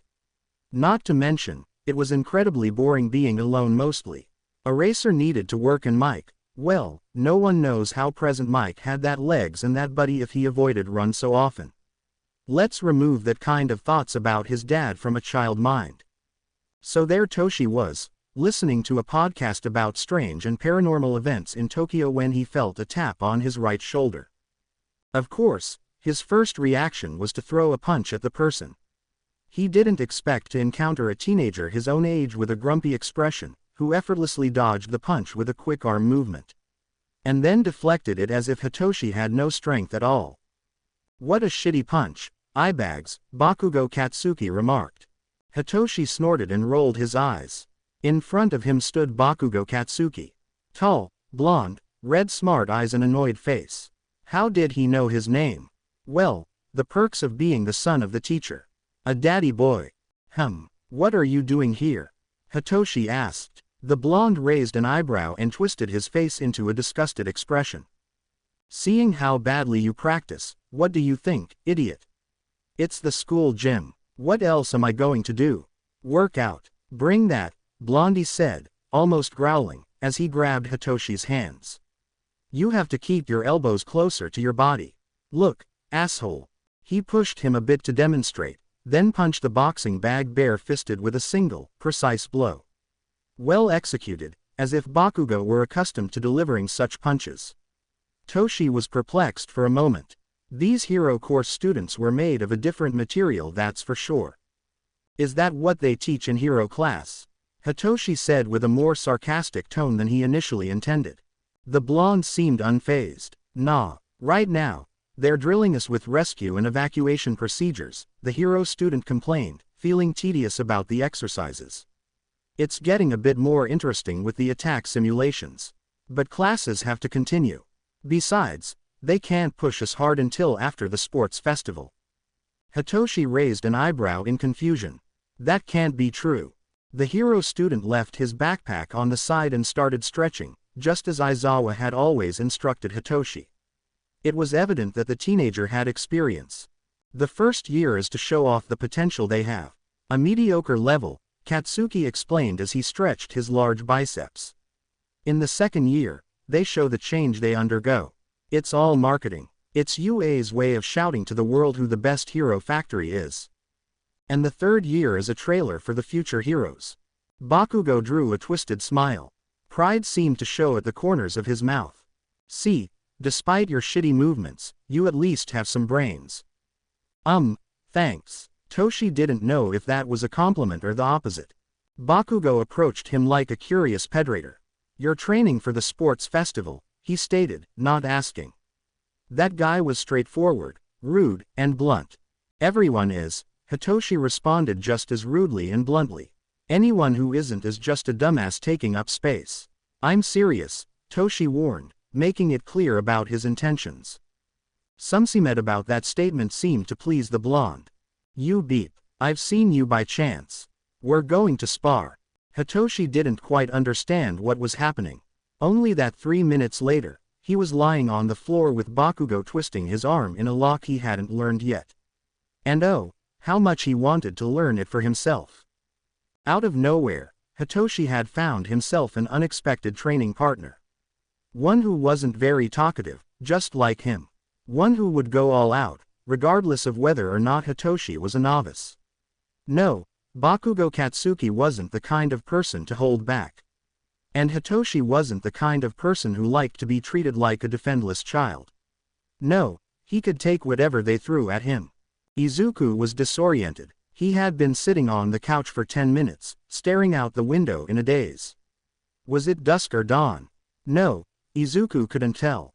His neurons were frozen. The apartment was practically dark, illuminated faintly by the outside light. Izuku was alone. Dabi seemed to have left a while ago. For some strange reason, he had a blanket over him, as if he needed it. How silly. Izuku didn't usually feel cold or hot. Oh well, maybe he did. Izuku felt warm under all that fabric. His soft avocado-shaped hoodie and a large blanket. Oh well, Izuku wanted to be a burrito. It was quite nice. He didn't feel like moving. It wasn't until another half hour had passed, after the sun had set, that Izuku finally started to activate his neurons. It wasn't common for him. But Izuku didn't dwell on it. No, he kept thinking about Dabi's gift. Because the logic he had always been taught since Izu was a child was that gratitude should always be repaid. And Izuku was dying to surprise Dabi with a gift. Something that would leave him speechless. Something special that matched Dabi's feeling that told him Izuku did care. Something that would show Dabi that Izuku held him in high regard. It wasn't about who could get the best gift. In Japanese culture, giving a gift to someone else was loaded with meaning. It was a declaration of intentions. In Dabi's case, he was telling Izuku that he accepted him as an important part of his life. Now it was Izuku's turn to respond. In reality, Izuku didn't have to. Dabi wasn't the kind of person who expected anything in return. Quite the opposite. But Izuku was dying of eager, not literally because he was already dead, to find the perfect detail. To be part of that tradition. No, Izuku didn't usually receive gifts. Not unless they were from his mother. Maybe the last time he had received a well-intentioned gift was when Izuku hadn't been diagnosed as quirkless yet. No, red spider lilies didn't count as a gift. So, Izuku was going to find the best gift in the whole wide world. With that determination, Izuku became intangible to free himself from all the blankets. At this time, Dabi would already be at work in one of his regulars' pubs. It was time to hit the streets in search of the perfect detail. And maybe, stopping a person or two with bad intentions as always. The question was what to give to Dabi. He wasn't an easy person to gift. Material things usually got left behind quickly if the fire user had to run away, as had happened in Musutafu. Now that Izuku thought about it while walking through the streets of Tokyo, the teenager realized how well prepared Dabi was for such things. Or how accustomed the fire user was to starting from scratch. No material things were somewhat ruled out. Dabi wouldn't exactly be thrilled with a PlayStation 5. Nor clothes. No, the fire user had a very characteristic style of dressing. And judging by Izuku's t-shirts, he didn't have the best sense of fashion either. No, clothes ruled out. Soaps and creams too. Dabi would take it as an offense. And rightfully so, but it was also true that he should bathe more often despite his injuries. Injuries? No, Izuku didn't have the power to find someone to heal him. No, ruled out. It was already midnight when he found himself in an alley trying to feed a stray kitten when a light bulb went off in his little head. Dabi needs something to bring him back to life, and that can be done. He exclaimed excitedly, realizing that this was what Dabi needed. I'm going to resurrect him. The black cat perked up an ear, completely distrustful of the crazy kid. Then the kitty accepted the offering of the can of tuna before the human ran off. Obviously, Izuku was going to run all over the city like a desperate madman. Could Izuku have waited for another moment and another day? Well, yes, he could. But we must remember that Izuku had too much free time. He didn't need to sleep. He could sneak into anywhere, and he was a 14-year-old boy who no longer knew where the line was between what should be done and what shouldn't. A restless soul who, 45 minutes later, was sneaking into a police station in the special identification card area. Oh no, none of that elaborate James Bond plan where Izuku descends a wall with a rope and proceeds to perform various maneuvers. No, reality used to be always simpler. Like sneaking into the apartment, uploading one of Dabi's photos to the email. Going to a public library that, at least this time, isn't burned for now, and downloading the photo. Proceeding to create a new email account endeavorbeatmyballs@yaheroes.com and sending the image to himself. Then proceeding to delete all evidence by clearing the browsing history. A super special hacker tactic for a death 14 years old. Walking over 15 minutes to the nearest police station and entering through the main door in front of the on-duty police officers as if nothing happened. It was the advantage of being a ghost. No place became impenetrable for him. No one could see, hear or stop him if Izuku didn't want. Now, Izuku could have bought a fake ID from a forger, yes. But he didn't have money. Well, now Izu did have access to Endeavor's credit card thanks to Shoto. But no, Izuku didn't have any source of income. Although he probably would have found another way to persuade the forger to give it to him for free. But that didn't have the same effort as entering a police station full of cops and opening his new and fabulous email and downloading the photo. Many would believe that the police software might be ultra complicated to use. But no, it was only necessary to fill in the data as the forms requested. Name: Dabi. Last name. No, wait, Izuku wasn't going to put that. He cursed aloud, looking at the screen with annoyance. No, Izuku hadn't thought about that part. Well, he hadn't really thought about anything in general.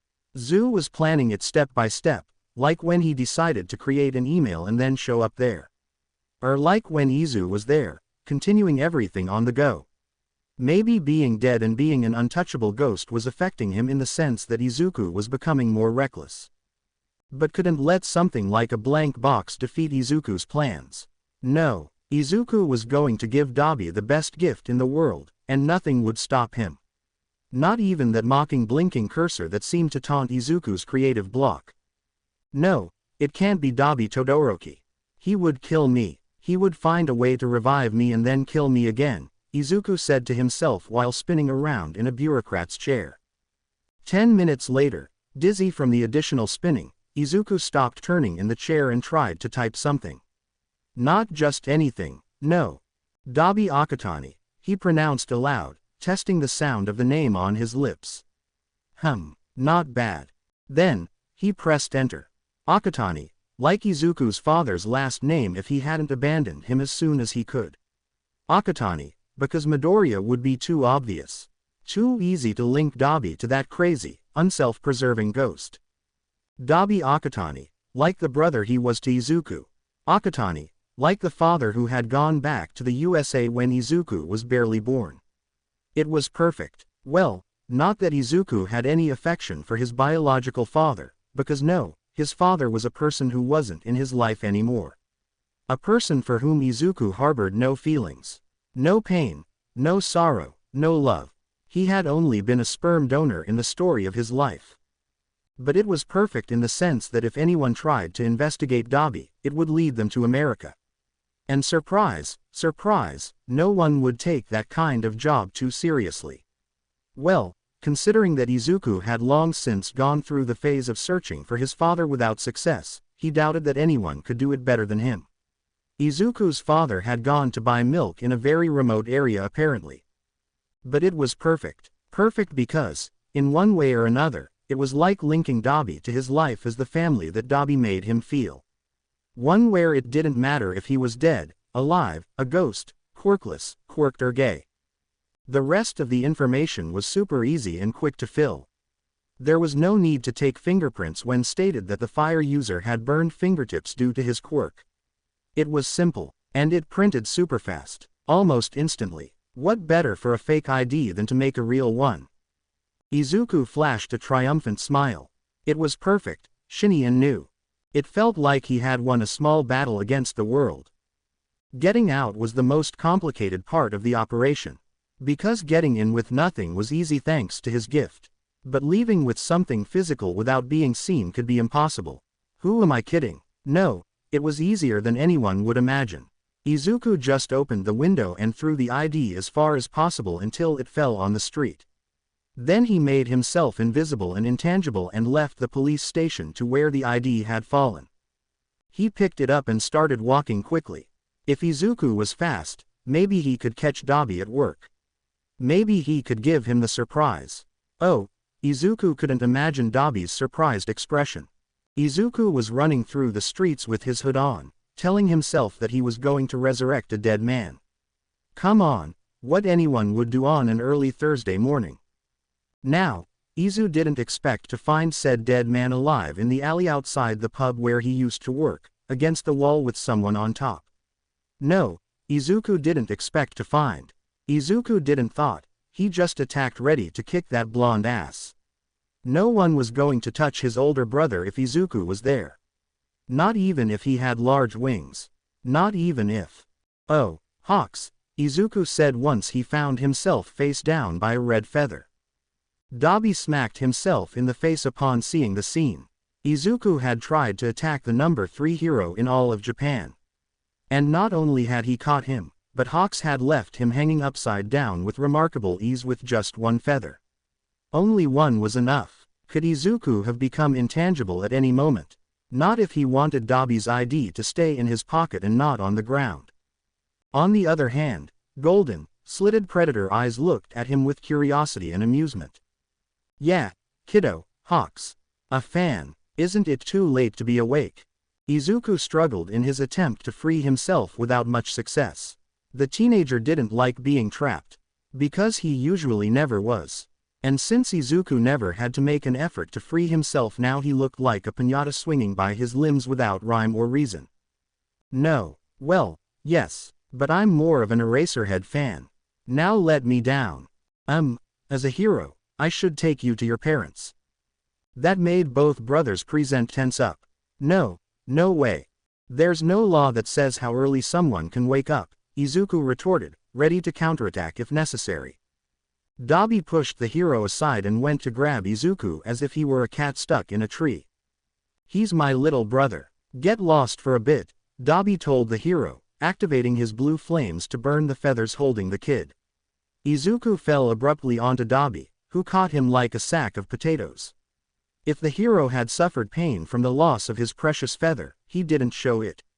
Hawks stayed watching both figures, analyzing the scene. So, the bad boy has a soft spot. Dabi looked at him coldly. You, get lost. Dabi put his middle finger up before heading towards the apartment they both shared. Well, that was the idea. In reality, Dabi was going to wander around the city a lot due to his paranoia that the birdbrain would follow him from the heights. It's not like the number 3 hero had reasons to do so. Simply, Dabi was a paranoid and rightly so. Meanwhile, Izuku remained silent as a tomb. But that wasn't what surprised Dabi. No, the strange thing was that the kid was still tangible. Dabi was carrying him like a sack of potatoes without any resistance.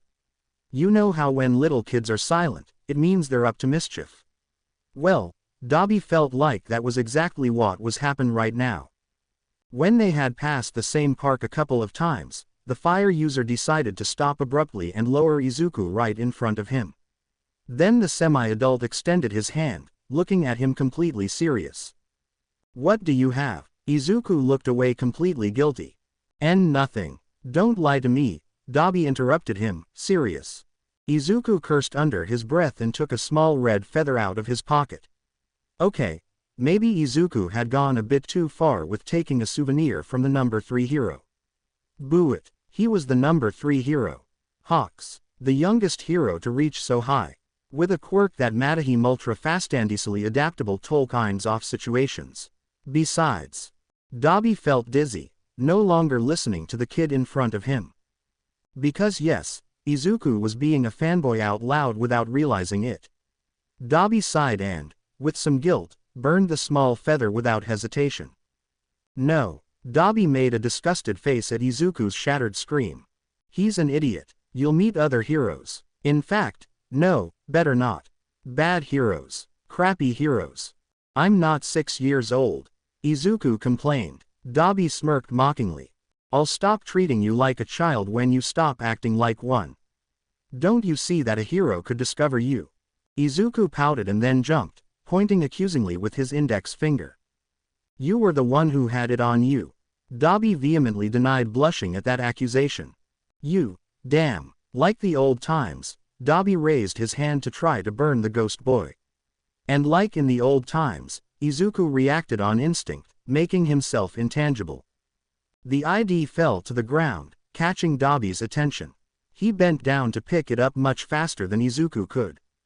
What is this? No, Dabi blinked, puzzled. Well, He had seen an infinity of IDs when he worked as a security.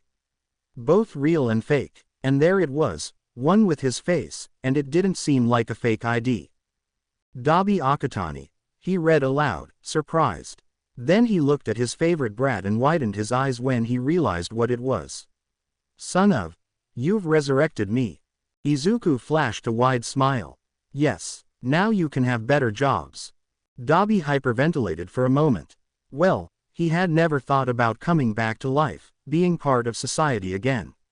Oh, that kid always pulled him toward the good side of life. Izuku, now you'll also have to pay taxes, Izuku added without thinking it through. Dabi struggled between hugging him and strangling him. The latter won, but this time Izuku laughed while Dabi tried to reach him without success. There was nothing holding him back in the earthly world anymore. And so, they both returned home running amid taunts and teasing. Dabi had left home just being Dabi, a ghost of someone who once was. And now Dabi returned at dawn with a new identity and new possibilities that he could never have imagined. No matter what the user fire said, the ID quickly ended up in his wallet well protected. Dabi's day ended after a Kardashian episode with his happy avocado on the couch.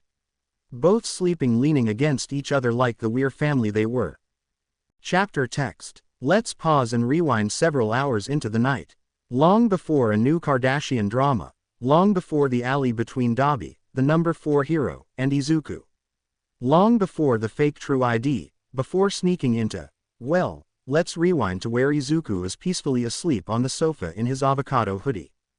Not very far, basically because it was a small apartment, Dabi was in the bathroom.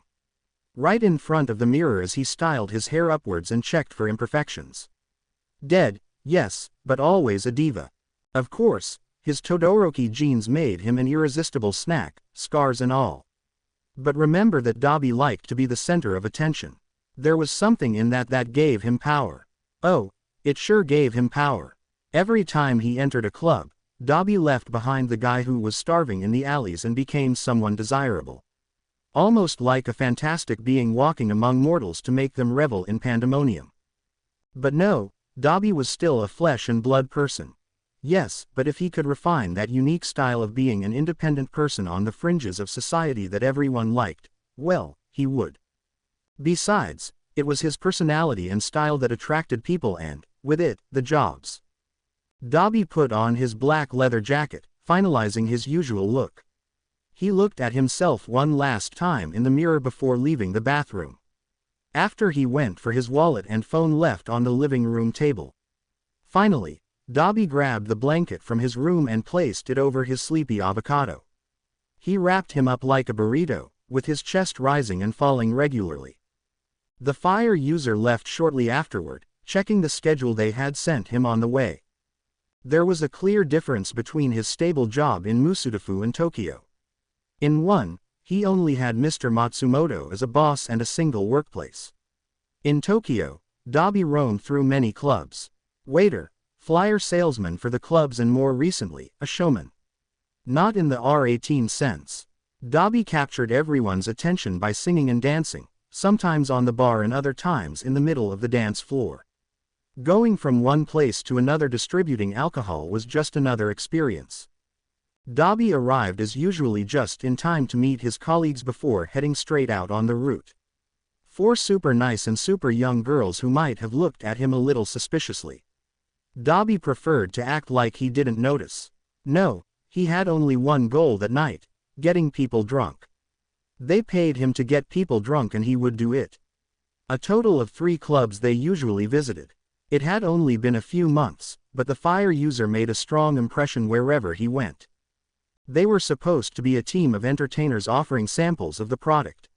Supposedly, well, Dabi didn't know how to hold back. That was never his strength. From the first pub, Dabi entered with confidence like he owned the place, making his way through the crowd. Turning among the audience, lifting chins with his hands and bringing the bottle directly to their lips. Slowly wiping every spilled drop with his thumb before licking it. It should be noted that this prompted a chorus of screams surrounding Dabi. By the second club they had to stop at, they reached maximum capacity after dragging part of the clientele with them. The Pied Piper attracted both mice and children from the whole city.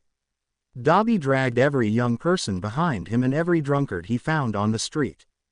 By the time they entered the third club, people were chanting his name as they made way for him towards the platform where the DJ was. They chanted Dabi's name as if he were a celebrity. No, they chanted his name as if they were praising the god Dionysus himself. Oh, how Dabi loved to feel amidst so much adoration. There was something inside him that thrived on so many looks of desire. As Lil Nas X's song goes, never want the niggas that's in my league, I wanna the ones I envy. Oh, Dabi adored being the idealization of anyone who idolized him. He watched them dance around him with glassy eyes, intoxicated by both alcohol and the feeling of freedom. Dabi loved being the person who entered their lives to make sure they were a little naughty. And perhaps, just perhaps, it got a little out of hand. Especially when he climbed onto the nightclub bar, walking as if the entire place belonged to him. Dabi had that magnetism that captured all eyes. Let's be a little naughty, Dabi warned with a twisted smile that melted hearts. Not to mention anything else.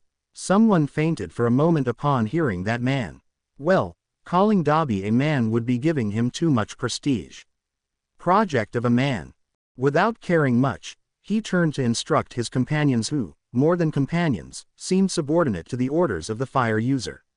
The efficient young women worked, obeying each idea without protest. Dabi had given them a single premise. Put the blame on me.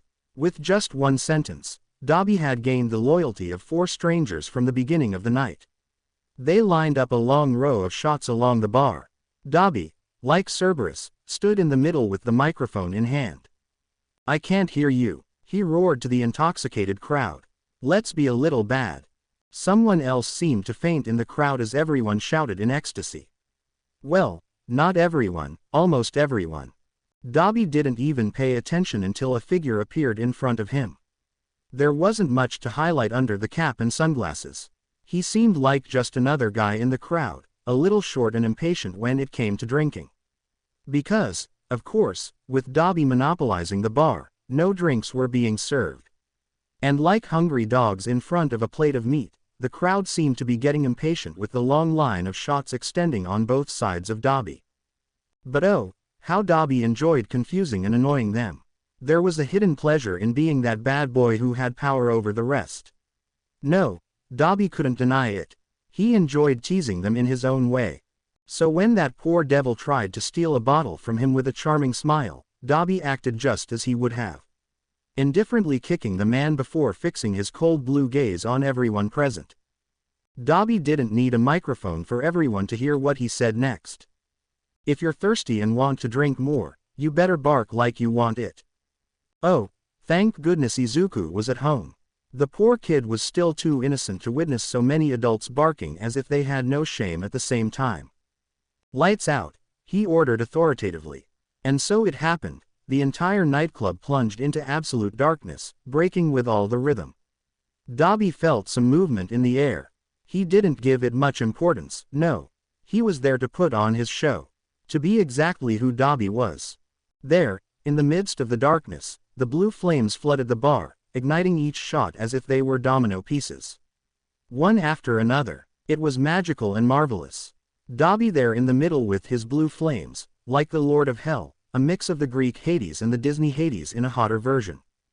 And in front of him was Icarus, who, as the legend goes, flew so close to the sun that he burned. 2 large red wings spread out before him. That same guy from before who seemed unimportant now appeared to want to steal the spotlight. And no, Dabi wasn't going to let anyone steal his stage from him. Oh, our little hero number 4 is a naughty boy, Dabi said without even pausing to think before speaking. Yes, of course, he recognized that blonde now that the sunglasses didn't cover his face. How could he not, when the city seemed to be plastered with his face? But the poor little bird had forgotten that this was Dabi's territory. The same young man who didn't hesitate to grab the hero's jacket to pull him towards him until they were barely a couple of inches apart. Hey, the hero tried to start saying. "TCH, don't talk," ordered Dabi completely cold, unlike his flames. "Bark," he repeated in an authoritative tone. It was dark, illuminated by Dabi's blue fire and several mobile phones that couldn't miss a scene like that. But for Dabi and that hero, for a moment, there were only the two of them. Many might not have noticed, but Dabi did see the blush on the hero's cheeks. And then came the bark. Oh, shit, Dabi was going to need some time alone before going home to his avocado. Although, to be honest, at that very moment, Dabi wasn't exactly thinking about Izuku. No, he was extending his hand towards one of the girls who served him a shot without hesitation. And after igniting it with his flames, he brought it close to the hero's face, illuminating his face. Good boy. Dabi blew out the fire, extinguishing it before placing the glass against the hero's lips and raising it until all the liquid entered without any resistance. Hawks took it all in one gulp while his gaze was immersed in those blue eyes. And just when Hawks felt the warmth of the alcohol running down his chest warming him, he collided with Dabi's cold disdain. The latter seemed to laugh as if mocking before pushing him into the crowd with complete indifference. The number 2 hero found himself caught in a sea of fans who lifted him, carrying him through the crowd away from that creature of the night. Dabi continued with his job, distributing the flaming shots until not a single one remained.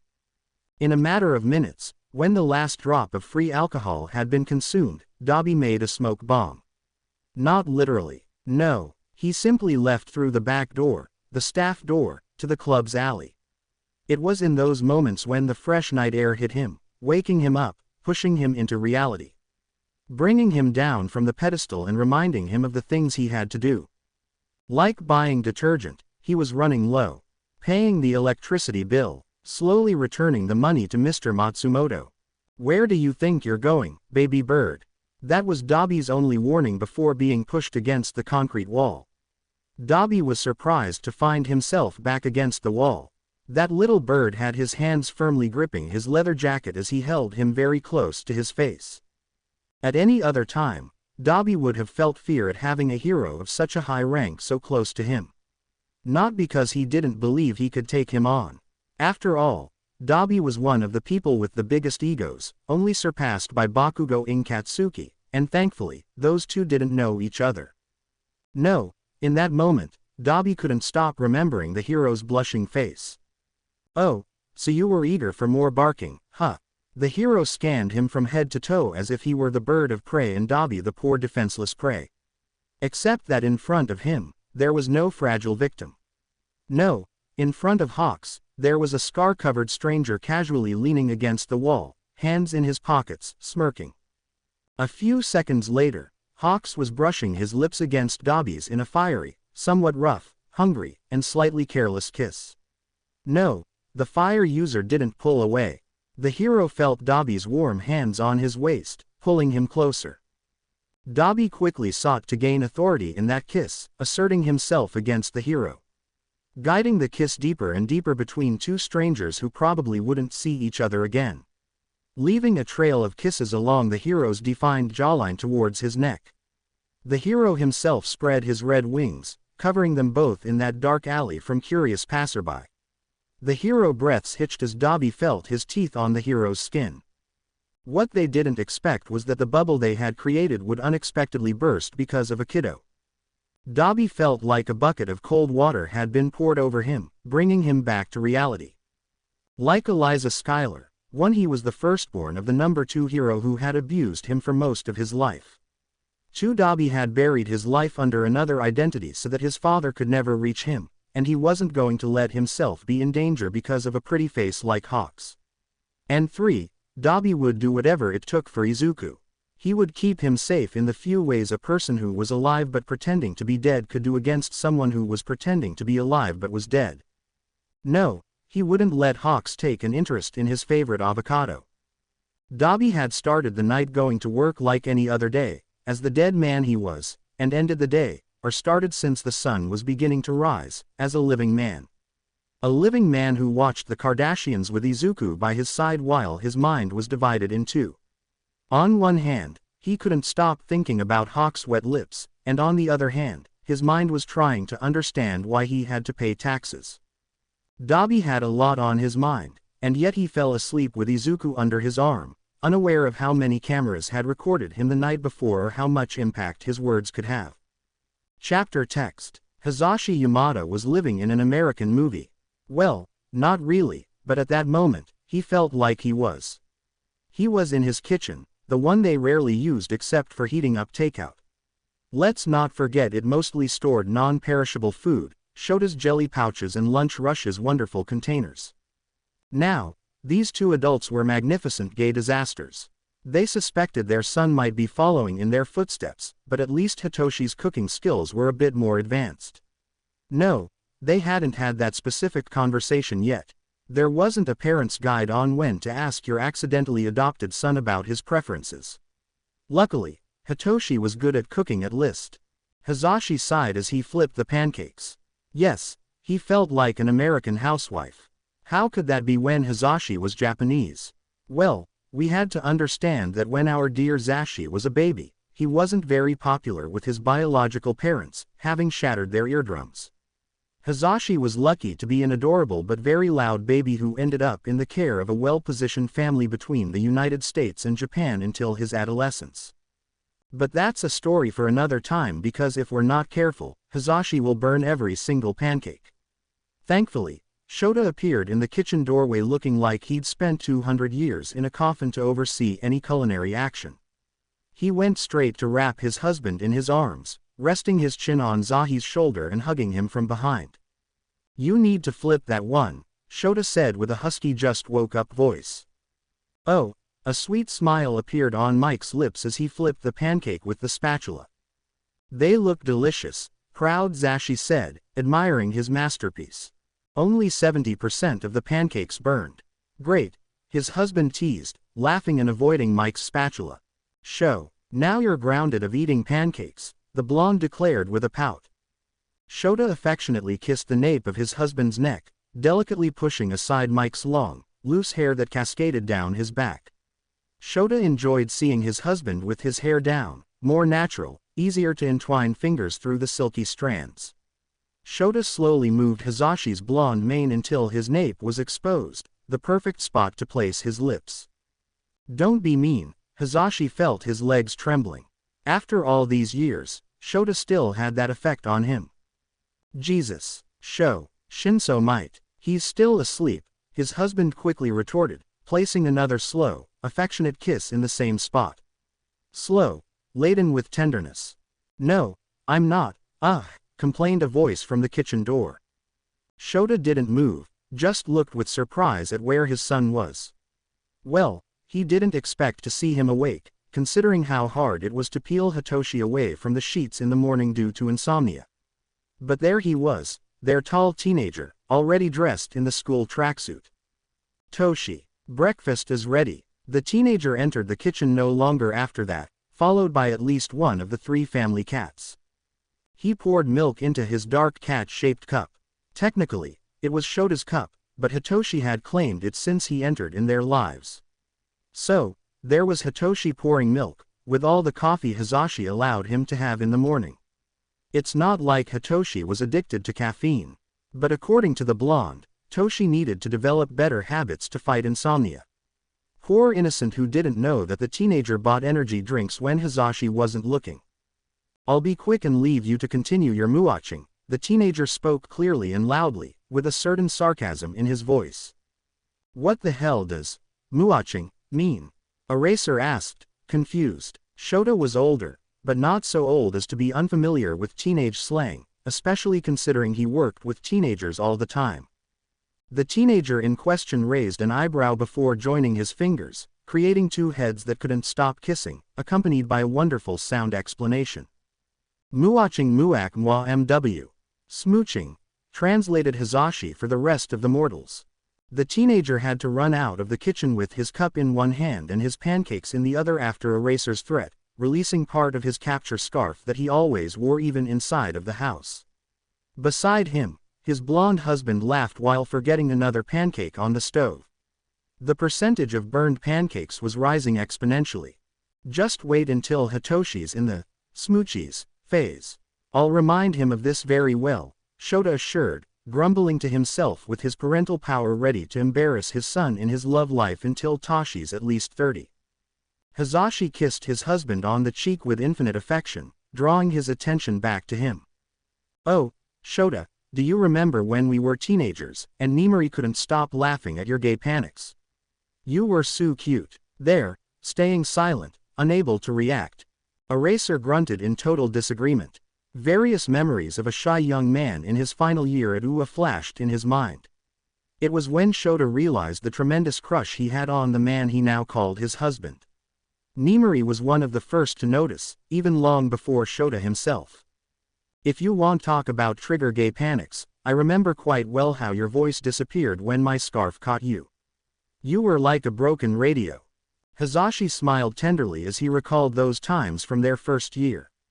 Oh, Shota had been blind not to notice how Mike's legs trembled every time he fell into his nets. Well, technically, it was the capture scarf. Hazashi had been the first to fall in love and the first to accept his feelings, while Shota spent at least the entire first year pondering whether his friend was a bit of an idiot when he forgot his words. Then it turned out the idiot was Eraser himself, unable to understand his own feelings and taking so long to accept that he couldn't live without Zashi. "Oh, you know what I love. Keep the PG-13 until I'm gone," the purple-haired one yelled desperately from the other side of the apartment. They were no longer teenagers. Now they were adults and had a son, actually two, but one was resisting them a bit. Hazashi chuckled as he embraced his husband with infinite affection, resting his weight on him. Shota always held him firmly against himself. "Tushi, don't you want your parents to washing?" Shota loved how effortlessly Hazashi handled any situation. How he still hung from his arms lovingly while normalizing these displays of affection within their family. Something that was complicated for Shota. Well, for Shota, everything about social interactions was complicated, even now as an adult. Toshi reappeared at the door, carrying his sports bag and backpack, ready to leave. "I find it terrible that you, being an English teacher, violate the language like this," Hitoshi said, falsely indignant. Shota hid his smile in his husband's shoulder. "I respect my son's terrible decisions regarding speech," the blonde responded very loquaciously. "Dadzawa, help me." Shota's heart melted slowly, unable to hide his smile any longer. Everything about that moment was perfect. "No, you got into this on your own. Good luck." The betrayal, accused Hitsushi, falsely injured, before picking up the cat who always was near to Hitoshi. "You're doing this because I'm adopted, and Sushi is the favorite. Damn cat with soft paws. Shish, I love you too." Hitoshi barely had time to escape before Shota's capture scarf caught him, pushing him directly into Mike's embrace. A perfect joint attack with high complicity between them in an impeccable performance that left a certain teenager between a paternal love sandwich and a cat slipping away and meowing as it ran out of the kitchen. Amidst complaints, Hitoshi begged for mercy. "I'll be late." Shota grinned a half-sadistic smile. "It's still too early. Classes won't start for another 2 hours." Aizawa refused to let go of his chick. "He'll be late for training," Hazashi defended, betraying all his husband's trust by releasing the teenager. "He'll be late for training," Shota repeated in a low voice, dragging out each word without realizing it. Of course, his son would be training for the sports festival. Shota felt a bit guilty for spending too much time focusing on Izuku's case. "Do you want to train later tonight before the big day?" Hitoshi picked up his backpack from the floor and nodded without overthinking it. "Sure, tonight. See you later." Hazashi quickly stopped his son. "Don't be late for class today. It's Himiko's first day, and she could use at least someone minimally familiar," Hitoshi completed, as it seemed they had already had this talk before. Okay, I'm leaving since I'm already late. See you later." Just like that, Hitoshi disappeared from view, not without first stopping to say goodbye to the cat with an adorable Eskimo kiss. Nose to nose. Oh, yes, his son was perfect just the way he was. "Train?" Shota asked once the teenager had left through the door.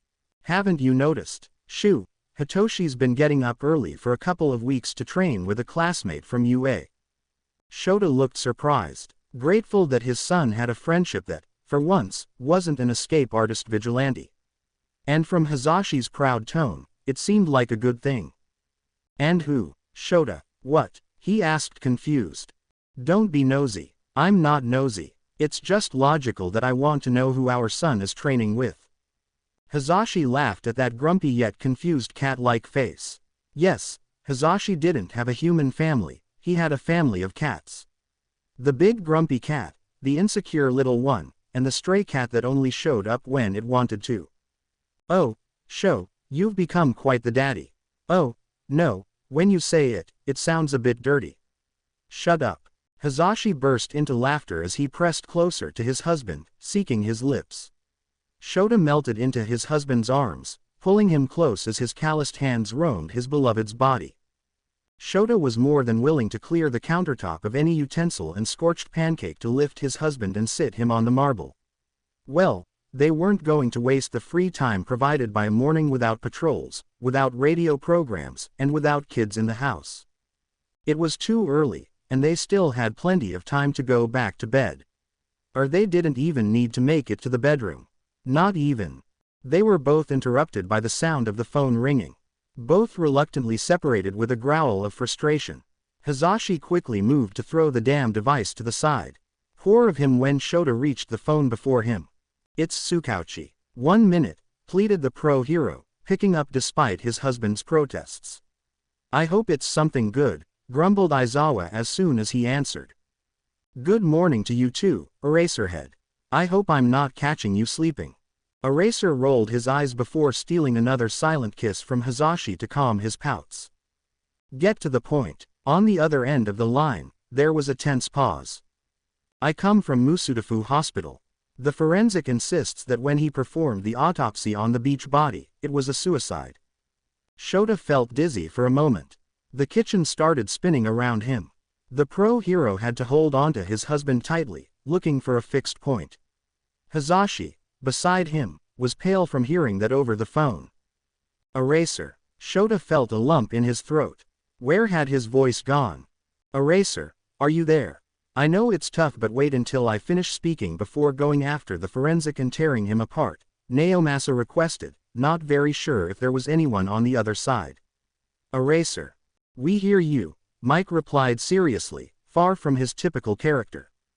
Hisashi took the phone from his husband to put it on speaker. Good. I've been investigating. That night, there was a coroner on duty, and there was also a student on an internship. Maybe we can get a second opinion from the student. When? Eraserhead reacted quickly. Tomorrow. Tomorrow is the sports festival. We can't miss Hitoshi's performance and we work. Hisashi tried to be logical for once. Then it will be the day after tomorrow, Naomasa concluded, trying to find a solution. Can't it be right now? Eraser grumbled quickly, for once being the illogical one of the two. On the other end of the phone, there was a heavy sigh. I'm still locating him, the detective explained, unwilling to go into details but making it clear that there was more behind that story. I hope to have news by the end of today or early tomorrow at the latest. Eraser closed his eyes and leaned his forehead against his husband's shoulder, needing support. A fixed point. Breathing. His chest was crushing his lungs.